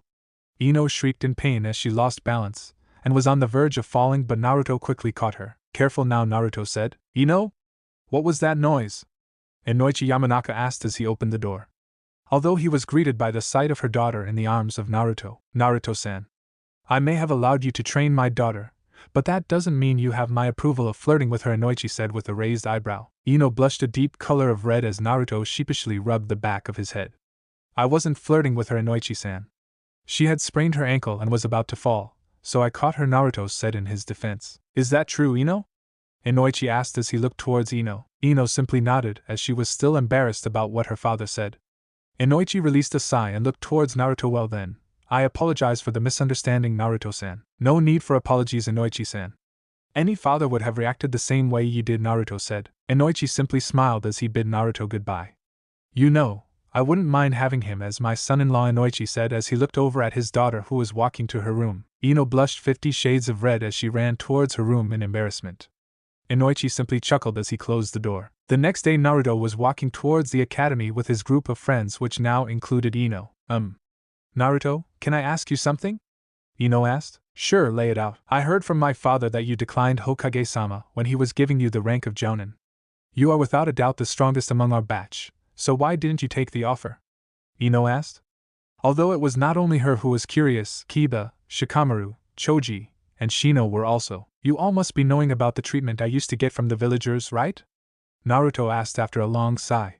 Everyone looked a bit confused but nodded regardless. We were told that you were treated as an outcast since the villagers considered you as the QB reincarnate, Kiba answered. That's only the tip of the iceberg. You'll probably get nightmares if you knew the real treatment I used to get, Naruto said in a deadly serious voice that sent shivers up everyone's spine. The point is, do you think the villagers would be able to digest the fact that the person they imagine as the QB suddenly came back after 6 years and took the rank of a Jounin? Naruto asked. They would probably revolt. Worst case scenario, Konoha will destroy itself. Their opinion doesn't matter, Kiba exclaimed. Everyone looked towards him as he was fuming with anger. The villagers don't care about you, we all know about it. So why do you care? Kiba asked. I don't care about them. They can rot for all I care. But there are still a few among them who I care about. If Konoha falls into a tragedy and people lose their minds, they'll surely come after those who I care about, and I can't let that happen. You all are my precious people, and it doesn't matter if others don't acknowledge my real strength. Being a Jounin or not doesn't matter, it's simply just a rank. If I have the power to protect the ones precious to me, then I don't care even if I remain an academy student for the rest of my life, Naruto replied with a smile. Naruto's words moved every one of his friends. Naruto declined a high post just so he could keep his precious people safe. If it was possible, their respect, admiration, and love for Naruto rose to a new height. Before Naruto's friends could reply anything, Sasuke appeared in front of them along with a few council members. Dobe, I want that katana, Sasuke demanded. Go buy your own, if you really want one, Naruto replied. Shut up, Kyuubi. Sasuke-sama has told us that you possess a strong katana and such a weapon should belong to the Uchiha clan. A councilman exclaimed. Naruto released a sigh. Bye-bye, Random-san. What do I? Before he could complete his sentence, his head touched the ground, decapacitated. Everyone present there paled and some even threw up their breakfast, except Naruto and Akari since they already had their first kill. A cat-masked Anbu gave a jerk so as to remove the blood from her katana and sheathed it. Anbu-san. Why? A councilwoman spoke as she still watched the dead body with trembling eyes. It seems you have forgotten about the law that Hokage-sama had put the cat-masked Anbu replied. Yugao-san, it would have been nice if you killed him somewhere else, Naruto said as he watched Choji, Kiba, Ino and surprisingly Shino throw up their food. Rules are rules, Naruto-san. The law states that the person should be immediately executed, the cat-masked Anbu replied. Well, I guess it makes sense, Naruto said. How come you're so calm about it, Naruto? Kiba asked. Naruto already had his first kill and so have I, Akari replied. Before the graduation, I'll make every one of you have your first kill. I can't risk any of you freezing or simply standing like an idiot when the time comes, Naruto said with a stern look. All of Naruto's friends gulped a bit and looked a bit downcast after hearing that. Well, it was only natural since they were practically being told to kill despite being children. You all shouldn't associate yourself with the Q. I mean, brat, Koharu corrected herself. He'll make your life a hell. Look what he's planning to do with you. He has already killed people and he's planning on making you killers too. Koharu-san, it seems that you've forgotten that we all are on the path of becoming shinobi. Killing is like a second nature to us. In the world of shinobi, it only takes a moment of hesitation to get yourself killed. I thought you knew it since you were part of Team Tobirama, Naruto said the last part in a mocking manner. Why you? Koharu said as she clenched her teeth in anger. Naruto ignored her and looked towards Sasuke. Team. Sasuke glared at Naruto. Do you really think that this katana should belong to you? Naruto asked. I will take that katana. Sasuke growled. You really are a spoiled brat, Naruto said as he released a sigh of frustration. Naruto unsheathed his katana and lodged it in the ground. If you're able to take this katana out, then it shall be yours, Naruto said without any expression. Sasuke looked at Naruto as if he had grown an extra horn, Is he seriously giving me his katana so easily? Sasuke looked towards Naruto's friends and saw that none of them were saying anything except Ino, who was asking Akari if it was really okay to do this. You really are a dope, Sasuke said with a smirk as he gripped the hilt of the katana and tried to pull it out. What the hell? Sasuke said as he tried harder and harder but was unable to move the katana even by a millimeter. What's the matter? Didn't eat your breakfast today? Kiba teased as he laughed along with the others. Shut up, dog face. Sasuke growled as he tried to pull the katana as hard as he could. I don't have all day, team. Do it fast or we'll be late for academy, Naruto said as he yawned. Although it was really funny seeing Sasuke doing all kinds of poses to take out the katana, it was taking too much time. Even Kyuubi was getting annoyed by Sasuke, so he ended it by blasting Sasuke away. That'll teach him a lesson, Iin said. Sasuke screamed in pain as his hands now sported a few chakra burns on them. Sasuke-sama! The gathered council members exclaimed together as they rushed towards Sasuke. You fucking brat! What did you do to Sasuke-sama? Koharu roared. Naruto sighed as he walked towards his katana and pulled it out. I've done nothing to him. This katana is a sentient one, which means if it really acknowledged your so-called Sasuke-sama's strength then he wouldn't have been suffering right now, Naruto replied as he sheathed his katana back into its scabbard. As if you're more worthy than me, Dobe, Sasuke growled despite the stinging pain he was feeling in his hands. I won't even waste my time proving that to you, Naruto said as he turned and walked towards his friends. So you're finally scared that you'll lose to me, Sasuke said as a small smirk made its way on his face. Think what you want, but I know that deep inside you also know the truth to who's stronger, Naruto said as he walked away with his friends. Sasuke growled as he looked towards his chakra-burned hands. Am I really that weak? Sasuke thought as he felt pity for himself. Even though Naruto was quite far from Sasuke, he could still feel the emotions stirring inside him. You might be a huge pain in the ass, Sasuke, but you're still the brother of Itachi who used to protect me, Naruto thought with a sigh. Maybe if he changes that egotistical attitude of his, I could train him too, Naruto thought with a small smile. Akari saw that smile and leaned in closer to Naruto. You got any plans for him? Akari whispered so that only Naruto could hear her. Naruto turned his head towards Akari and with a small grin he replied, depends. Akari knew that even if someone behaves like a complete ass towards Naruto, he still forgives them. You're way too kind for your own good, Akari muttered with a smile. But that's the reason I fell in love with you.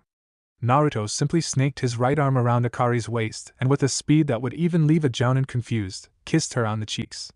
Akari blushed a bit and giggled much to the confusion of their friends who were with them. Time skip. It was finally the day everyone was eagerly waiting for, graduation day. The third and the fourth year of the academy went by without much hassle since Sasuke stopped being too much of an ass towards Naruto, although he still refused to be trained by Naruto due to his pride as an Uchiha. Sakura, on the other hand, was dragged by Ino to join in the training sessions during the mid of their last year in the academy, and although she really hated it at first she grew accustomed to it, and finally broke out of her fangirl shell. She still pursued Sasuke, but it lessened quite considerably if you take into account the fact that Sasuke now considered Sakura as a much lesser annoyance. The academy was totally sure that at least 10 students would easily pass the exam, which included Naruto, Akari, Sasuke, Hinata, Sakura, Kiba, Choji, Shikamaru, Shino, Ino. Naruto also made sure to make his friend have their first kill. How do you ask? Well, he had captured quite a few bandits when he quietly sneaked out of the village a few times. Needless to say, it took a lot of convincing and a stern determination to force them to kill those bandits. After which he and Akari consoled all of them for the entire day. They were all 14 years old now, with Akari being 16 years old and Naruto being 20 years old due to the time seals, although Naruto never revealed his true age to any of his friends except Akari since she already knew it. Their generation was already being considered as the generation of prodigies. They were given bows of respect by the villagers wherever they went. Even some of the villagers who used to mistreat Naruto were now giving him the respect he deserved, although Naruto really had no interest in them. He was happy to be amongst his precious people. Currently, all of them were seated in their class and were being called out one by one. Ino, Choji, Shikamaru, Shino, and Sakura were sitting in their seats along with their headbands. Akari and Hinata had also gotten their headbands and were sitting beside Naruto. Kiba soon came out of the room where the exams were being held with a goofy grin and his headband. Congrats, Kiba, Naruto said as Kiba sat behind him. The exam was easy as pie. The academy really needs to improve its standards, Kiba boasted a bit. Careful about that, Kiba. Don't let the success get into your head or else it'll lead to your downfall, Naruto warned. Sorry about that. I forgot, Kiba said as he rubbed the back of his head sheepishly. Mudbrain, Akari commented as she rolled her eyes. What did you call me? Kiba asked in annoyance. Akari took out a small stick from her dress and waved it in front of Kiba. Go get it, Tommy, Akari said as she threw the stick on the other side of the room. I'm not a pet. And my name's not Tommy, Kiba exclaimed. Shake hand, Akari said, bringing her hand to the front. Didn't you listen to a single word that I said? Kiba exclaimed yet again as everyone present in the class started laughing at the scene. Akari-chan, don't tease Kiba, Hinata said. Thank you for taking my side, Hinata, Kiba said as he shed a waterfall of tears. Here, have this, Hinata said as she took out a bone from her jacket. All the happiness that Kiba was feeling suddenly broke apart as he simply sat there with a shocked look on his face. Hinata handed him the bone and stroked her hand on his chin. Who's a good boy? Hinata said in a sing-song voice. Nice one, Hinata-chan, Akari exclaimed as she gave her a high five. Everyone present now burst out laughing at the shocked look Kiba was sporting. Even Shino was laughing, but it was hard to tell since he pulled his collar higher to hide it. Soon after Sasuke came out of the room carrying his Konoha headband, he glanced a bit at Naruto and returned to his seat. Others might not have caught it, but for Naruto, that simple glance said it all. You better not fail, Dobe. Naruto! Iruka called out from the room as Naruto got up and headed towards it. Best of luck, Naruto, Choji said. Thanks, bud, Naruto replied as he walked in the room. Iruka and Mizuki were sitting behind the desk with 2 sets of documents on both sides of the table. Spotting the set that accounted for around 8 or 9 documents, Naruto understood that it was the applicant forms of those students who passed the exam. So, how's our top student doing? Iruka asked with a smile. Doing just fine, Iruka-sensei. How about you? Found someone to butter up your lonely life? Naruto teased as Iruka went totally red and Mizuki laughed. Although Mizuki did hate Naruto for being the container of Kyuubi, he loved the jokes that Naruto put up. Moving on, Iruka said as he cleared his throat. Let's begin the test, shall we? Iruka asked. You got it, Naruto replied. Okay, do a henge no jutsu and transform into me, Iruka said. Naruto didn't even bother with the hand seals as he transformed into the female version of Iruka. Hi. I mean her side bangs adorning her face with her hair tied in a ponytail. She had the same dark eyes like Iruka along with the scar that ran across the bridge of her nose. Her petite form and nice perky C-cup breasts were hugged tightly by her outfit. Overall, she looked cute and beautiful at the same time. Mizuki was trying hard to control his hormones a bit seeing his longtime best friend in a female avatar. Don't think about him like that. He's a dude for Kami's sake, Mizuki screamed. Like what you see in the CI, Naruto said in a teasing voice as he squeezed one of the breasts. That was it. Mizuki shot a nosebleed and passed out. Iruka was blushing like mad, but he controlled himself so as to not suffer the same fate as his friend. Naruto, I told you to transform into me, Iruka said. I did, Naruto replied. I meant me. As in male, Iruka said. Gotta admit though, he has some crazy imaginary power. Oh. You should have said so, Naruto chuckled a bit as he transformed again. So, did I pass? Naruto asked as he was now transformed into Iruka. Yeah, you did, Iruka replied with a sigh as he wrote his remarks. And even though he never admitted it, he still found his female version quite hot. Gotta keep such thoughts buried somewhere. I can't lust after myself, Iruka thought. Now do a kawarimi no jutsu, Iruka said. What type of surprise will you show me now? Naruto turned towards the window for a second and closed his eyes. The next thing Iruka knew was that the Hokage of the village was standing where Naruto was just a second ago. Iruka's jaw dropped when he registered what Naruto had just done. He substituted with the Hokage. The office is almost 10 miles from here. Not to forget the fact that he did it without the use of smoke. Hiruzen saw Iruka, who had a look of shock etched on his face. Iruka, why am I here? Hiruzen was interrupted as he disappeared and Naruto took his place. So, how was it, Iruka-sensei? Naruto asked with a small smirk. Iruka was too flabbergasted to say anything, so he simply wrote the remarks and gave a thumbs up to Naruto. Why can't I simply give you your forehead protector? Iruka asked with a bit of desperation in his voice. You have to be fair with all the students, Iruka-sensei. Just because I'm the top of my class doesn't mean that I'm exempt from this exam, Naruto replied. But you're seriously making me lose my self-confidence at a rapid rate, Iruka practically whined at the end. Why's that? Naruto asked. Because even though you're only doing the 3 basic jutsu, your control over it is much better than anyone I've ever seen in my entire life. Let alone me, who's probably way behind you, Iruka said as he started shedding anime tears. Naruto's sweat dropped a bit, and realized that maybe he should hold back a little. Okay, fine. I'll do the last one without any surprises. Please just stop crying, Iruka-sensei, Naruto said as he patted Iruka on his back and tried to console him. Iruka nodded as he wiped his running nose with his sleeve. That's a lot of discharge, Naruto thought as he tried not to laugh at his sensei who was still wiping his runny nose. You promise? Iruka asked, just like a small kid making a pinky promise. Promise, Naruto smiled. Looks like the roles of adults and children have been reversed, Naruto thought. He found it really amazing sometimes that he could cause the same effect on people just like Ryu. Okay, do a Bunshin no Jutsu, Iruka said as he sniffed in between. Geez, don't cry so much, Iruka-sensei, Naruto said as he looked towards Iruka and made the hand seals tiger dog snake instead of ram snake tiger. Bunshin no Jutsu, Naruto said as he didn't realize that he made the wrong hand seals. Wood started erupting from Naruto's back and soon a wood clone stood beside Naruto. Oh crap! Naruto thought nervously as he looked towards his clone. He didn't want to reveal the fact that he could use combined nature transformation so early, but the god of bad luck must be really smiling on him since he not only used just any combined nature transformation, he used wood release, which would create a sense of trepidation among the villagers if they knew about it. Sensei, I can. Naruto turned towards Iruka and was about to make some sort of excuse when he stopped midway to see that Iruka was whining, which was soon followed by tears. You liar! Please just take it. I can't handle it anymore. Iruka cried like a baby as he handed Naruto his forehead protector. Sensei? Naruto slowly walked towards Iruka but stopped when his crying increased. Please just take it. I don't want to lose self-confidence anymore. Iruka cried out as he was practically shedding tears like a waterfall. Naruto's sweat dropped and slowly took his forehead protector. Looks like I'm safe for now and Iruka-sensei will probably forget about it after he's done crying, Naruto thought as he released a sigh of relief. Still, I feel a bit sorry for Sensei. Naruto saw that Mizuki was still unconscious due to the earlier nosebleed that he had.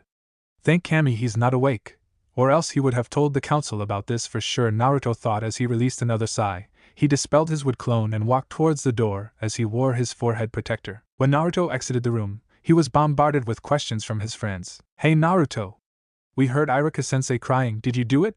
Kiba asked as he stared at Naruto with wide eyes. We knew you were a sadist, but did not even spare our teacher.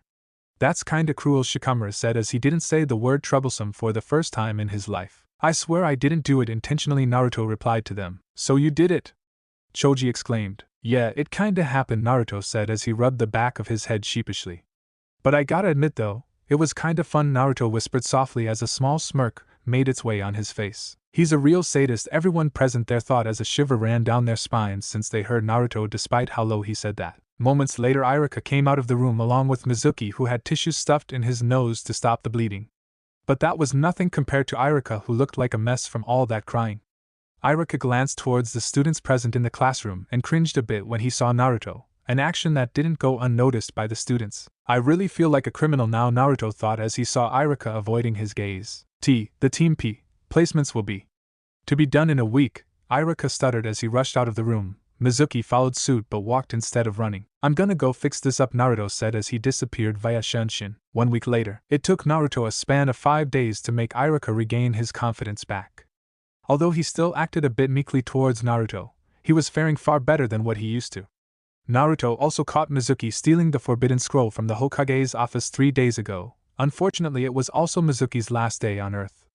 That day served as a reminder to the witnesses present during the execution that Naruto doesn't excuse anyone who insults his family. Flashback. Naruto was currently meditating on Training Ground 3 trying to master his Ninetales chakra mode when all of a sudden he felt the chakra signature approaching him. There shouldn't be anyone out this late, Naruto thought as he opened his eyes. He had a shadow clone back at the house, so he knew that neither Akari nor Anko would be here. Naruto focused on his eyes and saw Mizuki running towards him with a huge scroll tied to his back. What's he doing out here? Naruto thought with a raised eyebrow. Mizuki was focusing so much on escaping that he didn't notice Naruto standing in front of him. What are you doing, Mizuki-sensei? Naruto voiced out, making Mizuki skid stop abruptly. Mizuki saw Naruto standing in front of him with his arms crossed over his chest and eyeing him suspiciously. What are you doing here, Naruto? Mizuki asked, trying to deviate Naruto's attention so that he could make a run for it. If it was someone else, then Mizuki might have simply killed the person without another thought. But he knew that Naruto was strong, way stronger for someone his age if the practice fights between them were any indication. I could ask the same thing to you, Naruto replied as he kept his guard up. And what's that huge scroll on your back? Naruto asked as he narrowed his eyes a bit. He knew better than to trust Mizuki. Damn it! Get lost already, QB brat. You're gonna get me caught, Mizuki fumed in his mind as he gritted his teeth a bit. Just an errand from the Hokage, Mizuki answered as he didn't let his thoughts change his facial expression. This late at night? Naruto asked, fully knowing the fact that he was slowly getting on Mizuki's nerves. Just get the fuck out of my way. Mizuki roared in his mind as his face slowly started contorting in anger. It's a late night errand, you know, Mizuki replied. Then the scroll must really be important, Naruto said. Yes, it is. Now, I would really love to chat with you, but I have a job to finish, Mizuki said with a straight face but was boiling on the inside. I don't know about that. You seem too irresponsible for such an important task. I can already sense the ANBU approaching here. Maybe they can help, Naruto said as he kept a calm expression on his face. Fuck it. If you won't move, then I'll just have to kill you. Mizuki fumed in his mind as he slowly took out a kunai from his pocket. Akari-san? Mizuki said as he looked at a distance. Naruto turned back as a smirk made its way on Mizuki's face. Die! Mizuki roared as he threw the kunai with all his power. He was sure that at such a short distance Naruto wouldn't be able to dodge the kunai, and as predicted, Naruto was caught off guard as the kunai connected with his back. Gotcha! Mizuki smirked as he saw the kunai getting lodged in Naruto's backside, but his smirk faded the second instance as he heard a poof. A shadow clone? Mizuki thought as his eyes widened, but when did he? Didn't someone teach you that backstabbing is a bad thing, Mizuki-sensei? Mizuki turned around and heard Naruto's voice. Yo, Naruto said as he sat on a branch with a small smirk on his face that seemed to piss off Mizuki. Why you? Mizuki said through his gritted teeth as he took out a few shurikens and threw them towards Naruto. Naruto's left hand blurred for a moment as he easily caught the shurikens. You shouldn't play with sharp objects, Mizuki-sensei, Naruto said as he threw the shurikens towards his left. A vein popped up on Mizuki's forehead as he let out a roar and charged at Naruto, clearly disregarding the fact that Naruto was provoking him on purpose. Naruto let out a sigh and simply watched Mizuki since everything was going in slow motion for him, and he was the one who taught us to always remain calm as a ninja. What irony. You should practice what you preach, Sensei, Naruto said as he gave Mizuki an upper kick. Mizuki's eyes bulged out a bit as the air got knocked out his lungs and he was sent flying upwards. A sonic boom was heard, clearly stating the power behind the kick. Before Mizuki could try to balance himself midair, Naruto did a shunshin above him and delivered a powerful heel drop on his back. Mizuki let out a pained cry as his body bent at an unnatural degree due to the force behind the kick. Mizuki's senses went full throttle as he was plummeting towards the ground at a dangerous speed. Shit! At the speed with which I'm falling towards the ground, I'll die for sure, Mizuki thought as he panicked inside his mind. But before he could even come up with a solution to reduce his falling speed, his eyes widened as some spikes protruded from the ground, making his fall even deadlier. Fuck! I can't land now or else I'll be impaled by those spikes. At this moment Mizuki's mind was probably working far more than what it would have in its entire life. Just about 50 feet before he was impaled, Mizuki's eyes caught onto a seemingly large log that was kept at a distance. Praise the log! I'm safe! Mizuki cheered in his mind as he did a kawarimi with it. Mizuki let out a sigh of relief as he safely stood on the ground where the log was a second ago. Rinnegan! Mizuki heard a shout behind him as he was impacted by something hard on his back. His screams seemed to get stuck in his throat as he felt all his organs getting twisted and rearranged by whatever he was hit with. His body was shot forward and crashed into a tree as he coughed out some blood from his mouth. He fell on the ground and looked towards his attacker with blurred eyes which soon became bloodshot. How did you do it?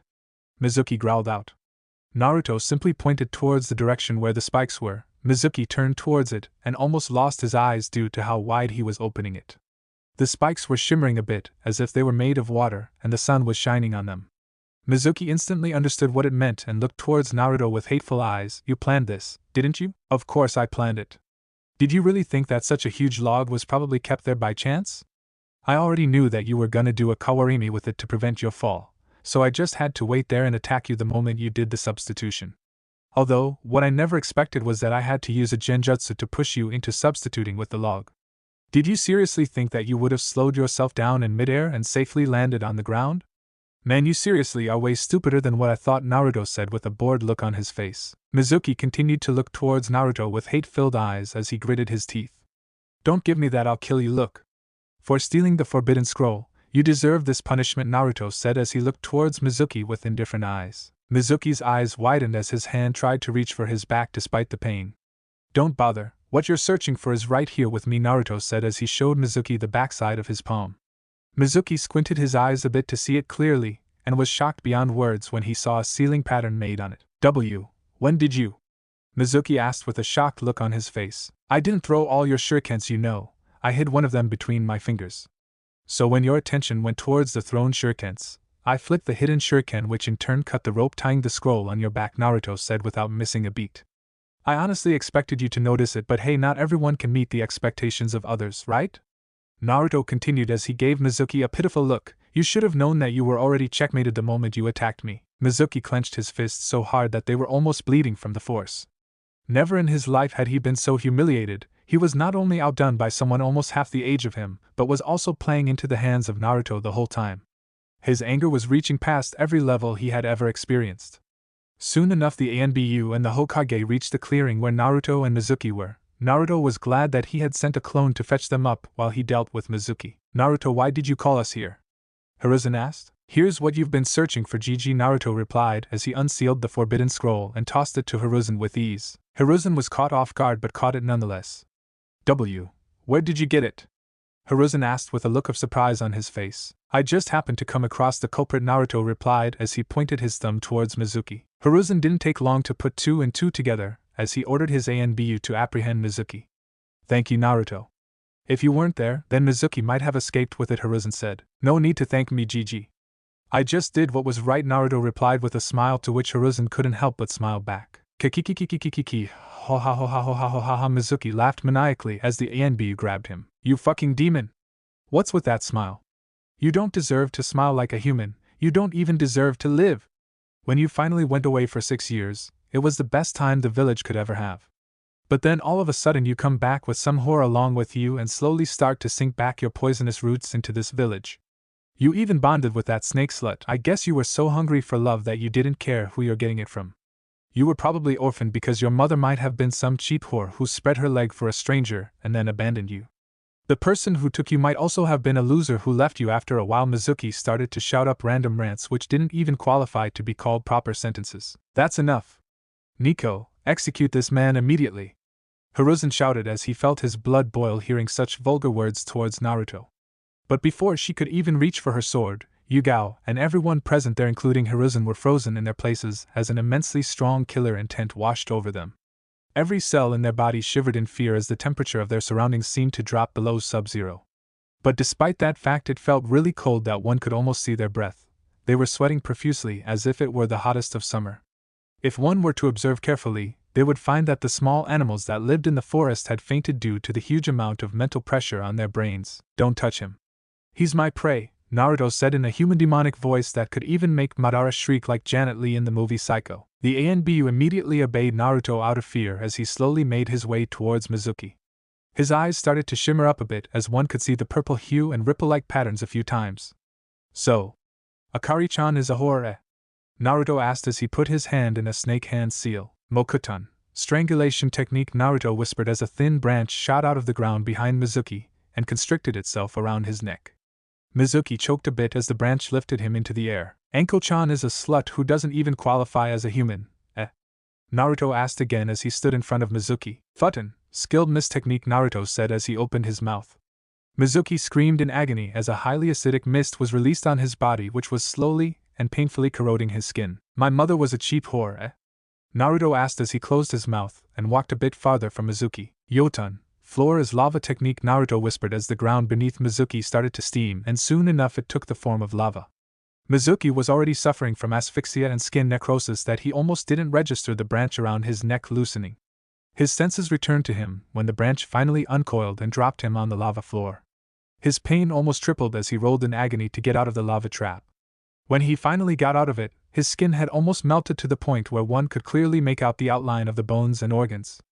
Naruto cancelled and walked towards Mizuki. Mizuki looked towards Naruto with so much fear in his eyes that his heart was almost tearing up the remaining skin due to how fast it was beating. The one who took me was a loser, eh? Naruto asked as he gritted his teeth a bit and used his Rinnegan to throw Mizuki's body high up in the air. Don't fuck with me! Naruto roared as he created multiple shadow clones which jumped up and surrounded Mizuki from all the sides like a dome. Crushing execution! Naruto screamed on top of his lungs. All of Naruto's clones gave a nod as they brought up their hands towards Mizuki, and in an accord that could only be seen in an a cappella group said in unison, Shinra Tensei. That was it for Mizuki. His body started distorting into unnatural shapes as he was finally crushed from all sides. Naruto's clones poofed out of existence as a bloody spherical pulp of flesh which used to be a human called Mizuki fell on the ground with a large thud. Naruto started panting as his anger slowly started to diminish. He turned around and started walking out of the forest without even looking into the eyes of the Hokage or Inbu. When he went away to a safe distance, the heavy pressure they were feeling disappeared as they took a breath of relief. Hiruzen slowly gained back his composure as he ordered his Anbu to dispose of the dead body. He also gave them a small warning stating to keep this incident a secret from the others. They instantly agreed since they didn't want to get on the bad side of Naruto. Flashback end. Naruto was lazily sitting on his desk with his friends and a self-proclaimed rival near him. Man, I can't believe Shino took 3rd place in the exams. Kiba whined a bit. It was to be expected, Kiba, Naruto replied. Shino is a really fast learner, and if I were to grade his strength on the battlefield then he would be around mid-Chunin level, Naruto continued. It's only because he is good at making those seals, Kiba said as he groaned. Naruto chuckled a bit since Kiba was really competitive, and was completely shocked when he learned that Shino easily beat him. Naruto was surprised too when he discovered that Shino had an aptitude towards Fuinjutsu. Shino had already mastered the 7th level of Fuinjutsu, which was fairly amazing for his age. Naruto-kun, what about me? Akari asked. You would be around high Chunin level, Naruto replied, to which Akari grinned. What about us? Kiba asked. Somewhere in between low to mid Chunin level, with Sakura being the only exception since she's high Genin level, Naruto replied without missing a beat. If only you had come earlier you might have been on par with me, Ino teased her best friend. Fine, I know I made a mistake of not accepting his training earlier, Sakura groaned as she felt embarrassed. But you can only improve from here, so work hard, Naruto assured her, to which she smiled. Alright, settle down now, Iruka said as he entered the class. Your team placements have finally been done, Iruka said as he waved a sheet of paper in front of him. Since only 10 students managed to pass the exam, it took a considerable amount of time for each jounin to select their desired candidates. Iruka continued as he brought the sheet in front of him. Team 7 consists of the following members: Shino Abirame, Sasuke Uchiha, and Kiba Inuzuka. Your sensei will be Kakashi Hatake, Iruka announced as Kiba groaned and complained about being on the same team as Sasuke. Iruka ignored the complaints and continued. Team 8 will consist of the following members: Hinata Hyuga, Sakura Haruno, and Akari Kagaya. Your sensei will be Kurenai Yahi. Team 10 will consist of the following members: Ino Yamanaka, Shikamaru Nara, and Choji Akimichi. Your sensei will be Asuma Saratobi, Iruka announced as the students had a look of confusion on their faces. What about Naruto, Iruka sensei? Kiba asked. Well, since Naruto is considered a prodigy among your generation, all of the jounins wanted Naruto on their team and none were backing out. So we decided to keep Naruto as a single support unit, which means that he can join any team in their missions, Iruka said as he remembered how the selection procedure quickly escalated into a heated debate. You know, Naruto, if you simply took the rank of a Chunin or possibly a Jounin, you could have avoided what happened during the selection procedure, Iruka said as he released a sigh. Naruto simply shrugged and replied that he had no interest in gaining that rank currently. Well then, Naruto, your sensei will be. Iruka continued but got interrupted when a ball of cloth came flying through the open window and got stuck on the wall with a kunai pinning it. The cloth opened up to reveal itself as a banner which read, The Hot, Sexy and Narukun's Future Wife. Anko Midarashi is here. In a small cloud of smoke, Anko stood in front of the banner with a huge grin on her face. Before anyone could say anything, Anko interrupted them. Now if you don't mind, I'll be taking my student. She quickly dashed forward and wrapped her arms around Naruto. Now you're mine, Anko whispered into Naruto's ear as she did a quick shunshin. It took around 3 seconds for the whole class to realize what just happened. That slithering snake. Akari fumed up in jealousy as she stood up to search for Anko and Naruto. Akari, don't go right now, your sensei will probably arrive in a few minutes, Iruka said as Akari grumbled and stomped her feet before sitting back on her desk. Hinata and Ino were also feeling really jealous of Anko, but they didn't voice their opinion like Akari. I'm seriously going to drink sake after I get out of here, Iruka thought as he rubbed his forehead. Training Grounds 43. Anko was lying on top of Naruto as they were engaged in a heavy makeout session. The wet sounds of their lips smacking resonated in the quiet forest as Anko rubbed her covered nether region on Naruto's thigh. The need for air finally broke their kiss as a thin and glistering thread of saliva formed between their lips. Aren't you getting a little too excited, sensei? Naruto asked with a small smirk. I've waited so long for this moment when we both are completely alone, and I'm not wasting a single second of it, Anko replied with glazed eyes as she engaged in another lip lock.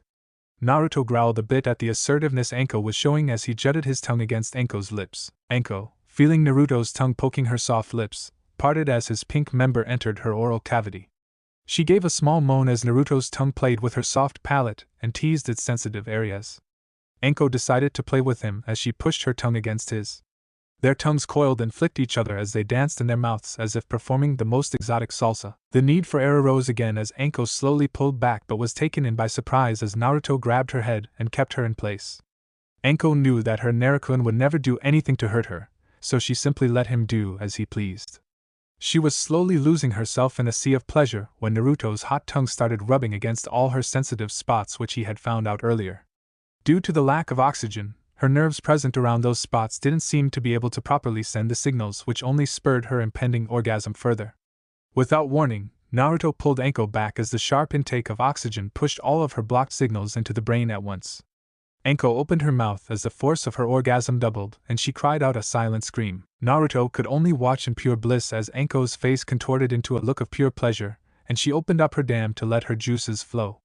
If it wasn't for her own bodysuit, Naruto was sure that she would have completely soaked his thighs. After coming out of her orgasmic bliss, Anko flopped into Naruto's chest with a satisfied look on her face as she panted heavily. That was amazing, Anko softly said in between pants. Ready for more? Naruto asked as he looked into Anko's light brown eyes. Maybe some other time, Anko replied as she let her sleep take over. Although Naruto wanted more, he chuckled and kissed her forehead as he remembered that Anko just came back from a mission late last night yesterday. Lay her off in the bed, will ya? Naruto said as he created a shadow clone and handed Anko to her. The clone gave a nod as it disappeared via Shunshin. Let's see how the others are doing, shall we? Naruto said to himself as he darted out to see his friends. Training Grounds 39. Asuma was currently dodging Choji's spiked human bullet tank with a huge smile on his face. He improved the Akimichi clan's human bullet tank version by wrapping kunai around his body. Not bad. His thoughts were cut short when he did a backflip to avoid the shurikens that were thrown at him. He grinned a bit when he saw Shikamaru standing at a distance with a few more shurikens in his hand. He may be the most active Nara that I've ever met, Asuma thought as he chuckled a bit. I still wonder though, where that Yamanaka girl went. Suetun, syrup trap, Ino said as she expelled chakra-infused water of high viscosity. She had finally succeeded in creating a parameter made up of this sticky liquid as planned.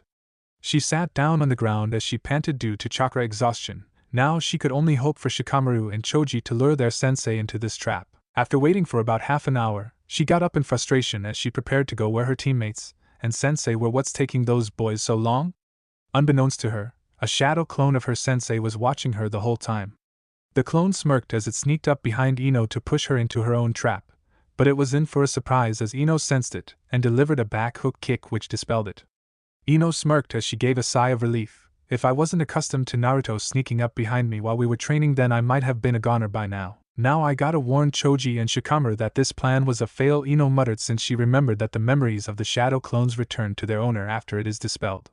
She had merely taken a step when all of a sudden she tripped and fell into the viscous liquid. Gah! What the hell?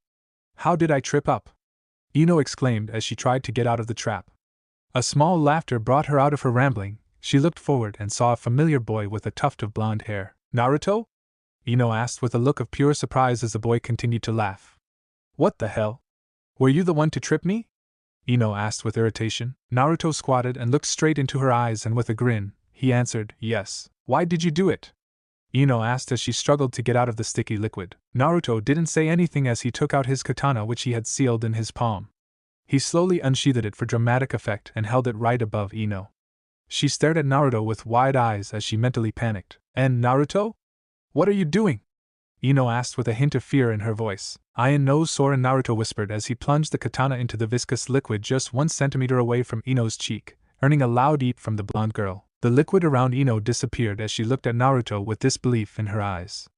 Before she could express her anger of being scared to death, Naruto picked her up and snaked his arms around her waist and pressed her back against his chest. You were spying on me 2 days prior, weren't you?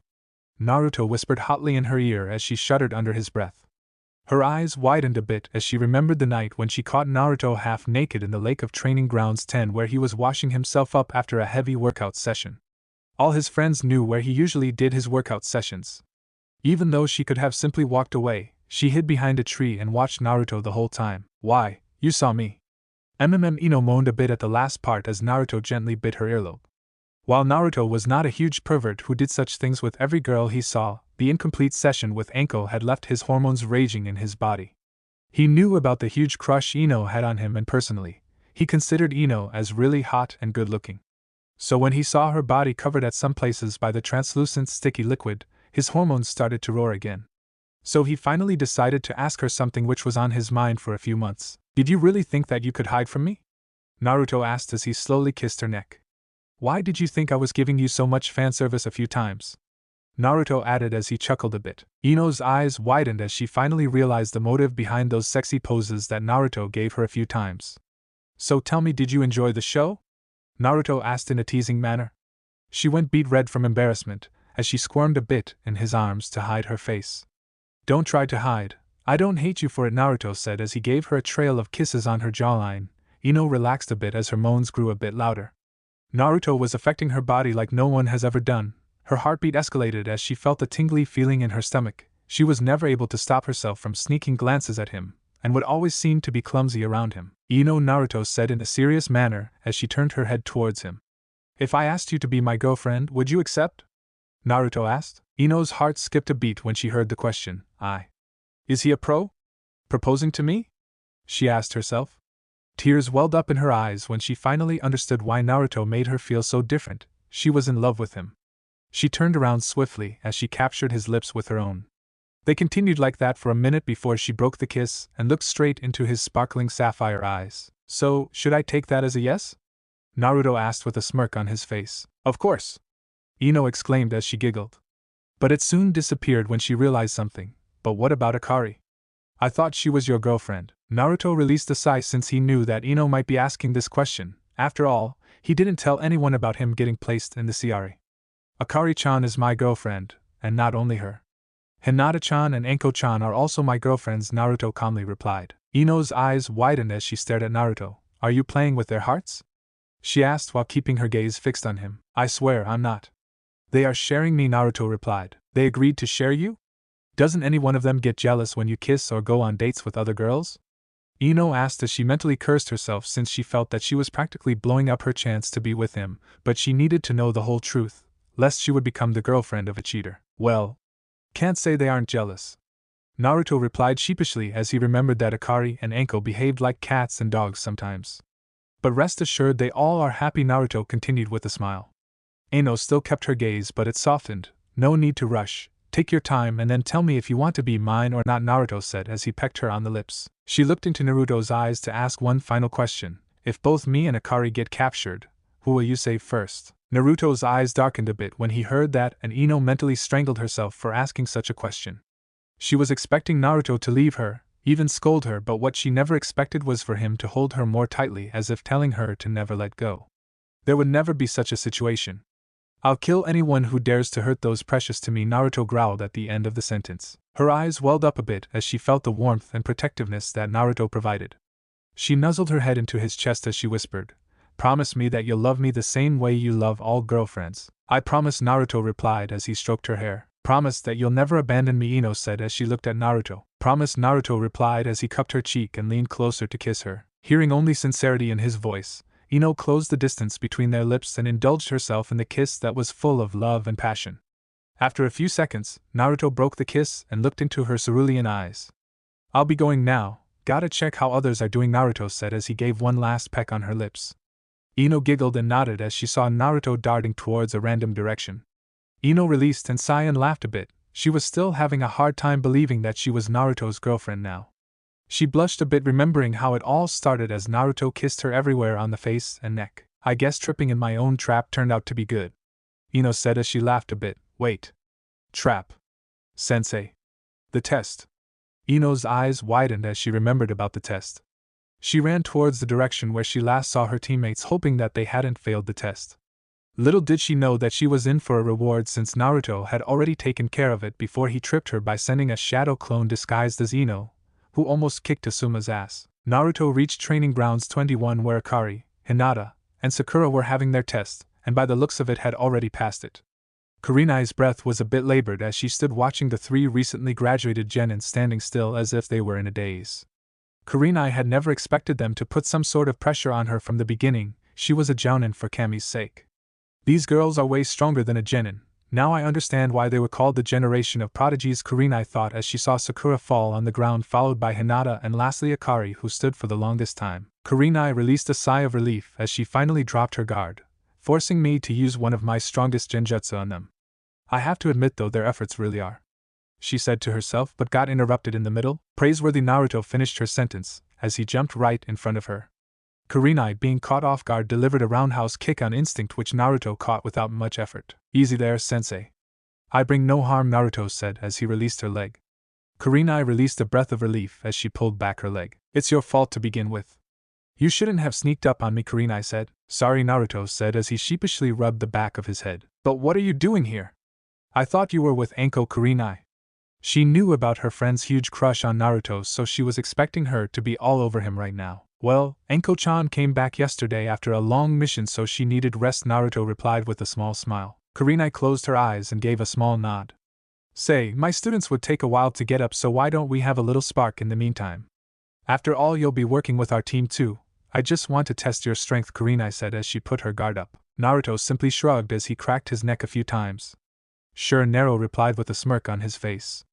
Even though Naruto was a freshly out genin, Kurenai knew from her experience that she should never underestimate her opponent, especially when her best friend Anko told her to always keep her guard up around Naruto. Ram Snake Tiger Ram. Naruto did these hand seals as a small group of shadow clones came into existence and charged at her. A group attack? Kurenai thought as she pulled out a kunai. "This is my newly developed technique to counter a kunoichi," Naruto shouted from behind the clones as there was another burst of smoke. "Oiro Gyaka Harima no Jutsu." Kurenai was having a hard time not to faint due to her nosebleed. In front of her was a group of attractive naked men who were looking at her with the "I want you" look. While there were many who believed that Kurenai hated perverts, and was disgusted by even the idea of thinking about sex, she had a healthy libido and, like every other healthy woman, wasn't disgusted by sex. So when Naruto gave her a glimpse of the dream that every woman wanted, aka their own harem, she was on the verge of blacking out. "Clam down, Kurenai. They are merely an illusion," Kurenai chanted in her mind as she closed her eyes to block any impure thoughts. "You shouldn't be like that, Kurenai-heim," one of the clones said as it caressed her cheeks. "Let us service you," another one added as it placed her hand on its chest. "Forever," all the clones said, striking the final nail in the coffin. Kurenai got blasted back by her nosebleed as she finally blacked out after hitting the ground. "Good job, guys," Naruto said to his clones with a grin. "And, Naruto-kun?" Naruto turned his head a bit and saw Hinata looking at him with a confused look, but her confusion was lesser if compared to Naruto, who saw Akari and Sakura still lying on the ground but with their nose bleeding. "Did they see my technique?" Naruto thought, since both the girls were smiling a bit. "But if they did, then why didn't it affect Hinata?" he pondered. The clones might have understood the confusion of their creator as they rushed forward and started smoothly talking to Hinata. But to Naruto and his clone's surprise, she dispelled them all with a kunai. "This technique doesn't affect Hinata?" Naruto thought in shock, since he was pretty much sure that this technique didn't have any flaws. "Of course it won't affect that Yandere girl," young Kurama said as a matter of fact. "What do you mean by that?" Naruto asked. Would you please elaborate?" young Kurama said. "Well, according to this book on Yandere, it seems she only has her eyes on the person she loves. Other boys are worth a penny," in front of her, said as he adjusted his fake reading glasses. "What's a penny?" Naruto asked, since he had never heard of it before. "Ignore the penny part, the point is that your technique won't affect her since she only has eyes for you," Young said. Naruto thought for a bit as he finally devised a plan. "If she only has her eyes for me, then this might work against her." Naruto created another group of shadow clones and they rushed towards Hinata. Another burst of smoke enveloped them. Oiroke Naruto Gyaka Harima no Jutsu. When the smoke finally dispersed, instead of different types of males, there were only naked Naruto surrounding Hinata. And just like Naruto predicted, she blacked out instantly with a powerful nosebleed that left any other he had ever seen before in dust. "That's a lot of blood. I hope she's okay." Naruto is a bit concerned about the blood loss. Kakashi will probably keep his test tomorrow, given his personality, he thought with a sigh. "Well, I guess I'll go see Anko then," Naruto muttered as he did a shunshin to his house. Thanks for listening. I do hope you enjoy it. Turn on that bell notification. Like, subscribe, and comment down below. And also check out the others' videos I have created and enjoyed it. See you guys next video.